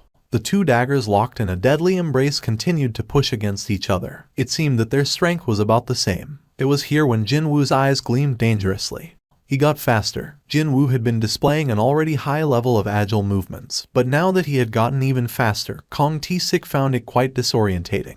Jin-Woo closed the distance in the blink of an eye and sank his poison fang of Kasaka down on Kong T-Sik's thigh. Nice. The added effects of the Kasaka dagger kicked in as well. It was a bit regretful that the paralysis didn't work, but still, this fight had become just a tad easier now. However, Kong T-Sik was a high-ranked hunter himself, so his resistance was nothing to scoff about. His dagger aimed at Jin-Woo's vitals and continued to fly in. Swish, swish. Jin-Woo evaded the blade with only a hair's breadth and also attacked Kong T-Sik's vital spots. Cold sweat drops formed on the foreheads of both men. Our speeds are about the same. We're moving at the same speed. Two men were inwardly admiring each other's agile movements and continued to clash in a dazzling display of super close proximity knife fighting. I gotta break this stalemate somehow. Jin-Woo gathered strength in his eyes. The moment his eyes met Jin-Woo's, Kong T-Sik flinched slightly for some reason. What was that? It worked. Jin-Woo knew that he had won now. On the other hand, a small earthquake erupted in Kong T6's eyes. How come my body is? After he had met Jin-Woo's gaze, his body felt as heavy as if he was floundering in deep water or some such. His trusty speed began decreasing as well. Wounds on Kong T6's body increased quickly one by one. This isn't possible. Kong T6's thoughts became confused and messy. This was, without a doubt, a debuffing effect. But he had never, ever heard of a case where an assassin class was able to use a debuff magic. Assassination was not his speciality then. If that was the case, then what was up with his crazy speed? However, Kong T6 had stopped his train of thoughts there. His confusion had rapidly morphed into panic. Instead, Jin-Woo succeeded in getting close to Kong T6's chest and stabbed down on the latter with the poison fang of Kasaka. Kong T6's eyes shot open wider. Both men knew right away at that moment. The victor had been truly decided with that one move. Crimson red blood pooled in Kong T6's mouth. It was gushing up from his chest. As blood leaked out from the side of his lips, Kong T6 formed a smirk. To actually run into a reawakened hunter inside a lowly rank D dungeon. The dagger in Kong T6's hand fell to the floor. He continued to pant heavily as he leaned his head closer and whispered something in Jin-Woo's ear.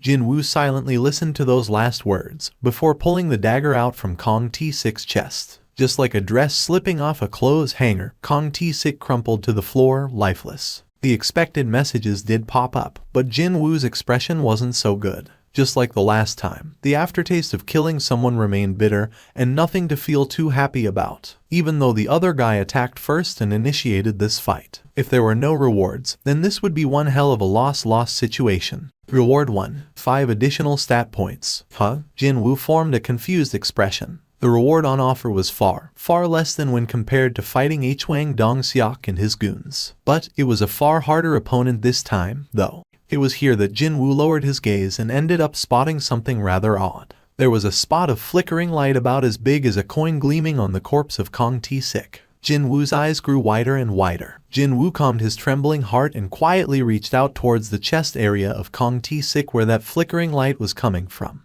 Indeed, he wasn't seeing things just now. A rune stone. Are you talking about that rune stone? His heart began pounding even harder than before. The skill Kong T6 used had now become a rune stone and was waiting to be discovered on his body. Stealth was a rare skill that only a select few hunters could use. Jin-Woo looked back at Song Kai-yeol. With what has happened here, I think it's impossible to continue on with this raid anymore. For the time being, you two should leave the dungeon and contact the association. I'll remain here and search for other survivors. Song Kai-yeol instantly realized what Jin-Woo was trying to do. He's going to close the gate all by himself. On the way, he discovered the cold corpses of Kim Sang-sik and the other hunter. This was the power of a high-ranked hunter. If such a hunter really wanted to, then killing a few lower-ranked hunters could be done in the blink of an eye. Jin-Woo's expression hardened as he walked past them. Jin-Woo discovered a lone convict struggling on the ground not too far from him. That crazy beastard, Kong T6 killed everyone. He killed everyone. What the FCK happened?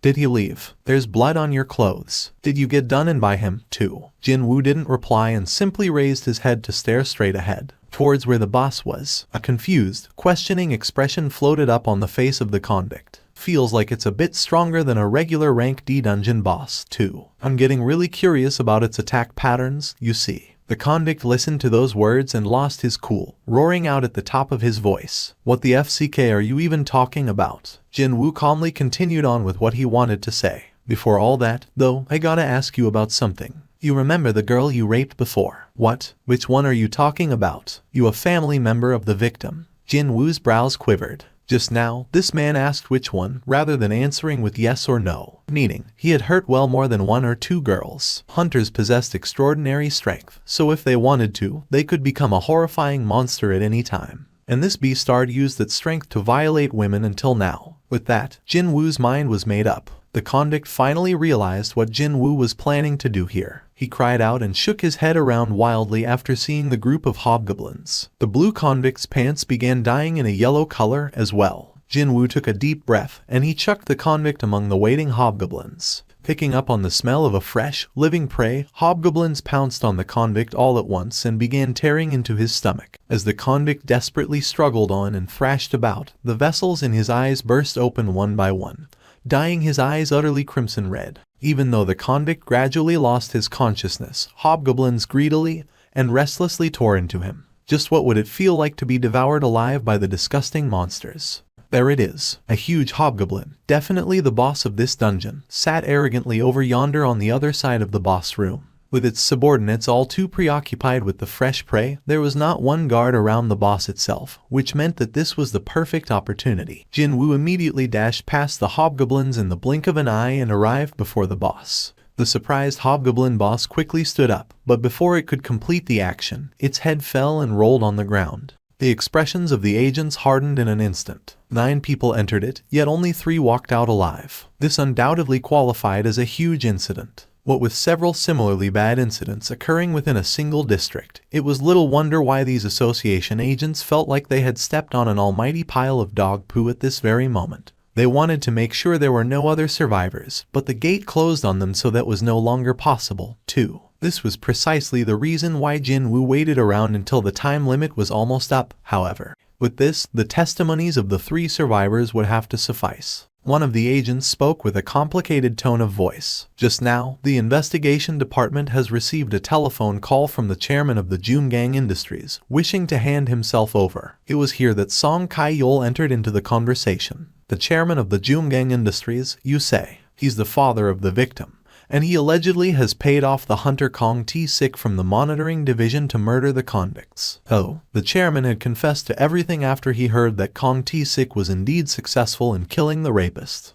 There was nothing here that could be seen as problematic, except for one thing. One of the agents asked the part that felt the most suspicious to him. Just who delivered the final killing blow to Mr. Kong T-Sik, who was a rank B hunter.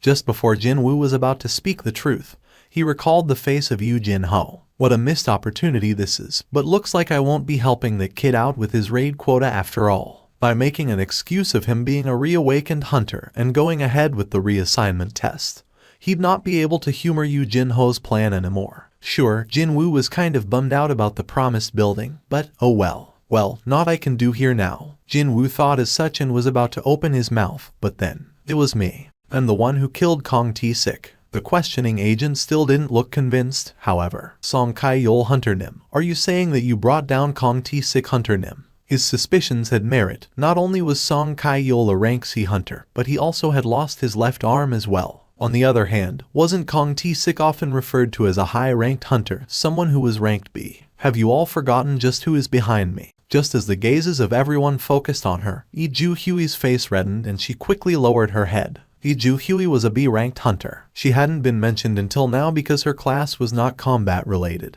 But when looking only at her rank, then she was a high-ranked hunter, just like Kong T-Sik had been. Why wouldn't a rank C hunter be able to defeat a rank B hunter when a rank B healer was lending her aid from the side? Why are you lying to them? Song Kai-yeol replied back in a whisper as well. I thought that there must be a good reason why you were trying to conceal your abilities. Did I overstep my boundaries? Of course, he didn't. I've received a lot of your help until now, so I'm glad to hear that I was able to help out you now, even if it's just a small thing. Meanwhile, one of the agents walked closer to the 2 men. Mr. Song Kai-yeol, why don't you come with us? Help us for a minute or 2 with writing up the report. Alright, let's get going, then. Would you like to walk with me for a little while? Is she talking about that dinner date? He was starving after moving around for a bit today, so he found her suggestion to his liking. Jin-Woo agreed with a welcoming expression. Okay, let's. As if they had made a promise earlier, the 2 young people began quietly walking side by side under the soft lights of the street lamps. Ju-Hui's eyes remained fixed to her toes, because, if she tried to raise her head, her gaze automatically drifted towards to her side. She tried very hard not to think about it, but it was of no use. In the past, she found him comfortable to talk to, but now, the current Jin-Woo was overflowing with this certain sense of power. She found it much harder to talk to him now as a result. Just what happened? He was strong enough to subdue a rank B hunter without too much trouble. He had changed so drastically. Ju-Hui stopped walking first and with some difficulty, broke the ice. Actually, I think it'll be impossible for me to eat anything today. Let me return this to you in the meantime. Ju-Hui handed over a magic crystal to Jin-Woo. It was none other than the same crystal he entrusted to her back in the underground temple. But today isn't the only day, you know. There's no need to return this to me now. Ju-Hui shook her head slowly. I'm going back home next week. He heard that she was quitting the life of a hunter, but now it seemed that she was leaving the city altogether. Jin-Woo formed a rueful expression. Is it because of that incident back then? Well, it's not simply because of that, but perhaps she ended up recalling the events of that day. Ju Hui's complexion darkened.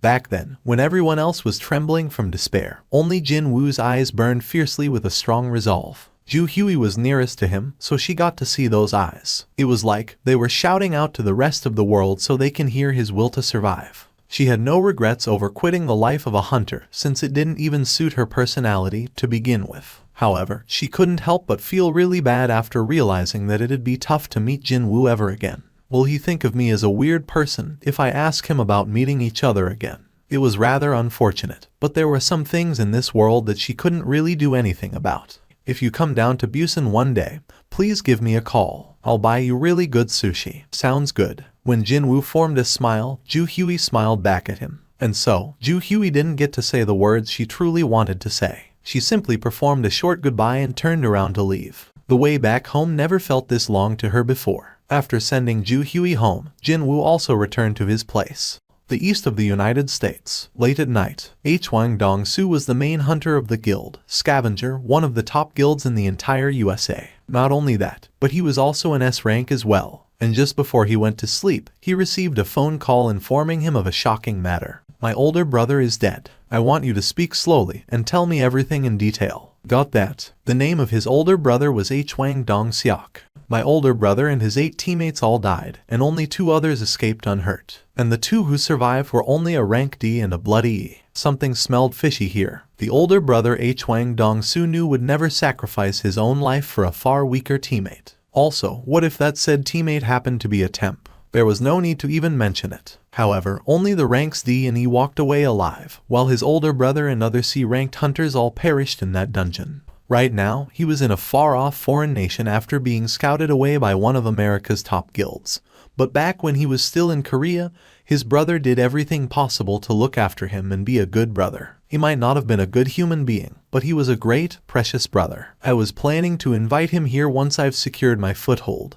But now, to think he'd meet an accident before that happened. Hwang Dong-soo bit his lower lip. Fax me all the information on the 2 surviving members. My number is. Hwang Dong-soo ended the phone call and then called his manager next. On the white pages, photos of 2 hunters, their names, and their brief bio could be seen. The rank D hunter, Yu Jin-ho, and a rank E, Seong Jin-woo. Hwang Dong-soo alternated his gaze on the 2 men's photos and gritted his teeth in determination. I'm sure I'll get some answers from either one if I asked them personally. Laura, what would happen if I were to kill some people in Korea? Do you really mean that? Yes. There was a bout of silence before the woman's voice continued on. The states have yet to sign an agreement to exchange hunter criminals with South Korea. Mr. Hwang, you are now an American citizen, so you'll get a hearing in a US court instead.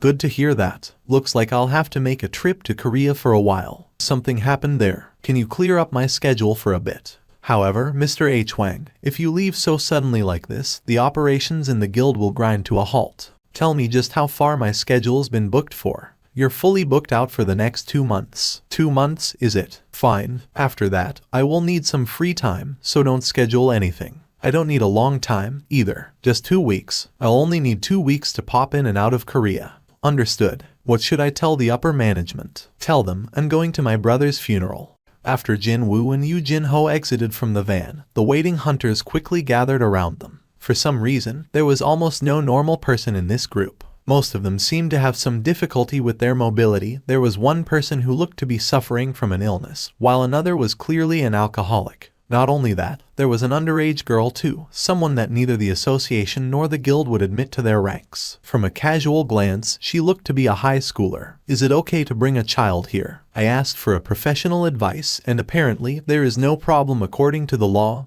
Hyung-nim. Actually, the only reason why people don't hire underage hunters is that there would be hell to pay if something went sideways. Jin-Woo nodded his head. In that case, it should be fine. Really now, only Jin-Woo and Yu Jin-ho were going to enter the gates anyway, so the odds of something going wrong were as good as 0%. Indeed, these people were only here to make up the numbers. In order to get the permit to clear a C-rank gate, one needed at least 10 hunters, after all. That was why 8 extra people had to be recruited. And sure enough, these 8 understood very well why they were here, too. These people all possessed the hunter license, but couldn't act as one due to their circumstances. Most who answered the call to gather were suffering from the hardships of life in various ways. Excuse me, if we really do that, we can get 3 million won. No need to participate in any huntings. No actual need to even enter the dungeon itself. 3 million won per raid. For a payment of simply lending one's name so they would be permitted to enter the gates. It sounded just too good to be true. I guarantee you that the terms offered are for real. Jin-Woo stood stiffly, looking rather serious now. Even his expression had become grave. However, you are not to discuss any facet of the events that'll take place here with anyone. Do not forget that the moment you break the vow of secrecy, you'll be forced to pay back 10 times the money you were paid, as per the contract you all signed. Hunters murmured to each other in hushed whispers. Just what were these two young hunters planning to do inside the gate that they offered up such enticing terms? They were curious, but no one came out and asked. We should get started. Understood, Hyung-nim. What is that? It's a full set of reinforced armor, crafted by a famous guild of master craftsmen in Italy. Hyung-nim, don't you think we need at least this type of equipment if we were to clear a dungeon by ourselves? Jin-Woo slowly facepalmed. What's the matter, Hyung-nim? Unable to watch on any longer, Jin-Woo reached out, yanked loose the longsword attached to Yu Jin-Ho's waist, and dropped it on the ground. Yu Jin-Ho tried to bend down in order to pick up the sword only to lose his balance, and he toppled over ungainly. Plop! Jin-Woo did his best to suppress the rising tides of anger and spoke with great difficulty. While I'm still being civil, take them off. Yes. However, after struggling for a bit to stand back up, Yu Jin-Ho called out to Jin-Woo. Hyung-nim. What now? Please help me. I can't stand up. Jin-Woo spat out a long sigh while looking at Yu Jin-Ho reaching out to him. In the end, they agreed on the kid wearing a helmet, and nothing else. With a satisfied face, Yu Jin-Ho jumped inside the gate. As soon as the two men walked into the dungeon one by one, the remaining hunters all slowly shuffled towards the gate. One of them piped up with a worried voice. Judging from the way they acted, they looked like a couple of amateurs. Another agreed, while staring at the gate's surface. You're right. The two people's conversation opened the floodgate of words from the remaining hunters. Everyone began speaking their minds now. What will happen if those two get killed inside the dungeon? Well, we all got paid the contract signing fee already, so... What the hell? The raid leader is only a rank D. Hearing that, everyone else stiffened up from the shock. However, what shocked them even more was the following search result. The dude next to the rank D is only a measly E. Isn't it way too dangerous for a rank E to enter a rank C gate? 1D and an E wants to clear a rank C dungeon. How can that even be possible? Also, the raid team leader has no record of leading a team before. What the heck? Why would these two young men? Wasn't this no different than committing suicide? It was not for nothing that the association had set a strict rule of one needing 10 people, with 5 rank C hunters, as the bare minimum if one wanted to enter a rank C gate. Then, this happened. Jin-Woo and Yu Jin-Ho hurriedly emerged from the gate. Yu Jin-Ho was panting laboriously. Steam slowly rose up from the bodies of two young men carrying tired expressions. Oh, they managed to escape unhurt. What a relief. Hunters welcomed the two with happy expressions. They were all thinking that these two only roamed around the entrance of the dungeon like a pair of lost kids, because the time between them entering and leaving was fairly short. However, what was going on here? The expressions of the hunters gradually changed, because they all heard someone crying out in alarm. That was why. The gate is closing. What? Everyone hurriedly shifted their gaze over to the gate. Oh my gosh. Look. They killed the B-boss. The gate is turning blurry and illusory, just as it would when the boss of the dungeon was killed. While the hunters couldn't hide their shocked disbelief, Jin-Woo utterly disregarded their gazes and quietly asked Yu Jin-Ho, "Where is the next one?" "It's about an hour's drive from here, Hyung-nim." "Okay, let's go." Jin-Woo and Yu Jin-Ho headed straight to the van. Meanwhile, the 8 hunters stared at the duo's backs with completely dumbfounded faces. Realizing that they weren't following him, Yu Jin-Ho turned his head and called out to them. "Let's hurry up, everyone. We barely have enough time to go to 2 more gates today." The jaws of the hunters all dropped to the floor from that declaration. Those two managed to clear a rank C dungeon, and they are going for another raid, too. Everyone present was thinking the exact same thing. Just who are these people? Inside the offices of the White Tiger Guild, located in the same district. Tomorrow's the day for the new recruits to start training, yet how could you have failed to book a single gate until now? Answer me, Mr. Vice Chief. The Vice Chief Hyun Kai-cheol lowered his head in embarrassment. And my apologies, Chief. The thing is, there is a raid team that quickly bids for every gate rank C opening up in our jurisdiction. 250 million won. There is a crazy beastard who spent 250 million won on a single rank C gate. On Song-min became utterly speechless. The best anyone could hope for, in terms of financial return from a gate rank C, was only around 200 million won. Paying 250 million won was, simply put, being a hopeless moron who paid way too much. The upper limit for a single C-rank gate set by the White Tiger Guild was 100 million won. One could now clearly see why Hyun Kaicheol was feeling rather aggrieved at the moment. Who are these beastards? On Song-min swallowed his saliva and accessed the information on this strange raid team and its members. The leader's name was apparently Yu Jin-ho. First time I hear that name. It was On Song-min's job to scout new recruits for the guild. That was why he had remembered the names of freelancer hunters who had at least displayed a modicum of excellence in the past. One name kind of stood out. Jin-Woo. Jin-Woo. Where have I heard this name before? On Song-min did his best to dig through his memory, until he finally recalled the incident of the dual dungeon from 2 months ago that had been the topic of a rather lively discussion among those who went there. Indeed, it was none other than the White Tiger Guild that went to assist the association during that event. Hey, Kaicheol, do you remember that dual dungeon incident 2 months ago? The one where our hunters had to go and take a look. Yes, Chief, I remember. What was the name of that survivor? You remember it? It's Jin-Woo, a ranky hunter. I knew it. He wasn't sure of it, but well, he was proven right once more. On Song-min instinctively realized it. There was something fishy going on here. Not once did his instincts that activated only in these sorts of situations let him down. Never. On Song-min shouted out an order to the rest of the employees in the 2nd division. Everyone, stop what you're doing, and get me every single data and information on the hunters Yu Jin-ho, ranked D, and Jin-Woo, ranked E. Right now. The responses from these excellent employees, when facing a dangerous situation regarding their own survival, simply exceeded one's imaginations. It wasn't for nothing that they were called the elites of all elites. Reports came in one after the other, fast. As it turned out, Yu Jin-ho didn't possess any particularly noteworthy background that required an immediate attention. Disregarding the fact that he was the second son of Yujin Construction's owner, he could be described as ordinary, even. However, Jin-Woo was quite a different story altogether. Since the dual dungeon incident, he's been involved in 3 more incidents, and he walked away from all of them unscathed. When On Song-min spoke in a questioning tone of voice, Hyun Kaicheol quickly followed up. Not only that, he's a ranky hunter too, Chief. The first time Jin-Woo and Yu Jin-ho met was when the latter went for his very first raid. Only the 2 of them walked away alive. And now, these 2 had formed a raid team and were going around like a pair of madmen, clearing 2-3 dungeons in a single day. This definitely stinks. What could they possibly be doing in the dungeons? I wonder. Hold on. I remember now. There was a rumor about a really influential owner of a big company busy wooing S-ranked hunters in private doing the rounds, wasn't there?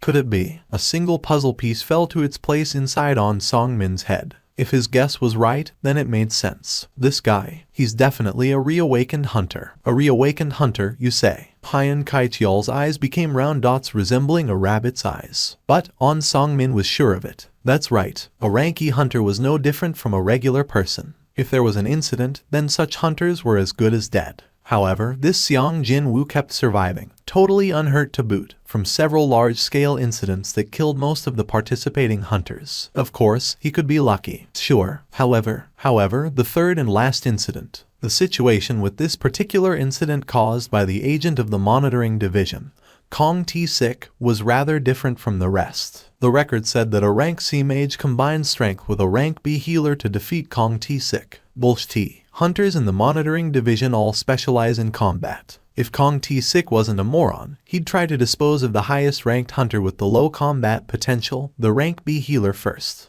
There was no physical evidence, but he was getting more and more sure of his guesses being right. Jin-Woo now possessed abilities matching that of a high-ranking hunter after going through a reawakening process. Yu Jin-ho coincidentally took part in the raid and saw the abilities of Jin-Woo. And now, Yu Jin-ho was testing out this and that in preparation to scout Jin-Woo to his father's new guild. When he thought like that, everything seemed to click. On Song-min picked up his coat hanging on the back of his chair and quickly put it on. Kaicheol, let's go. He also didn't forget to mobilize his right-hand man, of course. Pardon me, where are we going, Chief? What do you mean, where? We're going to scout a new talent, that's what. And you have to personally go to scout this new guy. Why not? Is there a law against doing that? On Song-min retorted and hurriedly left the office, causing Hyun Kaicheol to tilt his head this way and that, but still, He chased after the senior officer. Now this is so strange. It had been over 2 years since he became the vice chief, yet it was his first time seeing On Song-min personally go out on a job.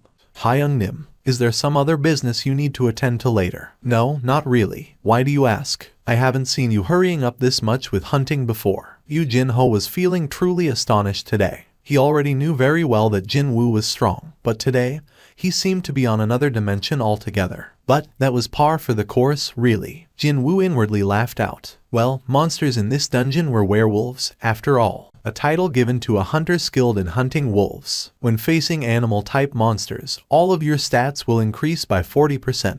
The buff given by the title Slaughterer of Wolves of course came into effect against the werewolves as well. How could the monsters from a rank C dungeon contend with him, when his level was already so high to begin with? Never mind the effect of that buff helping him out, too. Thanks to that, Jin-Ho had been kept real busy while trying to extract all those magic crystals from the dead monsters. He even had to drink 5 vials of the HP potion, too. He shook his head several times, complaining that he wouldn't be able to eat lunch now, after the potions filled him up completely. One couldn't find the addresses of hunters on the association's website. The only things appearing there were the names of hunters and their ranks. A hunter could provide the relevant information themselves, but Jin-Woo didn't even leave behind his contact number there. But not only had this guy known his phone number, he was waiting near Jin-Woo's home, so without a doubt, he must have gathered enough information before showing up here. Now that I think about it, he abruptly remembered something. I sensed a gaze on me earlier today, so I'm guessing that belonged to one of your people. The Hunters, the Reapers, the Night Order, the Shining Star, and then us, the White Tiger. I'm sure you've heard of these names before. On Song-min read off the names of the top 5 guilds in South Korea, one by one.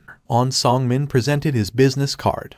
My name is On Song-min, and I'm in charge of the 2nd Division of the White Tiger Guild, one of the top 5 in the country. Our role is to scout talented hunters and manage them. If Jin-Woo was any other hunter, he'd have lowered his head 90 degrees before a business card was even brought out, and only then get to the main topic. Unless one was an S rank or an A. Pretty much all hunters dreamed of entering the White Tiger. Honestly, On Song-min was hoping for that kind of reaction as well. Unfortunately, Jin-Woo was different, not showing much reaction at all. He calmly asked what he wanted to ask first. Why does an officer of the White Tiger Guild perform background checks on someone like me? On Song-min inwardly flinched. We wish to scout you, Mr. Jin-Woo. We promise to offer you double the amount of terms as offered by the Yujin Construction. No strings attached. On Song-min smiled deeply. Yujin Construction was still in the middle of testing Jin-Woo out. They are being stupid. The speed at which he could clear a rank C dungeon, the publicity value of a reawakened hunter, and the calmness he was displaying in the current situation, etc. No matter which side it was, there was no need to test this man out at all. There's no way that they have offered anything good, since they wouldn't have figured out what his true worth is. That was why On Song-min was confident of doubling whatever terms Yujin offered this man. No, he was confident of offering something even better. However, Jin-Woo's stare became even colder. How did you find out about me? If Jin-Woo's voice actually had any physical weight, then that sentence would have crushed him to death, thought On Song-min. What is this? This incredible pressure. It was almost as if the other party was considering him as an enemy. Well, it was true that he had Jin-Woo followed, and one-sidedly demanded to meet like this. From Jin-Woo's perspective, it would be perfectly reasonable to consider On Song-min as his enemy. On Song-min hurriedly explained himself. It wasn't our original intention to pry into your private affairs. We received information that someone was clearing rank C dungeons in our district at an alarming rate, so we were investigating that. And that led us to find out about you, Jin-Woo Hunter Nim. The corners of Jin-Woo's lips slowly arched up. On Song-min thought that was a sign of an incoming positive answer and smiled along as well. Have you made up your mind? You promised to double the amount offered? Yes. Yes, that's correct. In that case, how much is the building the White Tiger calls home? On Song-min's face froze for a second there. Is he questioning the financial muscle of the White Tiger? But there was no need to get worked up here. Indeed, this was a great opportunity to advertise his guild. There was nothing to hide, and absolutely no reason why he couldn't talk, either. This was for the better, he thought. The estimated price is around 50 billion won. Also, although there are different businesses using the building aside from us, it still belongs to the White Tiger Guild. On Song-min proudly spoke. Can you hand over that building to me, then? I beg your pardon. On Song-min's eyes opened up real wide. He doubted his own hearing, so he asked back. Can you explain what you mean by that? Jin-Woo calmly explained himself. You see, Yujin has promised to hand over a building worth around 30 billion won. If the White Tiger's building is indeed around 50 billion, well, it's not exactly the double the price. But I can overlook such things. 30 billion. On Song-min couldn't close his slack jaw. Jin-Woo's career spanned 4 years. However, most of those were spent as a rankie, and it hadn't been long since he got noticed by someone. In other words, he must have gone through his reawakening process not too long ago. Yet, just how incredible was his ability that someone like Yu Myung-hwan, famous for his wily business smarts, promised the huge amount of 30 billion won. Could he be lying here? Because I won't be able to confirm if this is true or not. On Song-min narrowed his eyes, feeling suspicious. As if he had read On Song-min's thoughts, Jin-Woo pulled out his phone and quickly dialed a number. That building you wanted to give to me. How much did you say it was?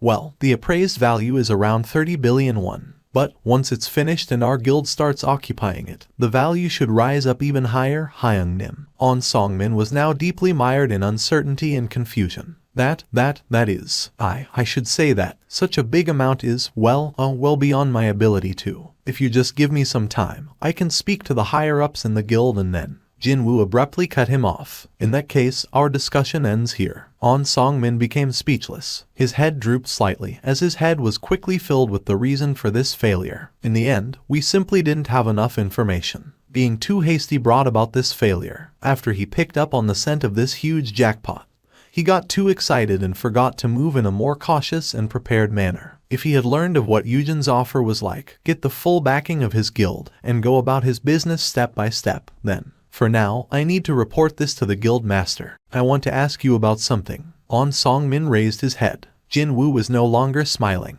Gulp. Just as On Song-min swallowed some dry saliva, Jin-Woo asked him a question with a low, heavy voice. How many people know about me? It's only me for the time being. I was too anxious to scout you, so I didn't even stop to report to my superiors yet. Actually, there was one more person. Hyun Kai-cheol, his subordinate but also his right-hand man. On Song-min concealed the presence of Hyun Kai-cheol for the time being. He was worried that Jin-Woo might get real unhappy if he learned that there were 2 people instead of 1. All the hair on his back stood up at once. Don't turn around. A cold voice came from his side. Jin-Woo, who had been sitting across him until then, had vanished without making a sound and was now standing right next to him, still not visible to the naked eye. As stealth, cold sweat drops formed on Song-min's forehead. Could he be angry at me? Hunters were, in general, monsters. He knew this well, because he got to observe them from a close vantage point every single day. That was why he was always super respectful towards them. Did me spying on him and following him around cause an issue here? Should I have requested protection from the guild before coming here? I don't want to see the number of people who know about me increase. So, if I start hearing things about me, can I assume that it came from you, Chief On Sang-min, or your subordinate? It had been a while since Jin-Woo stopped grabbing his shoulder, yet On Song-min felt like he was being crushed by the younger man's words. He's not putting on airs, either. Why did he feel this way? On Song-min was so sure of the fact that Jin-Woo was fully capable of harming him. My gut instinct when evaluating people is almost always right. A thick strand of cold sweat rolled down the side of On Song-min's forehead. Who knew he could use stealth, excellent abilities, and even a rare skill, too. It was not for nothing that Yujin came up with an offer of 30 billion. They aren't ones to start a losing business deal. Indeed. I'll never talk about this matter ever again. I'll make sure that Kai-cheol, no, my subordinate, will keep his mouth shut as well. Keeping everything hush-hush was something On Song-min also wanted, too. Heck, he probably would have requested it himself first. An excellent hunter not affiliated with anyone. There was no reason to increase the competition by spreading the rumor around. I'll trust you, Chief On. With those words, the presence beside On Song-min disappeared completely. Chief, On Song-min's complexion was poor. Hyun Kai-cheol asked, his voice full of worry. What happened? Did it not work out with Jin-Woo? On Song-min's trembling hands managed to pull out a cigarette. While sliding it between his lips, he made his reply. Hey, Kai-cheol, I think we just ran into a far bigger jackpot than our initial estimates. He definitely had to scout that man. That was the only line of thought in his head. Thankfully, there was still a chance. Name, Jin-Woo. Level, 39. Class, None. Title, Slaughterer of Wolves. HP, 7220. MP, 683. Tiredness, 0. Strength, 97. Stamina, 59. Agility, 97. Intelligence 51. Perception 81. Reduction in physical damage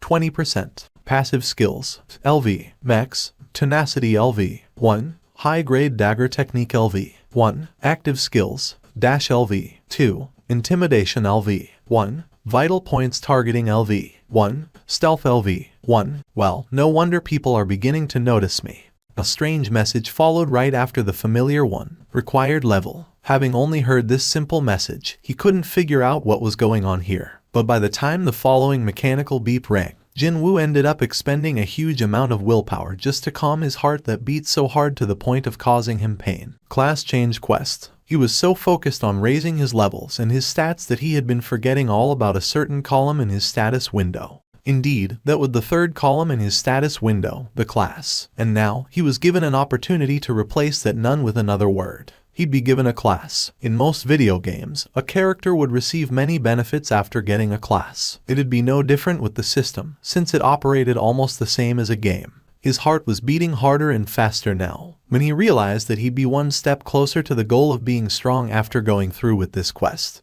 He simply could not calm himself down anymore. Yes and no continued to flicker in front of his eyes. Jin-Woo was about to choose yes and take on the quest to change his class. However, he stopped almost instinctively. No, hang on a sec. Who knew just what kind of a quest might show up here? Following right after the notice from his instincts, the warning bells from his brain rang true and clear inside his head. I'm inside a dungeon. A dungeon was one of the most dangerous places in the world. Even though he was fully accustomed to the rank C dungeons by now, a dungeon was still a dungeon after all. There was no reason for him to increase the risk even more. Besides, Yu Jin-Ho was standing next to him as well. It wasn't as if he didn't trust the kid, no. Still, he didn't have any particular reason to let the kid in on the existence of the system, or explain the weird phenomenon that might occur when he changed his class. There was absolutely no one here. Only the dense forest greeted his searching eyes. In order to make sure he'd get to enjoy a relatively safe quest, he searched for a mountainside with almost no human presence and found the most suitable candidate.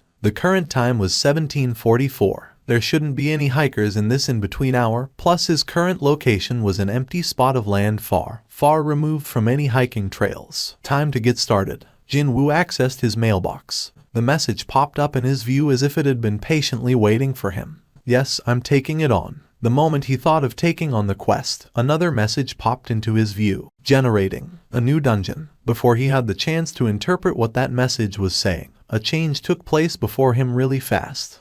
A black hole formed right in front of his eyes. That was merely the beginning, too. The black hole the size of a bean expanded to the size of a coin, then to that of a volleyball, and eventually it grew large enough for a person to walk through. Isn't this? Jin-Woo's eyes grew wider. He was expecting to see a new message with the contents of the quest pop up in front of his eyes. But this, what appeared before him was, without a doubt, a gate. To think a gate would show up here. This one didn't seem any different from the others he was familiar with. Only that, it was a bit smaller than usual.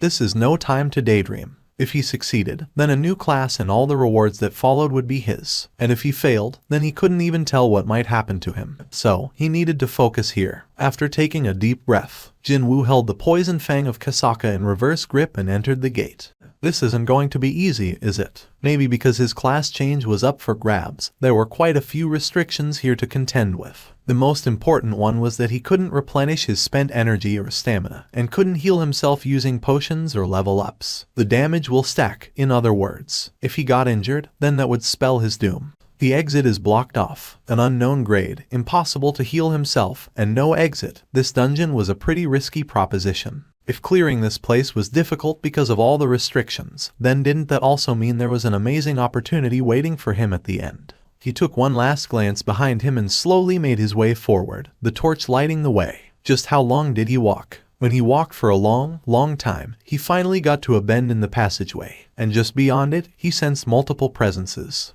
Clank, clank. Whenever this thing took a step, the metallic clang reverberated loudly in the passageway. The noises were getting closer. Jin-Woo aimed for the side of its neck. Clang, but he got to hear metal hitting metal instead. The blade didn't go in. Metal armor. Jin-Woo's eyes widened. Finally confirming the identity of his opponent, Jin-Woo quickly took several steps back. It's a human. He was now facing a knight decked out fully in a suit of armor. Its face was hidden behind the helmet and he couldn't see what they looked like. Jin-Woo called out to it while thinking to himself, could it be? However, the knight didn't even utter a word and simply lunged in Jin-Woo's direction. He couldn't sense the beating heart that a normal person should possess, so, most likely, it was not a human. He was now facing off against a type of monster he'd never even heard of before. The first one to strike wins. Before the enemy made its move, Jin-Woo dashed in first. Swish. Jin-Woo evaded the hurried swing of the knight's longsword and stabbed his dagger at various points in its armor.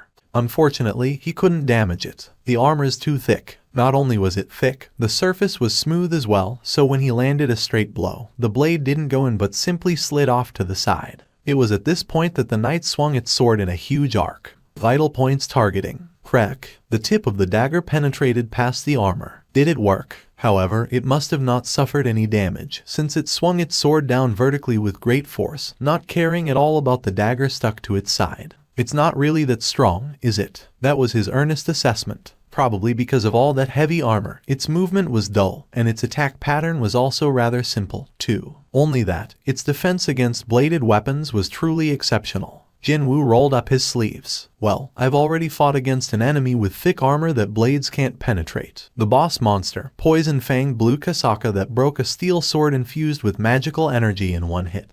He had experienced killing such a snake before. Compared to the Kasaka, that thing is nothing. A thin smile slowly formed on Jin-Woo's lips, since that was a pretty good memory to recall. Jin-Woo easily evaded the knight's attack aimed at his shoulder, slid to its back, and caught it in a headlock.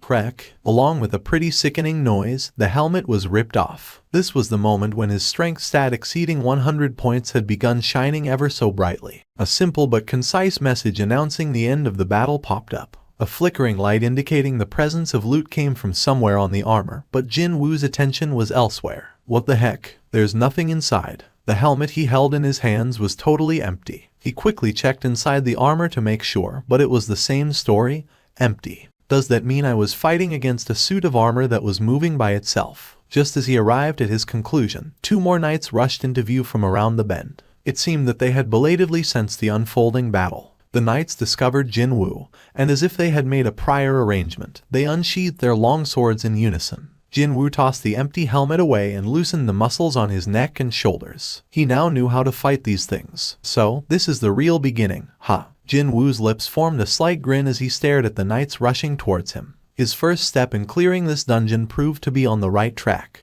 Was it because of all the restrictions? The loot drop rate turned out to be rather excellent. Jin-Woo only defeated 3 knights, yet 2 of them dropped an item each. As far as percentages go, that was 66.6%. It was an unimaginably high drop rate compared to other instant dungeons. Rarity B. Type Armor. Reduction in physical damage, plus 7%. Jin-Woo picked up the breastplate. As expected, a message regarding equipping the armor popped up in his view. The breastplate disappeared from the view. Jin-Woo summoned the status window and confirmed his stats. So, it really went up. Jin-Woo felt around his chest area. He couldn't feel anything weird. I got 30,000 gold in one go. Was it because knights were supposed to be wealthy or some such? He abruptly remembered that most humanoid-type monsters usually gave out more loot than any other types in video games. During the past 2 hours of hunting inside the dungeon, he met 4 different types of monsters: knights, mages, assassins, and archers. Is it stealth this time? An assassin type suddenly vanished from his senses. Jin-Woo didn't panic and extended his perception to its fullest, and soon enough picked up on the presence sneaking up on him from behind. Swish. The assassin received a fatal wound and turned into a wisp of black smoke before disappearing from his view with nary a scream. Jin-Woo turned around to continue on his journey. But then, a flash of blinding light exploded right in front of his eyes. A mage had hidden itself and quietly completed a light magic spell. Kaboom! However, Jin-Woo was already well behind the mage by the time that happened. Jin-Woo didn't miss this opening and swung his dagger diagonally. The mage, too, turned into a wisp of smoke and disappeared. I got hit by one of those way back when I got too careless. The thing was, he was already ready to react as soon as he began sensing mana gathering around in a single point. Jojiu H1's light magic. Jin-Woo wasn't dumb enough to get hit by a similar magic to that dead guy's. This was one of the reasons why he thought that all these battles were like him studying and revisiting his past fights. That's not all, is it? In order to defeat different types of monsters, he needed different stats. For knights, it was strength. For assassins, perception. archers, agility, and finally, for mages, it was stamina. The whole thing was set up in a way that if any of the corresponding stats weren't high enough, he'd have a real hard time trying to deal with the individual monsters. If his strength was lacking, then he wouldn't have been able to cause enough damage to the knights, and if his perception was too low, he'd have gone through hell in order to locate the assassins. Me raising stats evenly has really paid off dividends here. His intelligence stat was still on the low side, but all he had to do there was to economize his MP usage. Jin-Woo summoned the canteen as soon as it showed up in his inventory and took several gulps. Phew, his fatigue was piling up noticeably now. Just how far am I supposed to go here? Could there be no end to this place? Jin-Woo put the empty canteen down on the ground and placed his hands on his hips. It had been over 3 hours already since he entered this dungeon. Both his body and mind were getting fatigued now. Jin-Woo sat down and leaned against the cave wall. The tiredness stat had sneaked up to a dangerous level, above 70. His body and mind would start to get negatively affected. He needed to take a short nap and decrease that stat right away. Jin-Woo leaned his head against the wall. Sleepiness came over him almost instantly. However, he heard the sharp whistle of air parting ways. Time slowed down, and Jin-Woo accurately snatched the flying arrow with his hand. Grab. Jin-Woo's eyes opened up. He saw an archer knocking another arrow from some distance away. So, it's still too early to fall asleep, is it? Jin-Woo summoned the poison fang of Kasaka once more and stood back up. Crunch. One single punch caused the knight's breastplate to crack and cave in. The lifeless monster slowly slid to the ground in between Jin-Woo's stretched fist and the wall. Jin-Woo looked down on his slightly skinned fist and clicked his tongue. Only a short break would have taken care of such a small wound by now. However, these abominable monsters didn't give him a moment to rest. Still, he earned quite a lot in the meantime. Gatekeeper's necklace, superior knight's breastplate, intermediate assassin's shoes, inferior archer's gloves, superior maid's ring. Other useful things he found along the way were now all safely tucked away in his inventory. It had been nicer if I found a weapon, though. Finally, the torchlight revealed the end of the road, and that end was blocked off by a huge castle gate. It was quite rare to see the boss room with a door like that. Naturally, he recalled the dual dungeon. No one was adequately prepared back then, and because of that, the losses incurred were great. However, it was different now. Jin-Woo reached out and grasped the handles of the doors. The heavy-looking doors slid open rather smoothly, as if there was some sort of an unseen mechanism. Boom. The door to the boss room finally opened. As soon as he set foot on this floor, countless torches lining up the walls lit up all at once and illuminated the interior. As I thought, it's almost the same as back in that underground temple. Jin-Woo maintained his vigilance. He scanned his vicinity and cautiously stepped forward. Several giant stone pillars stood erect to his left and right. At the far end of this room, he could see a tall throne. It's as if this place reminded him of the king's audience chamber from a fantasy movie. Of course, the scale was noticeably larger, though. A few steps later, the door issued a loud bang and closed shut behind him. Slam. Jin-Woo glanced back, but he didn't panic. He already expected something like that to happen. Jin-Woo swallowed his dry saliva. He only had to take one look at the creature's red name floating just above its head to know that the boss had finally made its entrance. It was a knight wearing a suit of blood-red armor. The way it was kitted out from head to toe in metal armor was similar to other knights he fought so far, but quite unlike those that looked dull and slow.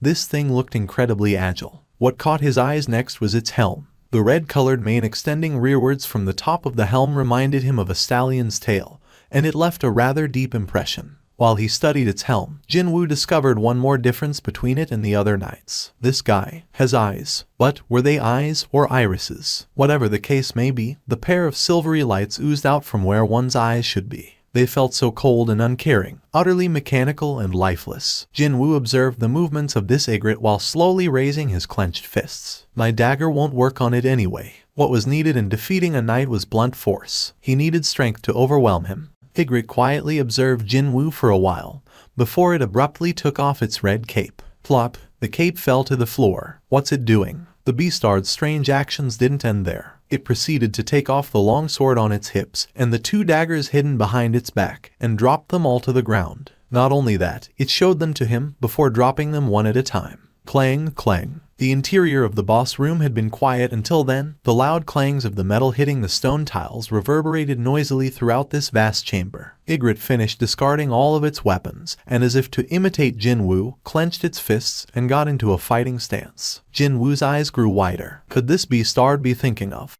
Was this thing going to fight him barehanded because he was also barehanded? Jin-Woo bit his lower lip.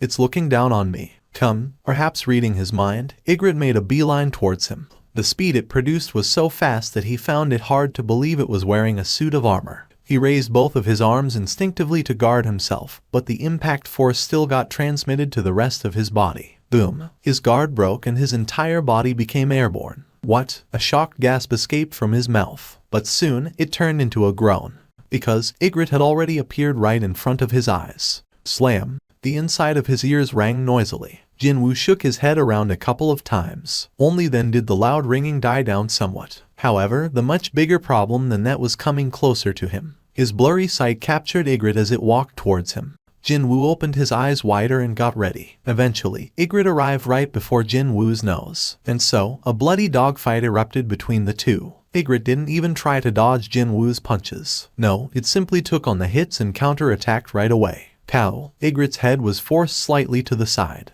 But, even before Jin-Woo could correct his posture, a sharp and accurate counterpunch flew at him. Jin-Woo tottered about like a drunken man. What is this nonsensical bullshit? Currently, Jin-Woo's physical damage reduction stat had exceeded 30%.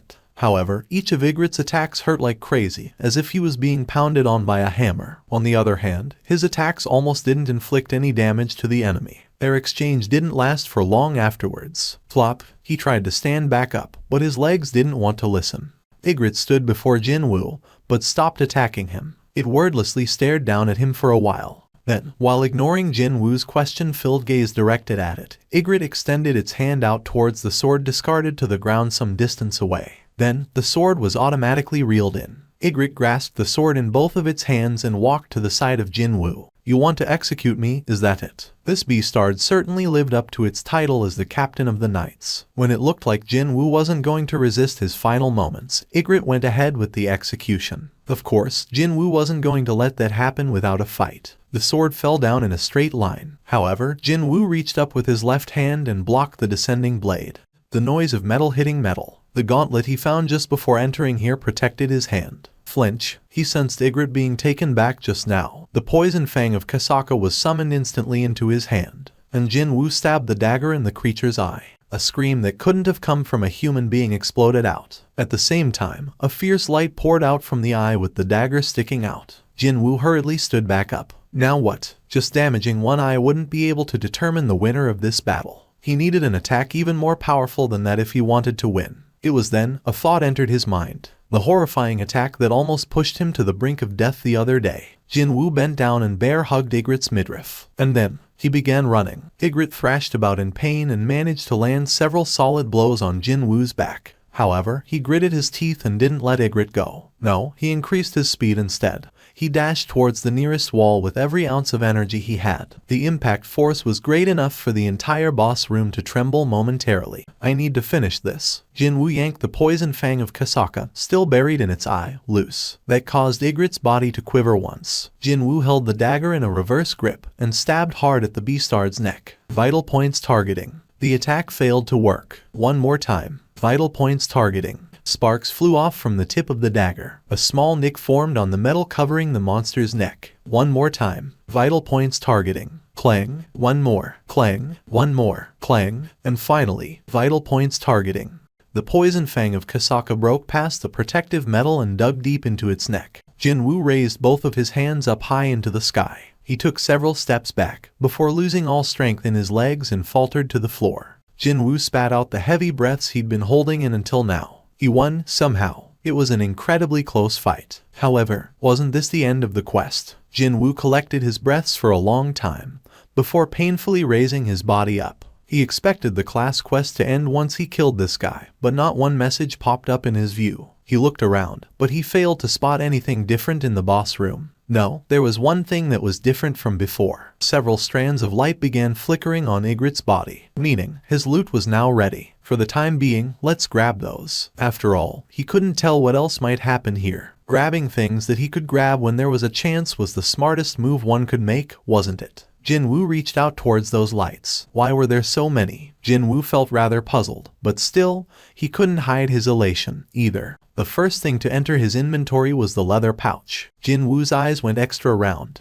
The level of reward is on another scale altogether. It definitely was worth it, defeating it after going through so much crap. He wasn't expecting all that much to begin with, yet the leather pouch spat out an unbelievable amount of 1,500,000 gold. However, Jin-Woo's attention was directed elsewhere at the moment. If the leather pouch he didn't even hold high hopes for managed to produce such wealth, then just how high was the value of the helm or the rune stone? Rarity S. Type Armor. Reduction in physical damage plus 15%. Stamina plus 20. Strength plus 20. It's an S. Jin-Woo cried out in elation. For the first time ever, an item with a rarity ranking of S showed up. Just the effect of 15% reduction in physical damage alone would have made it a top-tier item.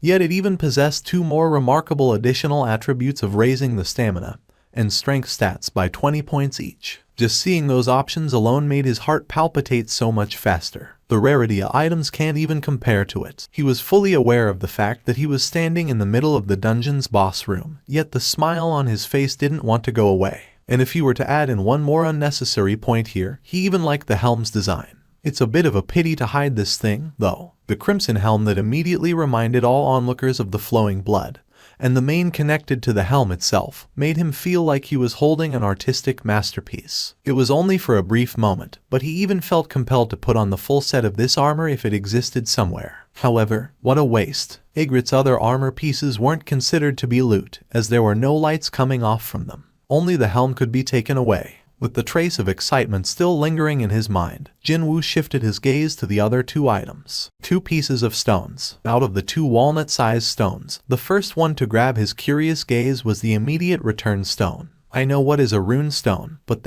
just what could this immediate return stone do? His curiosity got resolved pretty quickly. However, the information on the immediate return stone floated up right away. Rarity. Type Consumable. An item exclusive to this class change quest. When destroyed, you'll be transported outside the dungeon immediately. However, once the class change quest has been concluded, it will automatically be destroyed. Can't be stored in the inventory. The way to use it was similar to a rune stone. However, to think that its effect wasn't about absorbing a new skill, but to escape from this dungeon. Hang on a sec. The class change quest isn't over yet. Sure enough, the warning beep from the system went off in his head as if it was waiting for this moment. Son of a BTCH. So, this was the item to start the quest for real. He nearly fainted on the spot. He felt like he had stepped on something he shouldn't have in the first place. If I knew this might happen, I'd have taken a short break first. What would regret do for him now? No matter how much one relied on one's experience and knowledge to predict the future, one would never be able to correctly guess the tricks of fate. A strand of cold sweat dripped down from Jin-Woo's forehead. Just as he swallowed a bit of dry spit and his Adam's apple bobbed up and down, the system's new message popped up in his view. Endure. Endure what exactly? He ended up shouting out loudly as his frustration mounted. For the first time ever, the system expressed emotion. Too bad, he had no time to stew inside his shock. The moment the timer hit 0, several gates began forming all around him. Not just one or two, either. He first spotted 6 around him. The number continued to climb up even higher, however. When the knights decked out in full armor formed silver-colored waves, the ground couldn't help but tremor from the weight. The momentum these things displayed would have been enough to overwhelm most people, but there was a smile floating up onto Jin-Woo's lips instead. If it's these guys, I can definitely fight them. In a way, he was oh so glad to see them as his opponents. If the monsters coming out from the gates happened to be as strong as Ygritte, then he wouldn't even be able to last a couple of seconds. Stealth. Jin-Woo used some part of the remaining MP and activated the skill Stealth. For the time being, I should observe what's happening here first. Jin-Woo's form blurred and slowly disappeared. As expected, the knights rushing towards him all came to an abrupt halt. However, he spotted a mage that had just emerged from the gate chanting a spell. That's also when Jin-Woo discovered an eye-like symbol floating above the head of the mage. The moment that eye flashed. In that moment, Jin-Woo's stealth was cancelled. FCK. From the get-go, his calculation proved to be way off the mark. The knights that stood around like telephone poles snapped their heads all at once towards Jin-Woo's direction. It was a scene straight out of a horror movie, and soon enough, the silver waves pounced on him. Jin-Woo's eyes opened wider and he gritted his teeth. Boom. His punch blew away the head of the incoming knight. That guy died where it stood. Crazed lights shone in Jin-Woo's eyes. Intimidation. The movements of the monsters became much duller through the effects of fear, but his mana fell down to 90 points. The intimidation required 100 MP in order to activate. He wouldn't be able to use it the second time. However, I just bought myself a minute, intending to use this precious minute to the best of his abilities as the monsters were noticeably weakened. Jin-Woo began wailing on them with everything he had. With a terrifying momentum, he proceeded to utterly dismantle the knights. Too bad, the speed of him defeating knights was far inferior to the rate of the replacement knights popping out from the gates. Even in the midst of the maddened battle, Jin-Woo sneaked a glance at the timer. It had only been 3 minutes and 19 seconds. If that was converted into points, how much would he get? Wouldn't it be fine for him to leave this place now? However, he didn't have any leeway to dwell on that matter. Even while he was thinking to himself, knights were continuously pouring out from the gates like unstoppable waves. He managed to destroy countless knights, yet he simply couldn't deal with so many of them. In the end, Jin-Woo was buried in the sea of knights. His HP was in a freefall now and eventually it hit rock bottom. The time is 5 minutes and 8 seconds. He had endured enough, hadn't he?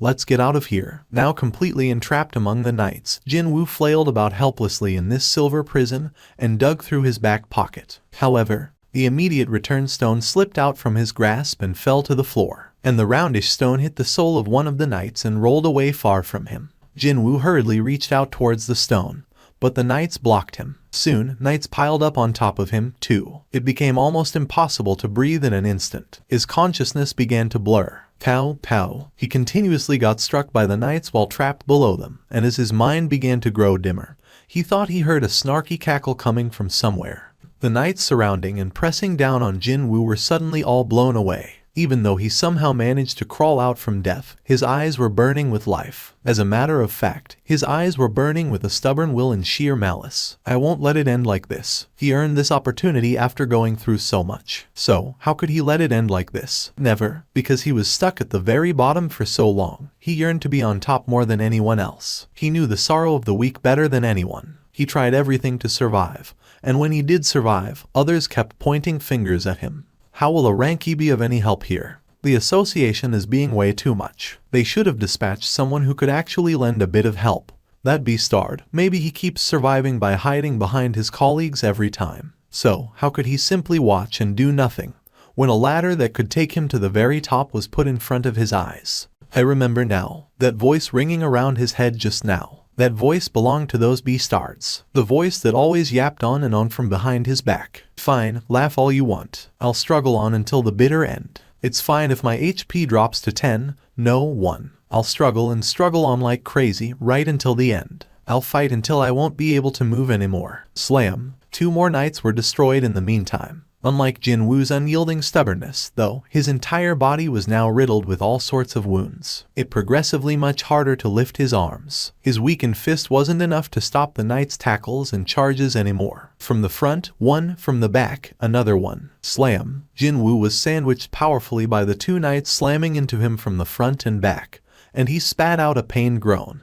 Other knights pounced on him as if they didn't want to miss this chance. In the blink of an eye, Jin-Woo was buried under the masses of knights and couldn't even lift a finger. Even during that, more knights continued to pile on top of Jin-Woo. He was in a truly desperate situation. Even then, Jin-Woo did not give up, though. No, not yet. I can still go on. Just as Jin-Woo managed to clench the hand pointing at the sky, the mysterious countdown ticking down finally announced its conclusion. Penalty zone. He then remembered it. He didn't do the daily quest for today. He was planning on confirming the results of his constant leveling up, and to help him decide whether he was ready to tackle the demon's castle or not. Who could have guessed that things might unfold in this manner? Just like back in the hospital, everything began to violently shake. The knights piling on top of Jin-Woo turned into figures of sand one by one. The world surrounding him was changing. Jin-Woo soundlessly laughed to himself. For some reason, the words the system spoke to him before the beginning of the quest circled around inside his head.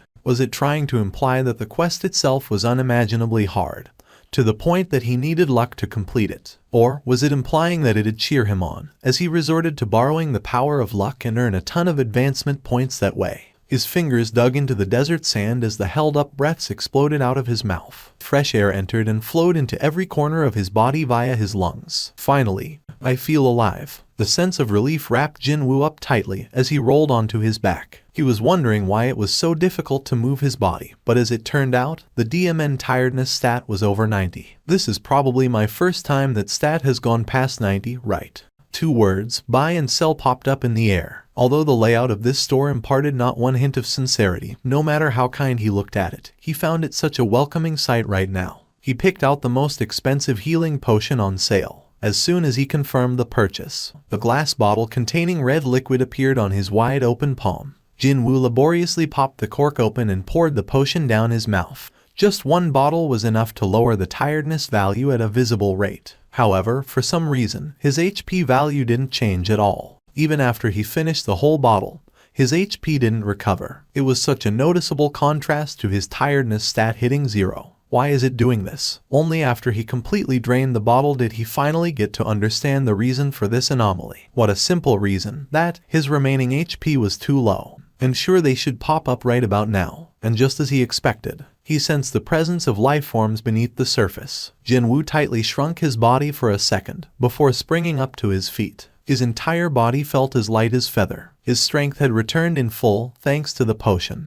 The sand exploded up like a pillar and the huge centipede revealed itself. Everything matched up to his memories so far. And I found this thing so terrifying to look at back then, too. But now, he couldn't help feeling like he was looking at some video footage being played in slow motion. Jin-Woo raised his eyes a bit higher, and he got to clearly confirm those red letters floating above the centipede's head. Its name was in red letters, the same color as the Cerberus from the demon's castle. It was then the quest message appeared before his eyes. Please survive until the end of the time limit. Time limit, 4 hours. Remaining time, 4 hours 0 minutes 0 seconds. Confirming the details of the message, Jin-Woo clenched his fist tightly. I can buy myself time with this. Since he hadn't used the immediate return stone to escape from the dungeon, he still had a shot here. I'm pretty sure that, as soon as the penalty quest is over, I will be sent back to that place. What if time spent inside the penalty zone was acknowledged as the time he endured during the quest? His advancement points tally would be enormous. There was one issue he still had to resolve first, however, and that would be whether he could get out of this place unscathed with only 100 or so HP remaining. As it was impossible to heal himself using potions, he had to do his best to cautiously kill these centipedes until he leveled up. As the result of wrestling around with these centipedes for the past 4 hours, his level rose up 4 times and now it sat at 51. Before he knew it, the penalty quest was coming to an end.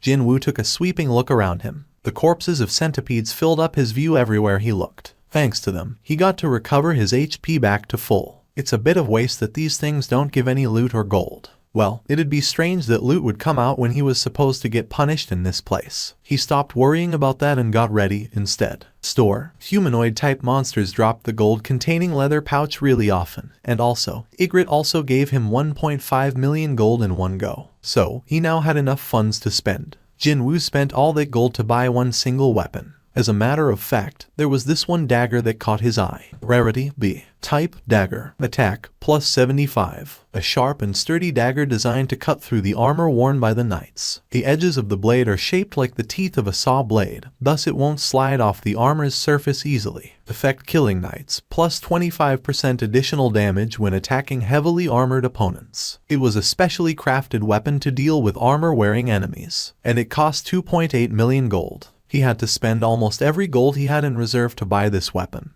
but he didn't have any leeway to shed a tear over it. It's not like I can take the gold with me to the grave, anyway. He didn't hesitate and bought the dagger. Along with the Night Killer, Jin-Woo also bought a roll of bandages. He held the dagger with a rather scary-looking saw blade-like cutting edge in his right hand, and wrapped them both tightly with the bandage. Swish, swish. When he swung the Night Killer around a couple of times, it felt like the dagger had become a part of his limb now. At a bare minimum, I shouldn't drop it accidentally.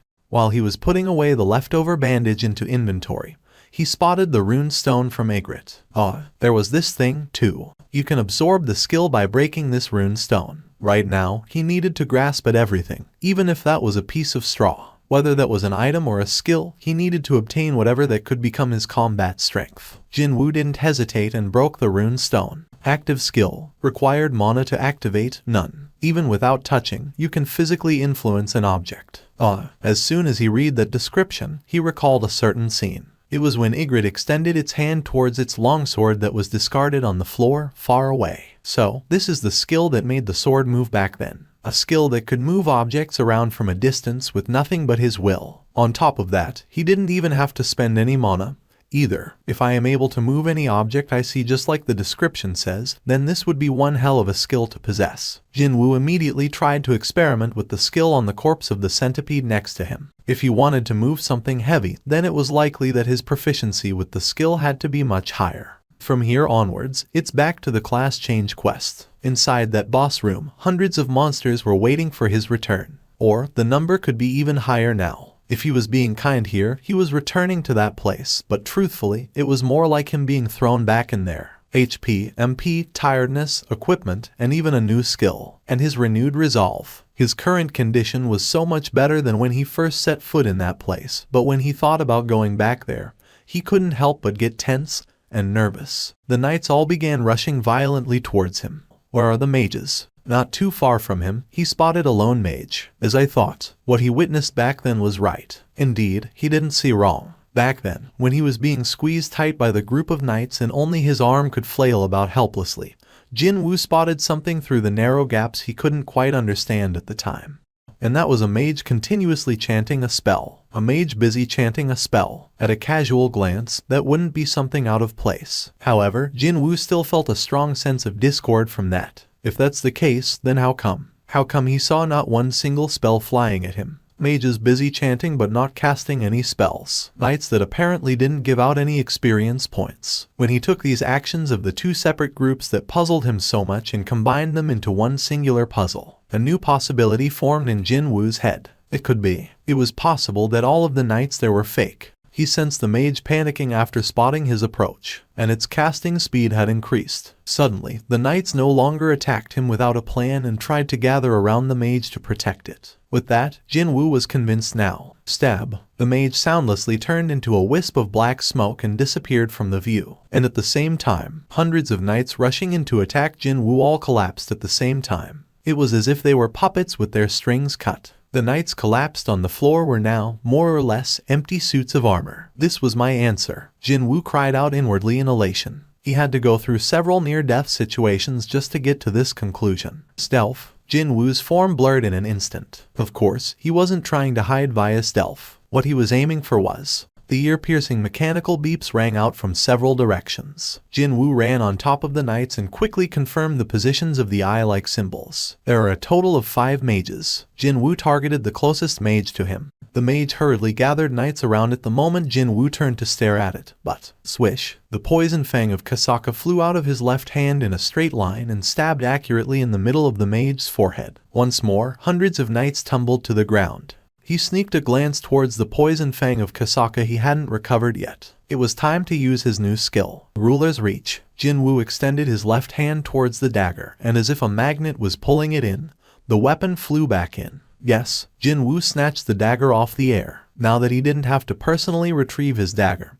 he could take the most efficient route to his target. In the next second, he arrived before the next mage, and, even before the knights could try anything, he cut the beastard up in half. More knights collapsed again. The initiative was clearly with him now. Jin-Woo's glare became harsher. There are 3 left. Perhaps sensing the threat, the remaining mages all gathered in one spot. It wasn't only them, either. The knights they controlled also gathered around them. And then, the mages all chanted a certain spell together. Their ominous and creepy voices reverberated throughout the boss room and soon, they finished their spell. The knights guarding the mages were suddenly pulled into one lump and got compressed as if they were thrown into an industrial crusher. And then, they were reborn as one huge metal golem which began glaring at Jin-Woo right away. Wow, this is no joke, huh? Jin-Woo leaked out a gasp of pure admiration after sensing the overwhelming pressure emitted from this giant monster. However, he wasn't scared by its appearance at all. Perhaps because he had encountered several life or death situations already. He was feeling expectant rather than nervous. Jin-Woo ducked lower and dodged the golem's fist. The stone pillar behind Jin-Woo shattered into pieces after its metallic fist grazed it. Well, that is pretty serious power. Jin-Woo grinned slyly. If he hadn't yet figured out what was going on here, he would have been racking his brain trying to figure out how to deal with this monster. However, there was no need for him to worry about that now. No need at all. Just as the golem locked its hands together and raised them high to smash down, Jin-Woo didn't back away, but used his skill, dash, and pounced forward. and then he slid on the floor. In the blink of an eye, he had slid in between the legs of the golem and shot right past it. While the lumbering golem was hastily turning around, Jin-Woo had already arrived before the three completely defenseless mages, still busy chanting their spell. It was far easier to kill them off because they had gathered in one place. Jin-Woo freely swung his daggers about, and the remaining three mages also became smoke and joined their already departed comrades. And the golem that was trying to hurriedly grab Jin-Woo shattered into pieces of armor and scattered all over the place. Jin-Woo didn't let his guard down, however. Is this the end? Or is there something more? He remained alert and ready just in case something else might happen. But then, the familiar beep went off in his head. Jin-Woo swallowed his saliva. Perhaps to laugh at his unnecessary worries, the system announced the end of the quest, instead. Only now could Jin-Woo spit out a sigh of relief. He had endured for almost 4.5 hours, and that wasn't all. In a quest that could be cleared simply by enduring the combined assault of the countless enemies for a while, he actually managed to kill them all. Just from wondering about how many points he got to accumulate and what kind of a class he'd earn from that, his heart began trembling in anticipation. Yup, that sounds good. If his past actions were used as the basis for the selection of his class, then the odds of him ending up with something weird and struggling in the future would be close to zero now. It was probably the most welcoming thing he'd heard in a while. He thought that this description was a bit too heartless and cold. But after looking back, he couldn't come up with anything to rebut those words. I only did those in order to raise my level, though. After entering an instant dungeon, he kept hunting monsters down until his level would not rise anymore. And while inside a regular dungeon, he made sure to find every single hidden monster there and slew them all, too. Also, although it wasn't his intention, he ended up fighting other hunters a couple of times, too. Assassin, corpses, and the scent of blood. No matter how you look at it, just as he suspected from the beginning, it seemed that his class would be set at assassin now. Nod.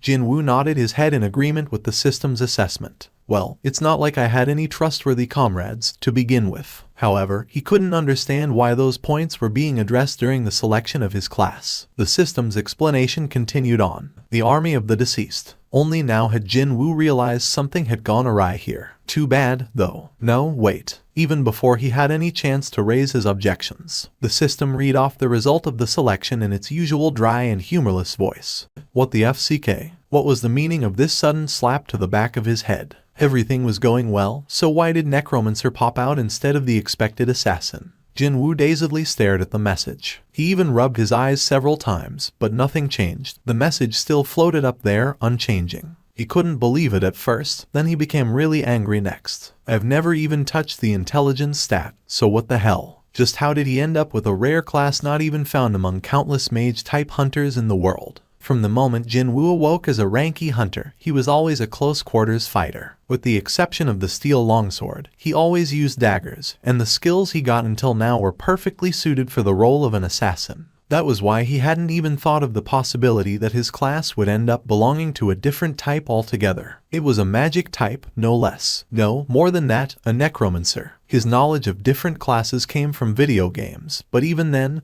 he knew enough about what being a necromancer entailed. A gloomy-looking mage, and an army of undead following that dude. No matter how much he thought about it, that image just didn't correlate to him whatsoever.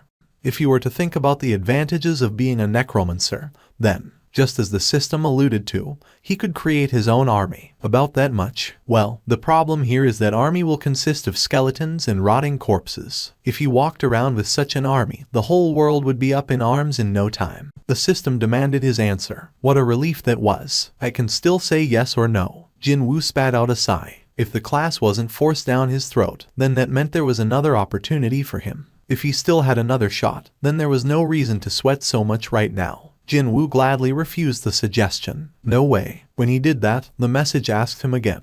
Although it was asking the same thing for the second time, he found himself unable to quickly answer back. He was now hesitating. A hidden class, is it? That term might sound like something straight out of a video game. But still, there were hunters with rare and strange abilities even in reality, such as hunters who could create shields or buff others, or even, the Master of White Tiger Guild can apparently transform into a monster too, according to the rumors. All those hunters with rare and strange abilities were now enjoying a great deal of special treatment after being scouted by the biggest guilds out there. Could this hidden class thing be the same thing as the special abilities those hunters possess? If that were the case, this could be an opportunity instead. If I could only get to experience the class of necromancer just for a bit, I wouldn't even need to weigh my options this much. However, would anything in this world be that easy? There was no way the matters of this world would revolve according to his wishes, and worse still, he had never heard of anyone possessing an ability similar to that of a necromancer. Oh, Jin-Woo took a sweeping look at all the broken remnants of the knights strewn about this place. Those mages. One could say that those mages in the class change quest were using roughly the same ability as a necromancer. It was certainly very difficult to fight all those knights who attacked him with complete disregard for their own lives. If he failed to figure out how to fight them until the end, or if the mages possessed very high close-quarters combat abilities, then the one lying on the floor right now would be me instead of these scrap metal bits. Jin-Woo stopped looking at the knights and raised his head. A certain look of determination flashed by in his eyes. I already possessed the close-quarters combat ability, meaning he was different from those mages. What if there was a mage possessing excellent hand-to-hand combat skills who also happened to command an army? Wouldn't that be the worst of all worst possible nightmares for his enemies? What if, something he could only think about but couldn't do, wouldn't it be possible for him to enter a dungeon rated B or higher alone and clear it now? Jin-Woo silently swallowed his saliva. If he were allowed to continue raising his stat values after becoming a necromancer, then obviously, the army under his command would also grow even more powerful than before. He couldn't even begin to imagine the effect of that. It'll no longer be only me leveling up. His own army would be leveling up, too. Bonus points, it said. But that was rather obvious, wasn't it? Not sure how long was the expected time, but well, I did endure for quite a long time, didn't I? He began smirking in satisfaction. Then all of a sudden, several messages inundated his vision. What's this? His ears hurt from all the beepings, but Jin-Woo's focus was fixed elsewhere and didn't care anymore. As a matter of fact, he couldn't even hear those beeps now. A special reward. Those words jumped right up at him. A reward. Not only that, it was special, too. Jin-Woo stopped trying to store the Night Killer in his inventory and concentrated on the message. His stares were now firmly fixed on it. Soon, follow-up messages popped up. Shadow Sovereign. Hearing that strange term, Jin-Woo hurriedly summoned his status window. Indeed, there was a new term added to his class column. It's not a necromancer anymore. The system definitely said that he'd be able to get a higher ranked version of his class according to the amount of advancement points he had earned. And also, it mentioned that the point tally had exceeded the limits of the class itself, too. The end result from all that was this Shadow Sovereign. So, is this the special reward the system was talking about? The thing was, though, Jin-Woo couldn't continue on with what he wanted to say. Right in front of his disbelieving eyes, a truly bizarre and hard-to-explain phenomenon began unfolding. Behind the hologram-like messages, unknown black smoke was slowly and eerily leaking out from the knights strewn about on the floor like scrap metal. No such thing happened prior to him getting his class. Whenever his eyes landed on targets with black smoke oozing out from them, the words with hard-to-fathom meanings possible to perform extraction popped up into his view. Shadow extraction. He couldn't understand why, but to Jin-Woo, those rising smokes looked like they were writhing in pain. As a matter of fact, it felt like they were reaching out to him, begging him to save them. Would it be strange if he said that? He could hear their screams, but he was sure of one thing. He was sure of him being able to free them from their pain. Shadow extraction. I gotta set a separate activation phrase for this skill. Jin-Woo pondered for a bit, before muttering out almost instinctively, "Rise up." Thick, heavy moans resounded out from somewhere, and at the same time, the shadows of the fallen knights began wiggling as if they were still alive. Jin-Woo scanned his surroundings once more. All the shadows found near him were beginning to move. Soon enough, a black hand rose up from one of the shadows. It pressed down on the ground hard, and slowly, the arm attached to it rose up. Oh my god. Jin-Woo's eyes opened wider and wider. Those things were people, no, soldiers possessing the outer appearance of a person. Soldiers kitted out head to toe in jet black armor climbed out of the shadows one by one. This is my new skill. By the time Jin-Woo recovered his wits, there were a couple dozen soldiers standing by his side, waiting. Tens of soldiers were now surrounding him. What the hell is this? Jin-Woo approached the nearest soldier. At first glance, they look like people, don't they? However, they weren't people. He couldn't sense any signs of life from them. They didn't breathe, and there were no heartbeats he could hear. On top of this, Jin-Woo swallowed down his shocked gasp. He sneaked a glance inside the helmet through the eye holes and found nothing but pure darkness in there. Jin-Woo slowly took several steps back after feeling like he was being sucked in. These things came out from the shadows. He immediately checked his skill window. Just as the system informed him, new class-specific skills could be found there now. Active skills: Shadow Extraction LV 1, Shadow Storage LV 1. He checked the details of the first skill. Class-specific skill: Required mana to activate, none. Creates a shadow soldier by extracting mana from the recently deceased life form. The odds of extraction failure will rise higher depending on the target's original stat values, as well as the length of time since its death. Number of shadows that can be extracted: 30/30. Oops, a thought flashed by in Jin-Woo's head. I shouldn't be wasting time like this. He had witnessed the power of his new skill. He could now turn the defeated monsters into his soldiers. If that was the case, then wasn't there a monster nearby that he just had to turn into his lackey right away? Jin-Woo searched around as his glare became sharper. Found it. Jin-Woo stood before Ygritte. It might have been a fearsome enemy that threatened to kill him only a few hours ago, but now it was probably the best ingredient he could find. Fortunately enough, he saw the black smoke slowly oozing out from Ygritte, just like how it was with other fallen knights. Jin-Woo's expression brightened. Nice. He already knew the drill. Oh yeah, there was something like that, wasn't there? At the end of the skill's explanation, there was something he should have taken note of. The maximum number of extractions he could perform was 30, which meant the number of his soldiers was currently 30. As his eyes swept past the soldiers, their names and levels appeared before his view. Regular grade. Everyone possessed the same name and level. Oh well, their origins were exactly the same, so. But then, he discovered 3 somewhat different colored soldiers right at the back of the infantrymen. Are those? Unlike the regular infantrymen, these guys were wearing robes. Elite grade. Oh, he quickly figured out what they were.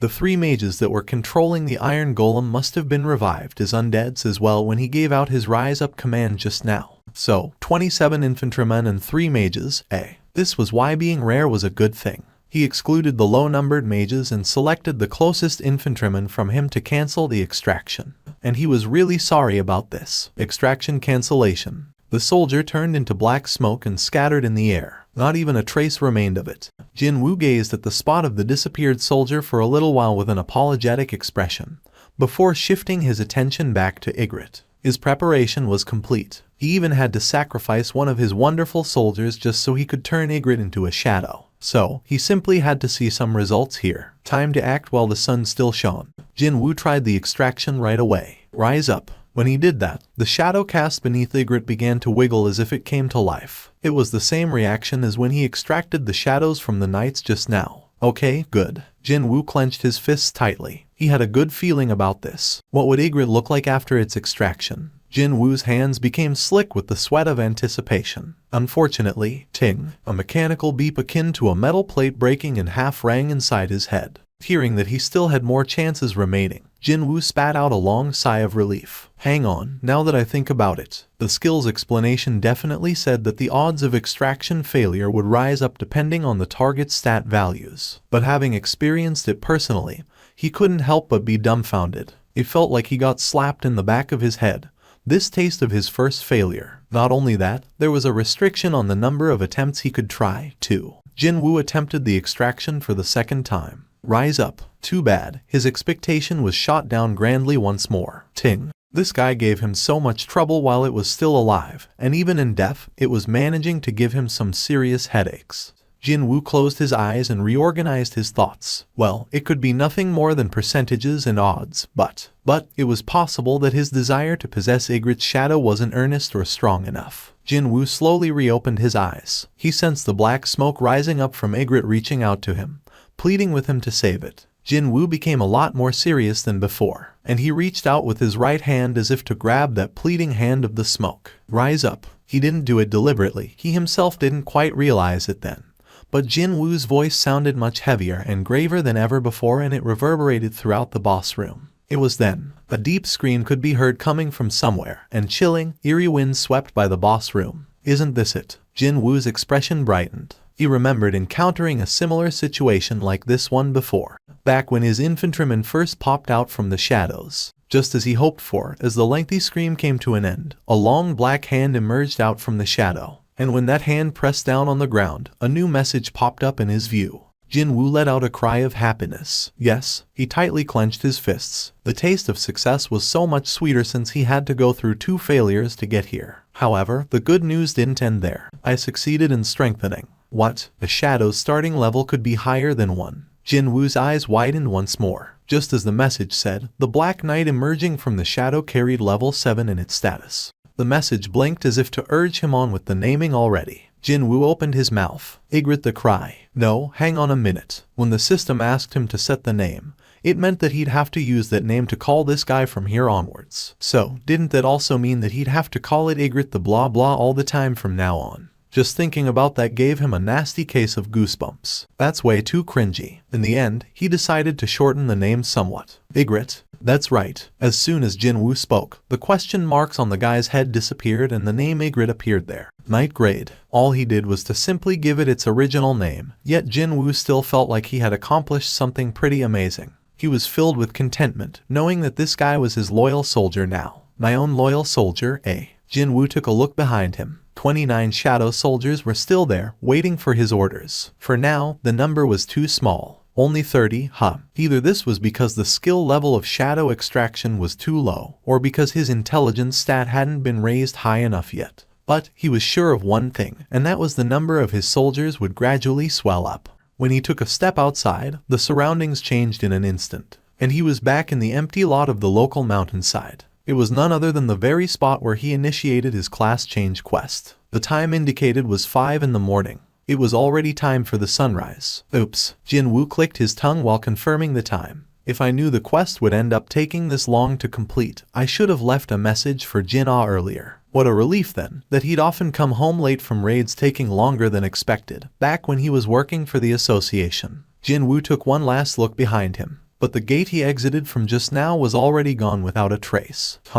When looking at the spot where the gate used to be, it kind of felt like he had woken up from a long dream. Jin-Woo slept until late in the day. But that couldn't be helped. By the time he got back home, the sun had risen up pretty high already. Jin-Woo's sweet slumber was eventually disrupted by the ringtone from his smartphone. His hand fumbled around near his head and with some difficulty located his phone. Hello. His voice cracked up from his dry throat. Appa, you are still asleep. You know what time it is. Jin-Ah's shocked voice came out from the speaker. So, he asked her back. Okay, what time is it now? It's 2 in the afternoon. Eh? What? He glanced at the time on the phone screen with half-open eyes. She was telling the truth. Appa, you haven't forgotten that you're supposed to come to my school today, have you? Her voice sounded anxious. What time should I get there at the latest? Before 5. I won't be late, so don't worry. When you're near the school, give me a call first, okay? He didn't have a lot of time left if he were to get ready. Well, I'm going to meet my sister's homeroom teacher after all. Not only that, this teacher would be in charge of her 3rd year in high school, one of the most important periods in a person's life. So, I can't just wear whatever now, right? He opened the closet and rummaged through the clothes in there. However, he was greeted by a rather dusty, moldy odor. Of course, it was not something pleasant to smell at all. Jin-Woo's frown deepened.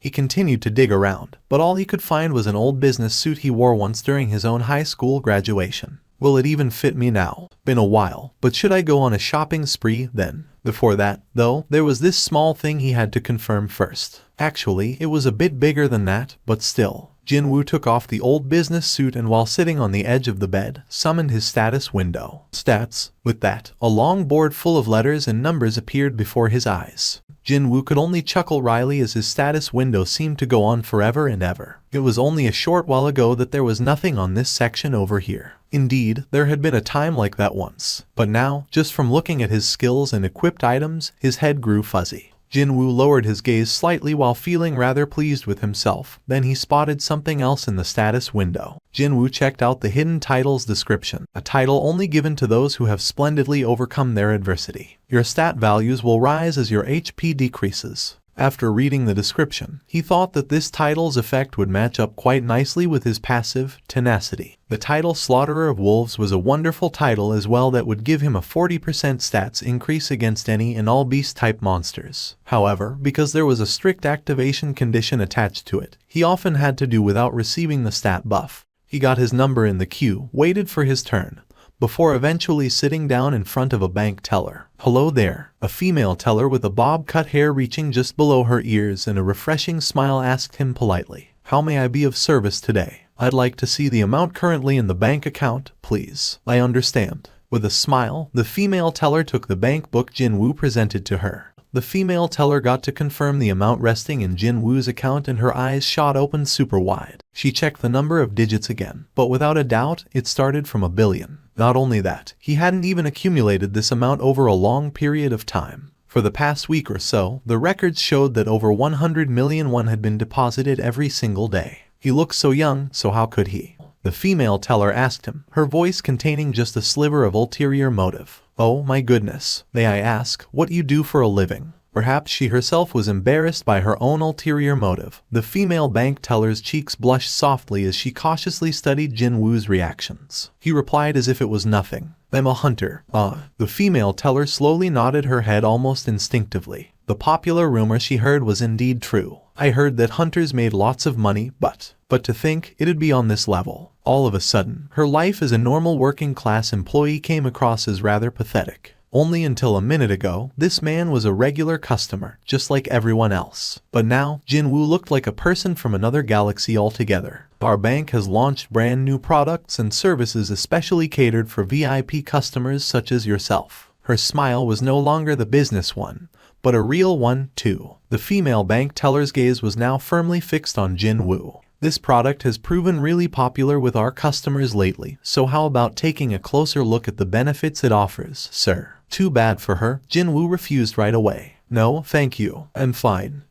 Is that so? The female bank teller's voice was thickly laden with regrets over missed chances. Now that he was done confirming his financial status, Jin-Woo splurged on a nice-looking business suit at a department store. He still found himself with more than enough free time, so he stopped by a hair salon nearby and got a much-needed haircut as well. He had transformed into someone completely different compared to when leaving the apartment. This is why having money is way better than not having any. And they said that good clothes would become one's wings, too. Discovering her older brother belatedly, she gasped out in pure shock. Papa, Jin-Ah's eyes became extra round like a rabbit's as she asked cautiously. Are you really Mr. Seong Jin-Woo? Can't you recognize your own brother? Jin-Ah swept her gaze all over Jin-Woo with a stunned expression still etched on her face, her voice naturally rising higher. It's because you've changed so much, you know. What? So you wanted me to show up in my tracksuit and slippers when meeting your new homeroom teacher? Wow. Jin-Ah still couldn't close her slack jaw. Hey, your chin might fall off at this rate. 5 years ago, Jin-Woo too was a student in this very school. He already knew its layout like the back of his hand. Hello there, Teacher Nim. Yes? Hello to you too. While on his way, Jin-Woo greeted several teachers he ran into. All of them stopped in their tracks without exception, and took a look behind them at the departing back of Jin-Woo. Who was that? Is he a graduate from this school? But there's no way I'd have forgotten about such an eye-catching student like that. Is he a new teacher? It wasn't only the teachers who were looking at him, though. Wow, he's good looking, isn't he? Who is he? Wait, isn't that Jin-Ah next to him? He must be Jin-Ah's appa. Wow, he's pretty cool. A well-built frame and a stylish business suit. Although his facial features were on the plain side, the synergy between those 2 points were powerful enough to attract the attention of the female students. Too bad, the guy in question wasn't interested at all, though. Jin-Woo simply let the girl's whisperings slip in one ear and slide right out the other. The one to get really psyched up was Jin-Ah, actually. She perked her ears up and listened to the assessment of her brother coming from the surroundings in a fit of happy giggles. Now that I think about it, Appa, you still haven't found a girlfriend yet, right? He also ignored this one. Should I, your trusty little sister, introduce you to a cute high school girl? And with that, Jin-Woo began pinching her cheeks with an emotionless face. Stop being cute, okay? I'm so weak. Jin-Woo eventually released her cheeks. Jin-Ah rubbed her reddened cheeks and pouted unhappily. Walking while lightly bickering amongst each other, they had arrived at the destination already. Today is the teacher and parents only. I'm going back to my class as soon as you go inside. You having the night class today as well? NG. Appa, don't wait for me and go home first. Okay. Jin-Woo sneak attacked her and rubbed her hair all out of shape. Study hard, okay. I'll see you later.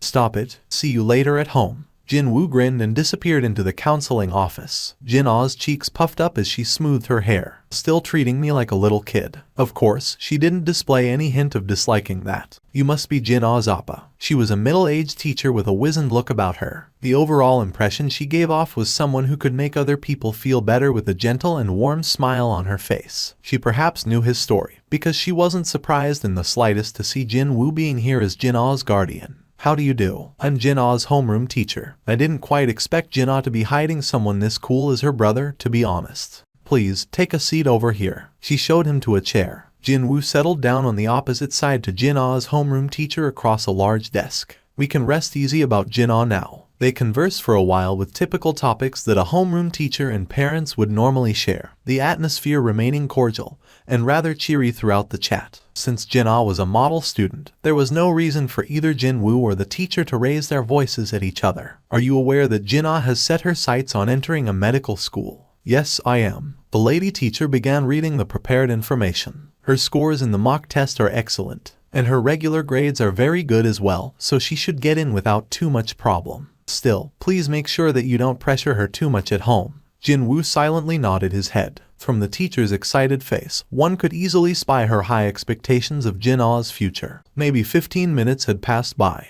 The meeting was coming to a smooth end. Well then, if that's all. Jin-Woo studied the mood and was getting ready to leave. But then, the teacher cautiously spoke to him. I heard that you are a hunter. Suddenly, the teacher became quite serious. There was something going on here. Jin-Woo immediately sensed it. Yes, I am. If Jin-Ah is adjudged to be an awakened, will you let her do hunter's work as well? Never. He'd never allow her. Jin-Woo decisively stated his position. There was no need to even reconsider this. Exactly as he had suspected. There was something here, and as proof, the teacher's expression became heavier still. If it's not too much trouble, may I ask you for a favor? Jin-Woo nodded his head. One of my students is thinking of quitting school to become a hunter full-time after she went through the awakening process. She's not even coming to school anymore, as a matter of fact. Such things were fairly common. If she continues to miss school this way, then the management won't have any choice but to act, you see. Even if she wishes to become a hunter, wouldn't it be better if she at least graduated from a high school first? Jin-Woo nodded his head in agreement. Can you help me persuade that child so she gets to graduate safe and sound? The teacher did her best to smile. Jin-Woo was curious about one thing here. That student, what was her awakened rank? From what I hear, it's the lowest rank. In other words, a rank E. She won't get to live long, then. Jin-Woo inwardly clicked his tongue. That was the rank where one had to be especially careful about entering a dungeon. If one entered with an overly hyped mindset and without much preparation to boot, then one would become a cripple or dead almost without an exception. Such a thing happening to a kid around the same age as his little sister was a sad thing. Unfortunately, at the end of the day, that choice was that girl's to make. No one could say otherwise. It was a rather lamentable thing indeed. But he didn't feel like taking time out of his busy schedule to interfere in someone else's life choices. When the girl's name came out from the teacher's mouth, Jin-Woo realized that he couldn't easily get up from his spot now. Yup, the Republic of Korea was indeed a tiny place. Jin-Woo became rather speechless. The female student who declared that she'd become a hunter, she was none other than the underage kid, the lone female in the raiding team Yoo Jin-ho had assembled. The one that briefly caused Jin-Woo to worry slightly since she was still so young and all. Is it okay to bring a child here?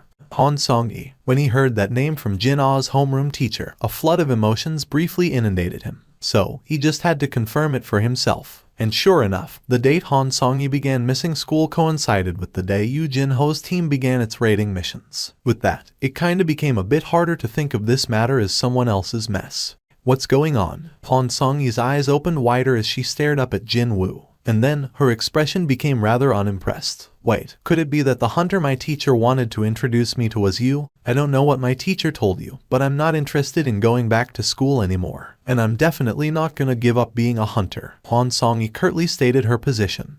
Jin-Woo spoke to her in an even tone of voice. I wasn't planning to tell you to quit being a hunter. Han Song-yi's eyes widened further. I'm sorry. Kids like her would always act completely opposite to what you tell them to do. So, he wasn't even planning to talk her out of it. No, all he had to was to show her what the reality was like, just once. That's what happened to me, anyway. He realized the truth after participating in his first raid. And that was, reality was far crueler and heartless than his imagination had been. Jin-Woo took a step closer. Han Song-yi flinched noticeably and was about to retreat a step back, but upon realizing that such an action would make her look weak, she forcibly stopped her body from moving. Jin-Woo now stood before Han Song-yi, although he didn't mean to, and no one would understand the meaning behind it. An ominous smile still found its way to Jin-Woo's lips. I'm here to mold you into a better hunter. There was no need to persuade her to accompany him to a dungeon. She said, okay, I'm coming. As soon as he told her that she now had an indelible opportunity to witness how the White Tiger Guild conducted its new recruit training exercise, she didn't even suspect that Jin-Woo had any ulterior motives. As they walked to the van, Han Song-yi asked him how he knew her teacher, and he simply showed her the photo of him and Jin-Ah stored on the phone. "You were Jin-Ah's appa." Jin-Woo drove Han Song-yi to the location where the White Tiger Guild was holding its evening training.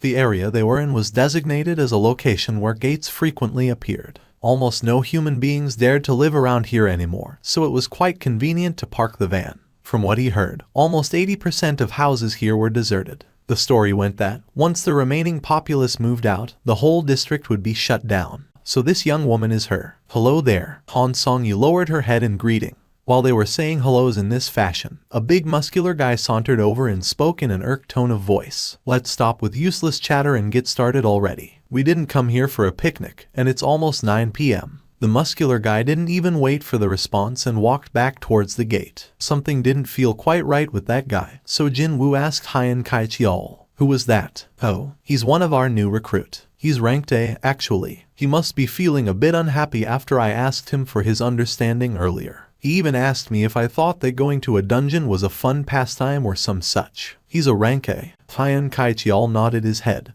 thinking that such a reaction was reasonable, coming from a proud rank A hunter like that guy. Jin-Woo asked again, "What are the ranks of today's raid team members?" 1 rank A, 7 rank BS, and 4 rank CS, for the total of 12 members. A rank A and several BS, just for a rank C dungeon. Well, their ranks might be high, sure, but they are still newbies, you see. We're trying to help them earn first-hand experience inside an easier dungeon. Hyan Kai-cheol spoke with some pride in his voice. He then added quickly that after today, these guys would immediately be inserted into high-ranked dungeons. Jin-Woo's expression subtly changed. The gate was rated at C. Compared to that, the members of the raiding team were simply too brilliant to the point that they were even blinding the onlookers with their auras. If the raid is too easy, the shock factor will lessen, though. That was what his main worry was about. But he slowly shook his head. No, wait. If she sees it with her own eyes, she should still be able to feel it. Feel how weak and powerless a rank E would become inside a dungeon.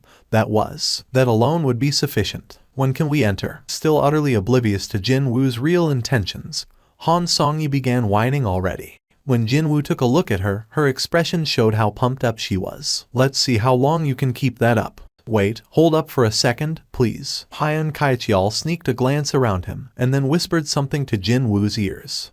Excuse me, Seong Jin-Woo Hunter Nim. If you decide to step in, today's raid will become too easy, so please, refrain from doing anything in there. Please." Since Jin-Woo's purpose today was to simply observe, obviously he wouldn't enter the fray. "I won't step in." And so, Jin-Woo and Han Song-yi approached the gate. Unlike that rank A hunter, there were some people who welcomed the duo rather happily. "Hello, nice to meet you." Since they weren't here to make money, the higher the head count, the better it would be for everyone. As it was customary, they introduced each other. But when it was the turn of the rank A hunter, "I don't care." He simply walked inside the gate. Before Han Song-yi entered, she turned her head to look at Jin-Woo. "What about you?" Jin-Woo crossed his arms and replied to her, "After I see you enter first." Han Song-yi's face was stiff with nervousness, but she still resolutely nodded her head and jumped into the gate.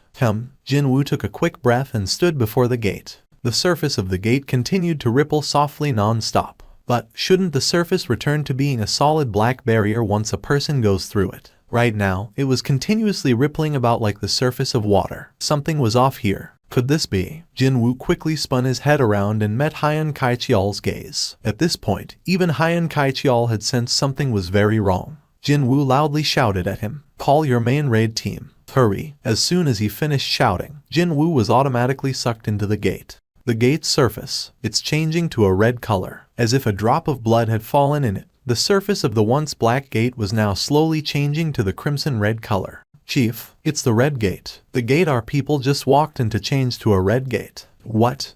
What are you talking about? How can a rank C change to a FC King red gate?" Hyan Kai-cheol raised his head and stared at the gate, now dyed completely in the color of blood. The ripples on the surface had stopped now, too. Hyan Kai-cheol nervously swallowed his dried saliva. "I don't know how, but it's definitely a red gate, Chief." "It really is a red gate." Baek Yun-ho's own complexion hardened instantly after checking out the gate's color. What was a red gate? It was a terrifying phenomenon where the dungeon beyond it would actually connect to a whole new world, not some underground cavern. and in order to escape from it, either you had to kill the boss of the area, or wait for the dungeon break to occur. In other words, once you stepped inside, it'd be the end. Once the gate changed its color to red, all external influences would be completely cut off. Escaping from it and trying to enter it, both of these activities were now impossible. I thought this was supposed to be a rank C gate. Sir, it was a rank C. Did you call the association to confirm it? Yes, sir. However, the association is insisting that it's still a rank C gate.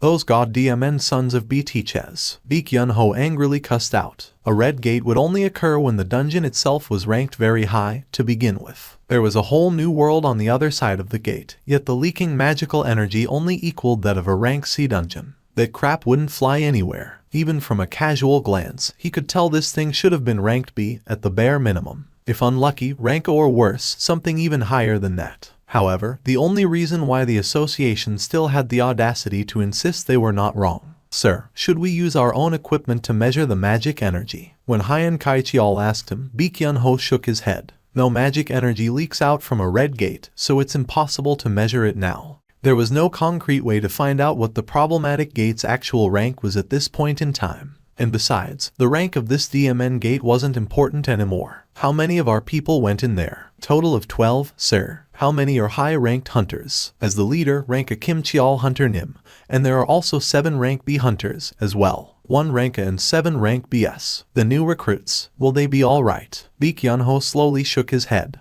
If lucky, the rank A and 2, 3 rank BS might make out alive. Only if those trapped inside enjoy Lady Luck's blessing. That was how lacking these numbers were. With the current composition of the raid team, they should only be enough to barely conquer the weakest of rank B dungeons. Anything tougher than that, and you'd be asking for way too much. Without some kind of a miracle, the odds of their new recruits returning alive was as good as none. Baek Yun-ho's complexion darkened even further. Hyan Kaichial studied the mood of his boss and cautiously opened his mouth. Sir, actually, there was someone else who also entered the gate along with our recruits. Baek Yun-ho shifted his gaze to his subordinate, his expression changing slightly. Could it be that a high-ranking hunter was in the vicinity and entered along with the team after getting curious about the training process? What else could qualify as a miracle? He's the hunter I've been trying to scout for the last few days, sir. Are you saying that the hunter you've been keeping an eye on is in there, too? Is that it? Yes, sir. Shifan's instincts were almost always never wrong. What if a spark of hope was lit in Baek Yun-ho's heart? What is his rank? Is it I? Or maybe a B? If this hunter was ranked S, then Baek Yun-ho would have known the identity of this mystery hunter. There were less than 10 rank S hunters in the whole of South Korea, after all. However, On Song-min was shaking his head. Oh my god. Baek Yun-ho's hardened face finally brightened up considerably. Are you saying that a rank S hunter also went in there? On Song-min calmly replied. No, sir. He's a rank E. Almost right away, Baek Yun-ho's expression crumpled to a man who accidentally chewed on bugs. Jin-Woo couldn't help but get flustered here. Could this be the gate that supposedly takes you to another world? It'd be his first time experiencing one, but he had read all about it online, from the testimonies of those who managed to survive it. When he opened his eyes, he was standing in the middle of a wintry forest, completely covered in white snow. What is this place? This doesn't look like the interior of a dungeon, does it? Hey, look. The gates disappeared, too. Other hunters were looking around in confusion, unable to hide their panic as well. While they were getting more and more flustered, Jin-Woo calmed himself down, narrowed his eyes, and scanned the surrounding area. I don't sense anything suspicious. Thanks to the system repeatedly sending him to weird places, Jin-Woo had gotten used to being in an unexpected foreign environment, which also meant that he could gain his calmness quickly. Han Song-yi had approached him and began tugging at his clothes in the meantime. Excuse me. Something bad happened just now, right? She looked really scared. Her previous self-confidence was nowhere to be found. But then, Jin-Woo's hand suddenly shot out towards Han Song-yi's face. Han Song-yi's eyes opened super wide.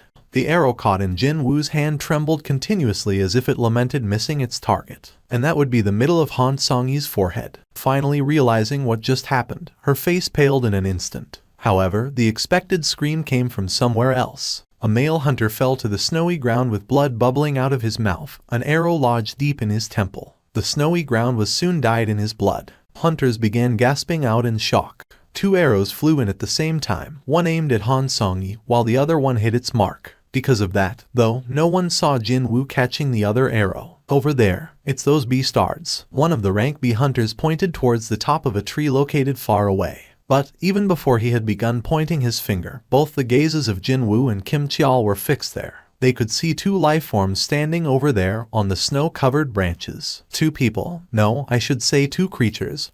Long white hair, icy white skin, and silver eyes, and the race-specific trait of pointy ears. These monsters were famed for their particularly beautiful countenances, as well as for their rarity, as they could only be encountered in high-ranked dungeons. Ice elves, also known as white phantoms. Those who had never encountered one referred to them as ice elves, but the hunters who did encounter them and fought with them all took to calling them white phantoms instead, while also adding that a pretty name like elf shouldn't be mixed together with these abominable creatures. Jin-Woo could immediately guess why the hunters before him all gnashed their teeth at the mere mention of the white phantoms. They are laughing at us, The two archers had lowered their bows and disgusting smiles were clearly visible on their faces. It was as if they were staring at a table full of delicacies and couldn't decide which one to start eating. And you decided on this, Jin-Woo's eyes narrowed to a slit. One arrow to the far left, and another one to the far right. That was no coincidence. The hunter with an arrow stuck in his head was a 30-something who had gone through the awakening process only recently. With the exception of Han Song-yi, he'd be the weakest of the group.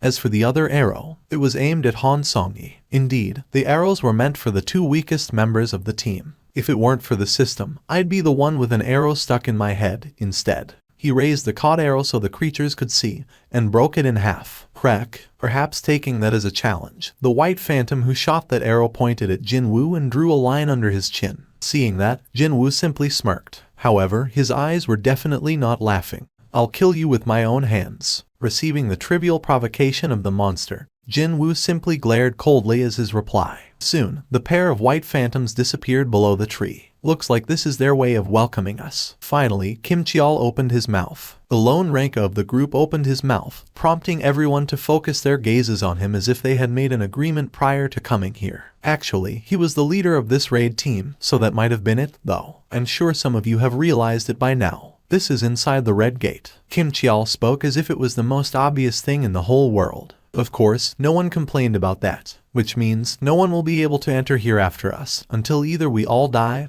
or there is a dungeon break. The group all gasped out softly. The fact that they could no longer hope for a rescue came across as a big mental shock. Meanwhile, Kim Cheol continued on. If we remain here, we'll all die from this freezing cold, or from those beastards ambushing us. However, I'm going to clear this place and get out of here by myself if necessary. Are there any of you who wish to join me? Kim Cheol's powerful, confident stare and his broad shoulders imparted a certain sense of trust. Hunters glanced at each other for a bit, before unanimously voicing their desire to travel together with him. Let us move together. I'd like to join you. Let's go back together alive. I want to help, too. However, Kim Cheol shoved away the chest of the male hunter who said he wanted to help. Even though he controlled his physical strength, at the end of the day, he was still a rank of the male hunter retreated several steps back, a deep frown etched on his face from the immense pain coming from his chest. Excluding you, excuse me, and also you, and you. Kim Cheol pointed to a few more others, not just that male hunter. Of course, both Jin-Woo and Han Song-yi were included in that. It was here that Jin-Woo's own forehead creased up ever so slightly. All in all, 5 people in total. They were all either rank C or lower. It's unfortunate, but I won't be taking you along. What did you say? Do you know anything about red gates? The male hunter shook his head at Kim Cheol's question. In here, 1 day equates to 1 hour outside. The worst case scenario, it'll take several months for the dungeon break to occur, or I kill the boss. Under that kind of situation, I can't walk around with baggage like you. We're baggage to you. The hunters who were pointed out by Kim Cheol got all riled up. But once the rank a hunter glared at them, they all shut their mouths close. Kim Cheol continued on, now sounding as if he was being considerate and all. Don't feel too bad, however. If all of you manage to survive until we kill the boss, then all of you will go back home alive, too. Even still, the singled-out hunters sent out desperate, pleading stares to the hunters near Kim Cheol, but not a single one stepped forward. No, they were far too busy avoiding meeting the gazes. It was then, excuse me, a rank B female hunter from Kim Cheol's group raised her hand. Kim Cheol turned to look at her, and she pointed at Jin-Woo. It's fine to go over there from here, right? Do what you want. She didn't even look back once and walked straight to Jin-Woo's side. Kim Cheol alternated his gaze between the woman and Jin-Woo and smirked derisively, before declaring out loudly, "We've got an opening this side, so I'll accept one more person." Me. The male hunter who got shoved away by Kim Cheol just now hurriedly ran over, fearing that the lone ranka in the group, and the leader, might change his mind. Jin-Woo stared at the woman now standing next to him with a puzzled expression on his face. Her gaze met with Jin-Woo's, and she whispered in a low voice so no one else could hear. "That man Kim Cheol, well, he couldn't see the arrow flying in, you see. Even if one was a high-ranked hunter, there was no way every stat of his would be developed equally. For instance, he might be a rank A, but his agility could be low. Jin-Woo knew how stats worked, so he didn't think too much about that. So, what are you saying?" Then, the woman smiled refreshingly. "I'm guessing you're not a ranky, am I right?" Baek Yun-ho's expression remained gloomy. On Song-min provided a short summary on who Seong Jin-Woo was, but his anxiety level hadn't decreased by one bit. "In the end, that's all speculation, isn't it?" "Yes, sir, you're right." On Song-min readily accepted that assessment. It was true that he didn't know anything about Seong Jin-Woo, after all. But, if the boss checked Hunter Seong Jin-Woo out with his own eyes,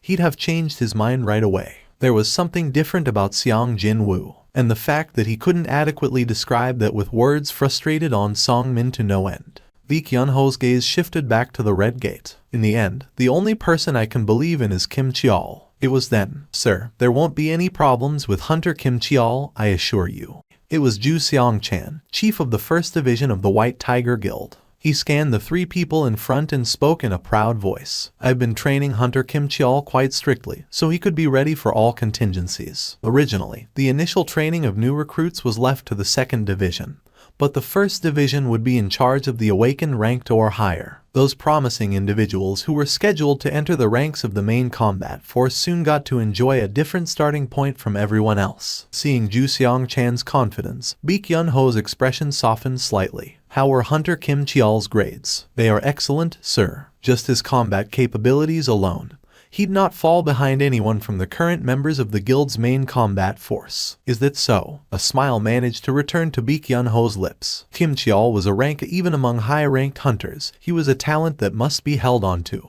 Ju Seong-chan managed to calm the boss man down and narrowed his eyes at On Song-min, clearly in derision. "From what I heard just now, a ranky hunter who might have gone through a reawakening process, was it? You were saying something about that." Ju Seong-chan snorted dismissively. "My Hunter Kim Cheol should prove to be more effective than someone like that, a hunter with no proven qualities." On Song-min's expression hardened. He was being looked down on here. However, he didn't raise his voice and let anger take over him. "Let's just wait and see who's correct at the end of the day." The 4 men shifted their gazes at the same time over to the red gate that had trapped their hunters.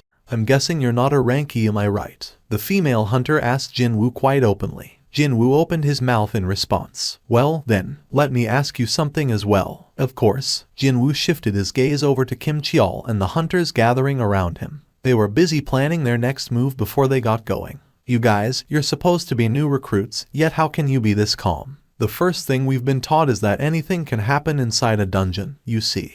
"Anything could happen inside a dungeon," she said. Jin-Woo knew this fact better than anyone here, actually. Every one of us has been trained properly, especially that Kim Cheol over there. He even received a special training regime, too. He's scheduled to join up with the White Tiger's main combat force. They didn't fear dungeons because they had received prior training. Knowing something and experiencing it are 2 different things. More so, when your fragile belief of you knowing everything about dungeons develops just a tiny little crack, it'd all come crashing down like a dam with a hole getting swept away by the deluge of water. Building up one's confidence took a long time, but breaking it down only took a single moment. He could see the fate in store for Kim Cheol's team already. "My question, you haven't answered it yet. The question about whether he was a ranky or not." She seemed to be a rather tenacious customer, this woman. "Why should I tell you that?" He replied in a blunt and a bit curt manner, but the female hunter, Park Hye-jin, was now crying out in elation and clenched her fists. Inwardly, of course, Park Hye-jin had met many people in her life and she immediately knew what Jin-Woo's response meant. And that would be his unbridled confidence. Jin-Woo's eyes and Kim Cheol's met. "We will." Kim Cheol's voice was harsh, low. Didn't matter what he was trying to convey here. He sounded threatening and menacing.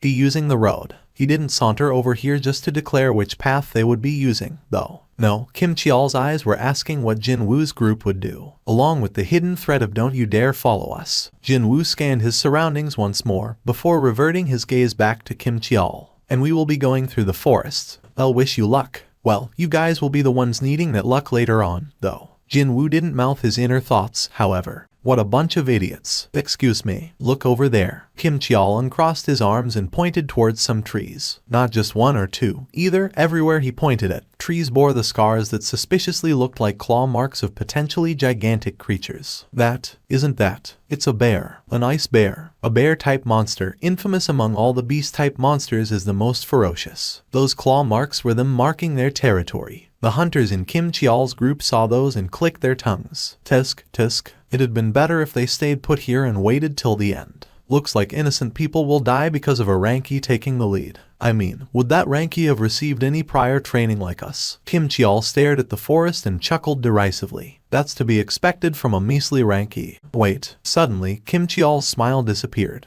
Most of that group is rank CS, and there is a rank B among them too, so how come? How come he thought Jin-Woo was that group's leader? Indeed, he hadn't felt that anything was amiss, right up until he realized this weird incongruency by himself. Still, Kim Cheol shook his head. Well, it doesn't matter. They were all going to die soon, anyway. Worrying about themselves took precedence over what would happen to the weaklings who wouldn't last for long, to begin with. There was nothing he could do about the dead, but well, shouldn't the ones that were supposed to live on? Jin-Woo took the lead and walked up ahead. But before long, Park Hye-jin stood in front of him. What is it? Have you lost your mind? Jin-Woo crossed his arms and displayed how unhappy he was to hear that, meaning she'd have to be careful with her follow-up. Perhaps she understood Jin-Woo's warning. Park Hye-jin's voice had softened somewhat. I'm sorry, but I need to say this. Park Hye-jin's finger pointed towards one of the surrounding trees. Can you see that? There was a huge claw mark on the tree's bark. Over there, too. And there. Almost every single tree had their barks greatly damaged, and it was hard to find one that was still intact. This entire place is full of the bear's territorial markings, you know. This entire forest is the bear-type monster's habitat. Park Hye-jin thought that Jin-Woo would show one of the three responses: get angry, get stunned, or accept what she told him. Unfortunately for her, her expectation was wide off the mark. She was the one advising him against the irrational and hasty decision here, yet it was Jin-Woo looking at her as if she was the idiot. Why is he looking at me like that? Park Hye-jin's face reddened up from anger. Her voice rose up again. Jin-Woo spat out a long sigh and opened his mouth. That is precisely why we're moving through the forest. Park Hye-jin's eyes went round in confusion. She still doesn't get it even with that massive hint. Jin-Woo had little choice but to tell it straight to her. When we're moving through the forest, we only have to worry about ice bears. Only then did Park Hye-jin understood Jin-Woo's intention. The meaning behind lots of ice bears was simple, that there were no other monsters strong enough to hunt ice bears in this forest. To be more precise, the group didn't have to worry about fighting monsters stronger than ice bears here. Why haven't I thought about that? Park Hye-jin became ashamed about shouting at Jin-Woo just now. Her head dropped low, even the skin of her neck reddening up from embarrassment. Jin-Woo didn't know how strong these ice bears were, but he was sure of them being weaker than those two white phantom archers. They were wearing clothing that looked to be made out of bear felt. That was why he had chosen the forest route. He was thinking of traversing the forest and increasing his level, and at the same time, keep an eye out on Kim Cheol's group and the movements of the white phantoms while waiting for his chance to act. That was the safest way available. Park Hye-jin's face was far too red to be normal. She couldn't raise her head and managed to squeeze out a voice that was smaller than a buzzing mosquito. It's because. Too cold. Jin-Woo spat out a long groan and summoned his store. He quickly browsed through the items for sale and spotted thick fur coats and shoes designed for winter. Fur coat and the shoes cost 10 gold each. Unlike items with added effects, regular items didn't cost a lot to buy. No, compared to the amount of gold in his possession, they were oh so cheap. Still, I'd never have guessed that I have to buy Japtum with my gold.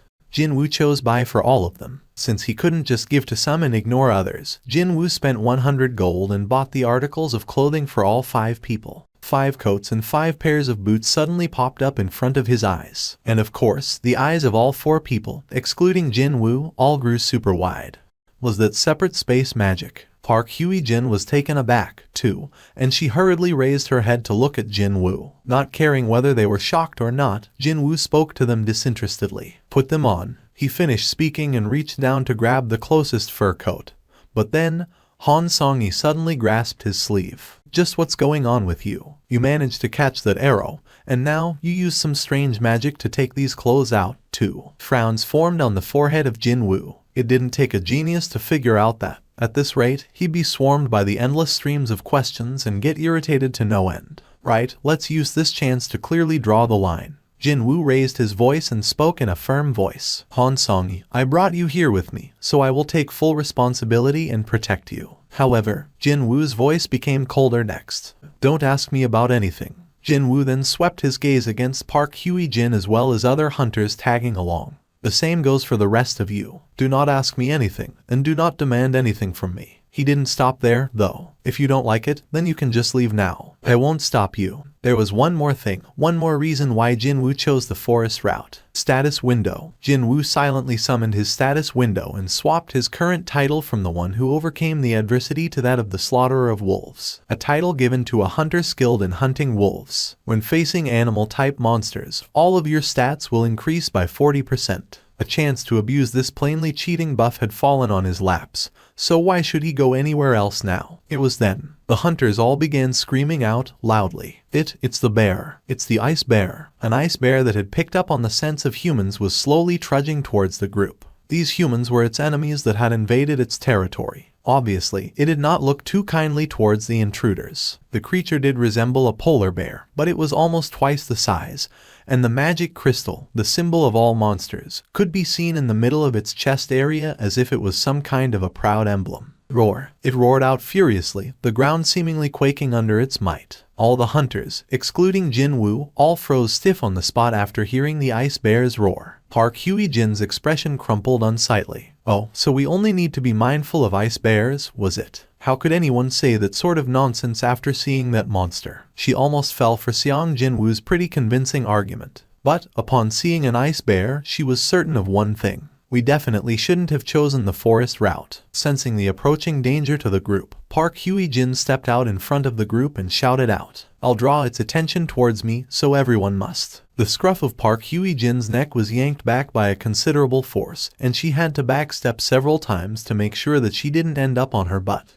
After somehow regaining her balance, she raised her head only to find Jin-Woo standing before her. Hey, what was that all about? I'm telling you this right now. I'll be killing all the monsters from now on. Obviously, he couldn't let anyone steal his experience points, now could he? For Jin-Woo, these bears were perfect health tonics to buff him up for his inevitable showdown with the true enemies of this place, the White Phantoms. Park Hye-jin couldn't hide her astonishment. No matter how strong you think you are, that thing is a monster of a high-rank dungeon. Completely ignoring Park Hye-jin's furious voice coming from behind him, Jin-Woo walked right towards the ice bear. Well, it's not going to be okay to use daggers for this one. The blood splatter would make a mess of things, wouldn't it? Jin-Woo had already summoned his 2 daggers almost out of reflex, but stored them back in his inventory. Instead, he clenched his fists tightly. Well, I promised to just observe, but this is an emergency, so I'm sure they'll understand. Right? Jin-Woo's glare collided mid-air with the ice bear's roar. Jin-Woo was already above the ice bear's head.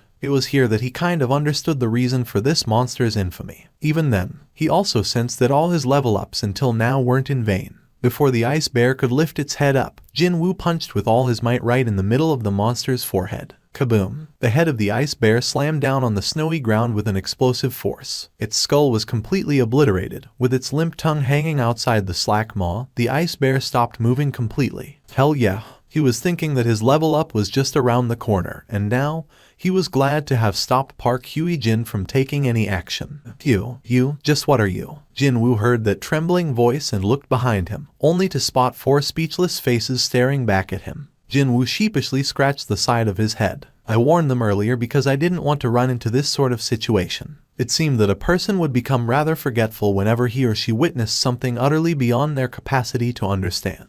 Left with little choice, Jin-Woo had to state his position once more. I told you, I'll not tolerate anyone asking me questions. If you're unhappy with my methods, then. Jin-Woo pointed his finger in the direction of Kim Cheol's team. With a complicated expression, Baek Yun-ho recalled his experiences. Once you cross the gate, the place you end up could be a desert with temperatures soaring past 60 degrees Celsius, or it could be a dense jungle full of poisonous insects and snakes. Or it could be the middle of a snow-covered field where it's so cold that you'd immediately develop frostbites. Even when you're in such a perilous situation, you still have to fight monsters as well. Let's say that you've somehow adapted to your new environments. From then on, you will have to procure food. Indeed, one would have to secure enough food to last a few weeks at a minimum, or at worst, for several months. In Baek Yun-ho's mind, the hunters ranked C and below were already as good as dead by now. Evening. Large chunks of meat were nicely sizzling on top of a campfire. You know, this bear meat, it's a bit chewy but not as bad as I thought. Would you like some more? Thank you kindly. Go Myung Hwan expertly sliced the meat of the ice bear and placed them on a plate pushed forward by Yun Kai-jung.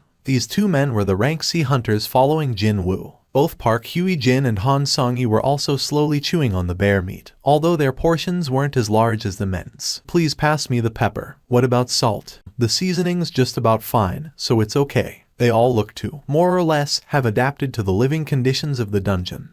Don't you think the attacks of the ice bears have lessened lately? Park Hye-jin replied to that question. Well, that's because the team leader has annihilated their numbers, that's why. That man, it's like he has some sort of unresolved vendetta against these bears from his previous life or something. His eyes go all crazy when he spots an ice bear. He's so scary whenever he does that. Really, really scary. Now that I think about it, where did the team leader disappear to? Yun Kai-jung had his head almost buried in the plate as he chomped down on the meat, but still raised his head to make his reply. He went out a little while ago, saying that he's going to take a look around here. Park Hye-jin formed a helpless expression, roaming inside a high-ranked dungeon all alone. Isn't he scared at all? Yun Kai-jung formed a sly grin. If it's him, it's not going to be a problem. Jin-Woo searched through the forest and made his exit as he brushed past some thickets. It must be somewhere nearby. Found you. Just a quick head count and he found over 30 bears. In other words, this was literally a bear farm. The corners of Jin-Woo's lips arched up. He deliberately came here alone to eliminate the possibility of eyewitnesses. This would be the perfect opportunity to utilize his shadow soldiers. Indeed, he had been waiting for a moment like this. Come out. When he inwardly called out, the soldiers wearing black armor soundlessly materialized and surrounded him. You all understand that this is your first sortie, right? What he meant by that was, just as one's impression was decided upon through the first encounter, these guys would have to impress him with their first battle, too. The shadow soldiers stood at attention in eerie silence, with nary a hint of disorder. Nice. Jin-Woo smirked deeply, seeing them like that. Meanwhile, more and more ice bears began emerging from the caves after detecting Jin-Woo's scent. Looks like the other side is done preparing, too. Jin-Woo pointed at the ice bears. Go. As soon as his order was issued, the shadow soldiers rushed forward as if they were sliding on ice. This is the end of the video. If you guys want to see the next part, then don't forget to subscribe and like the video.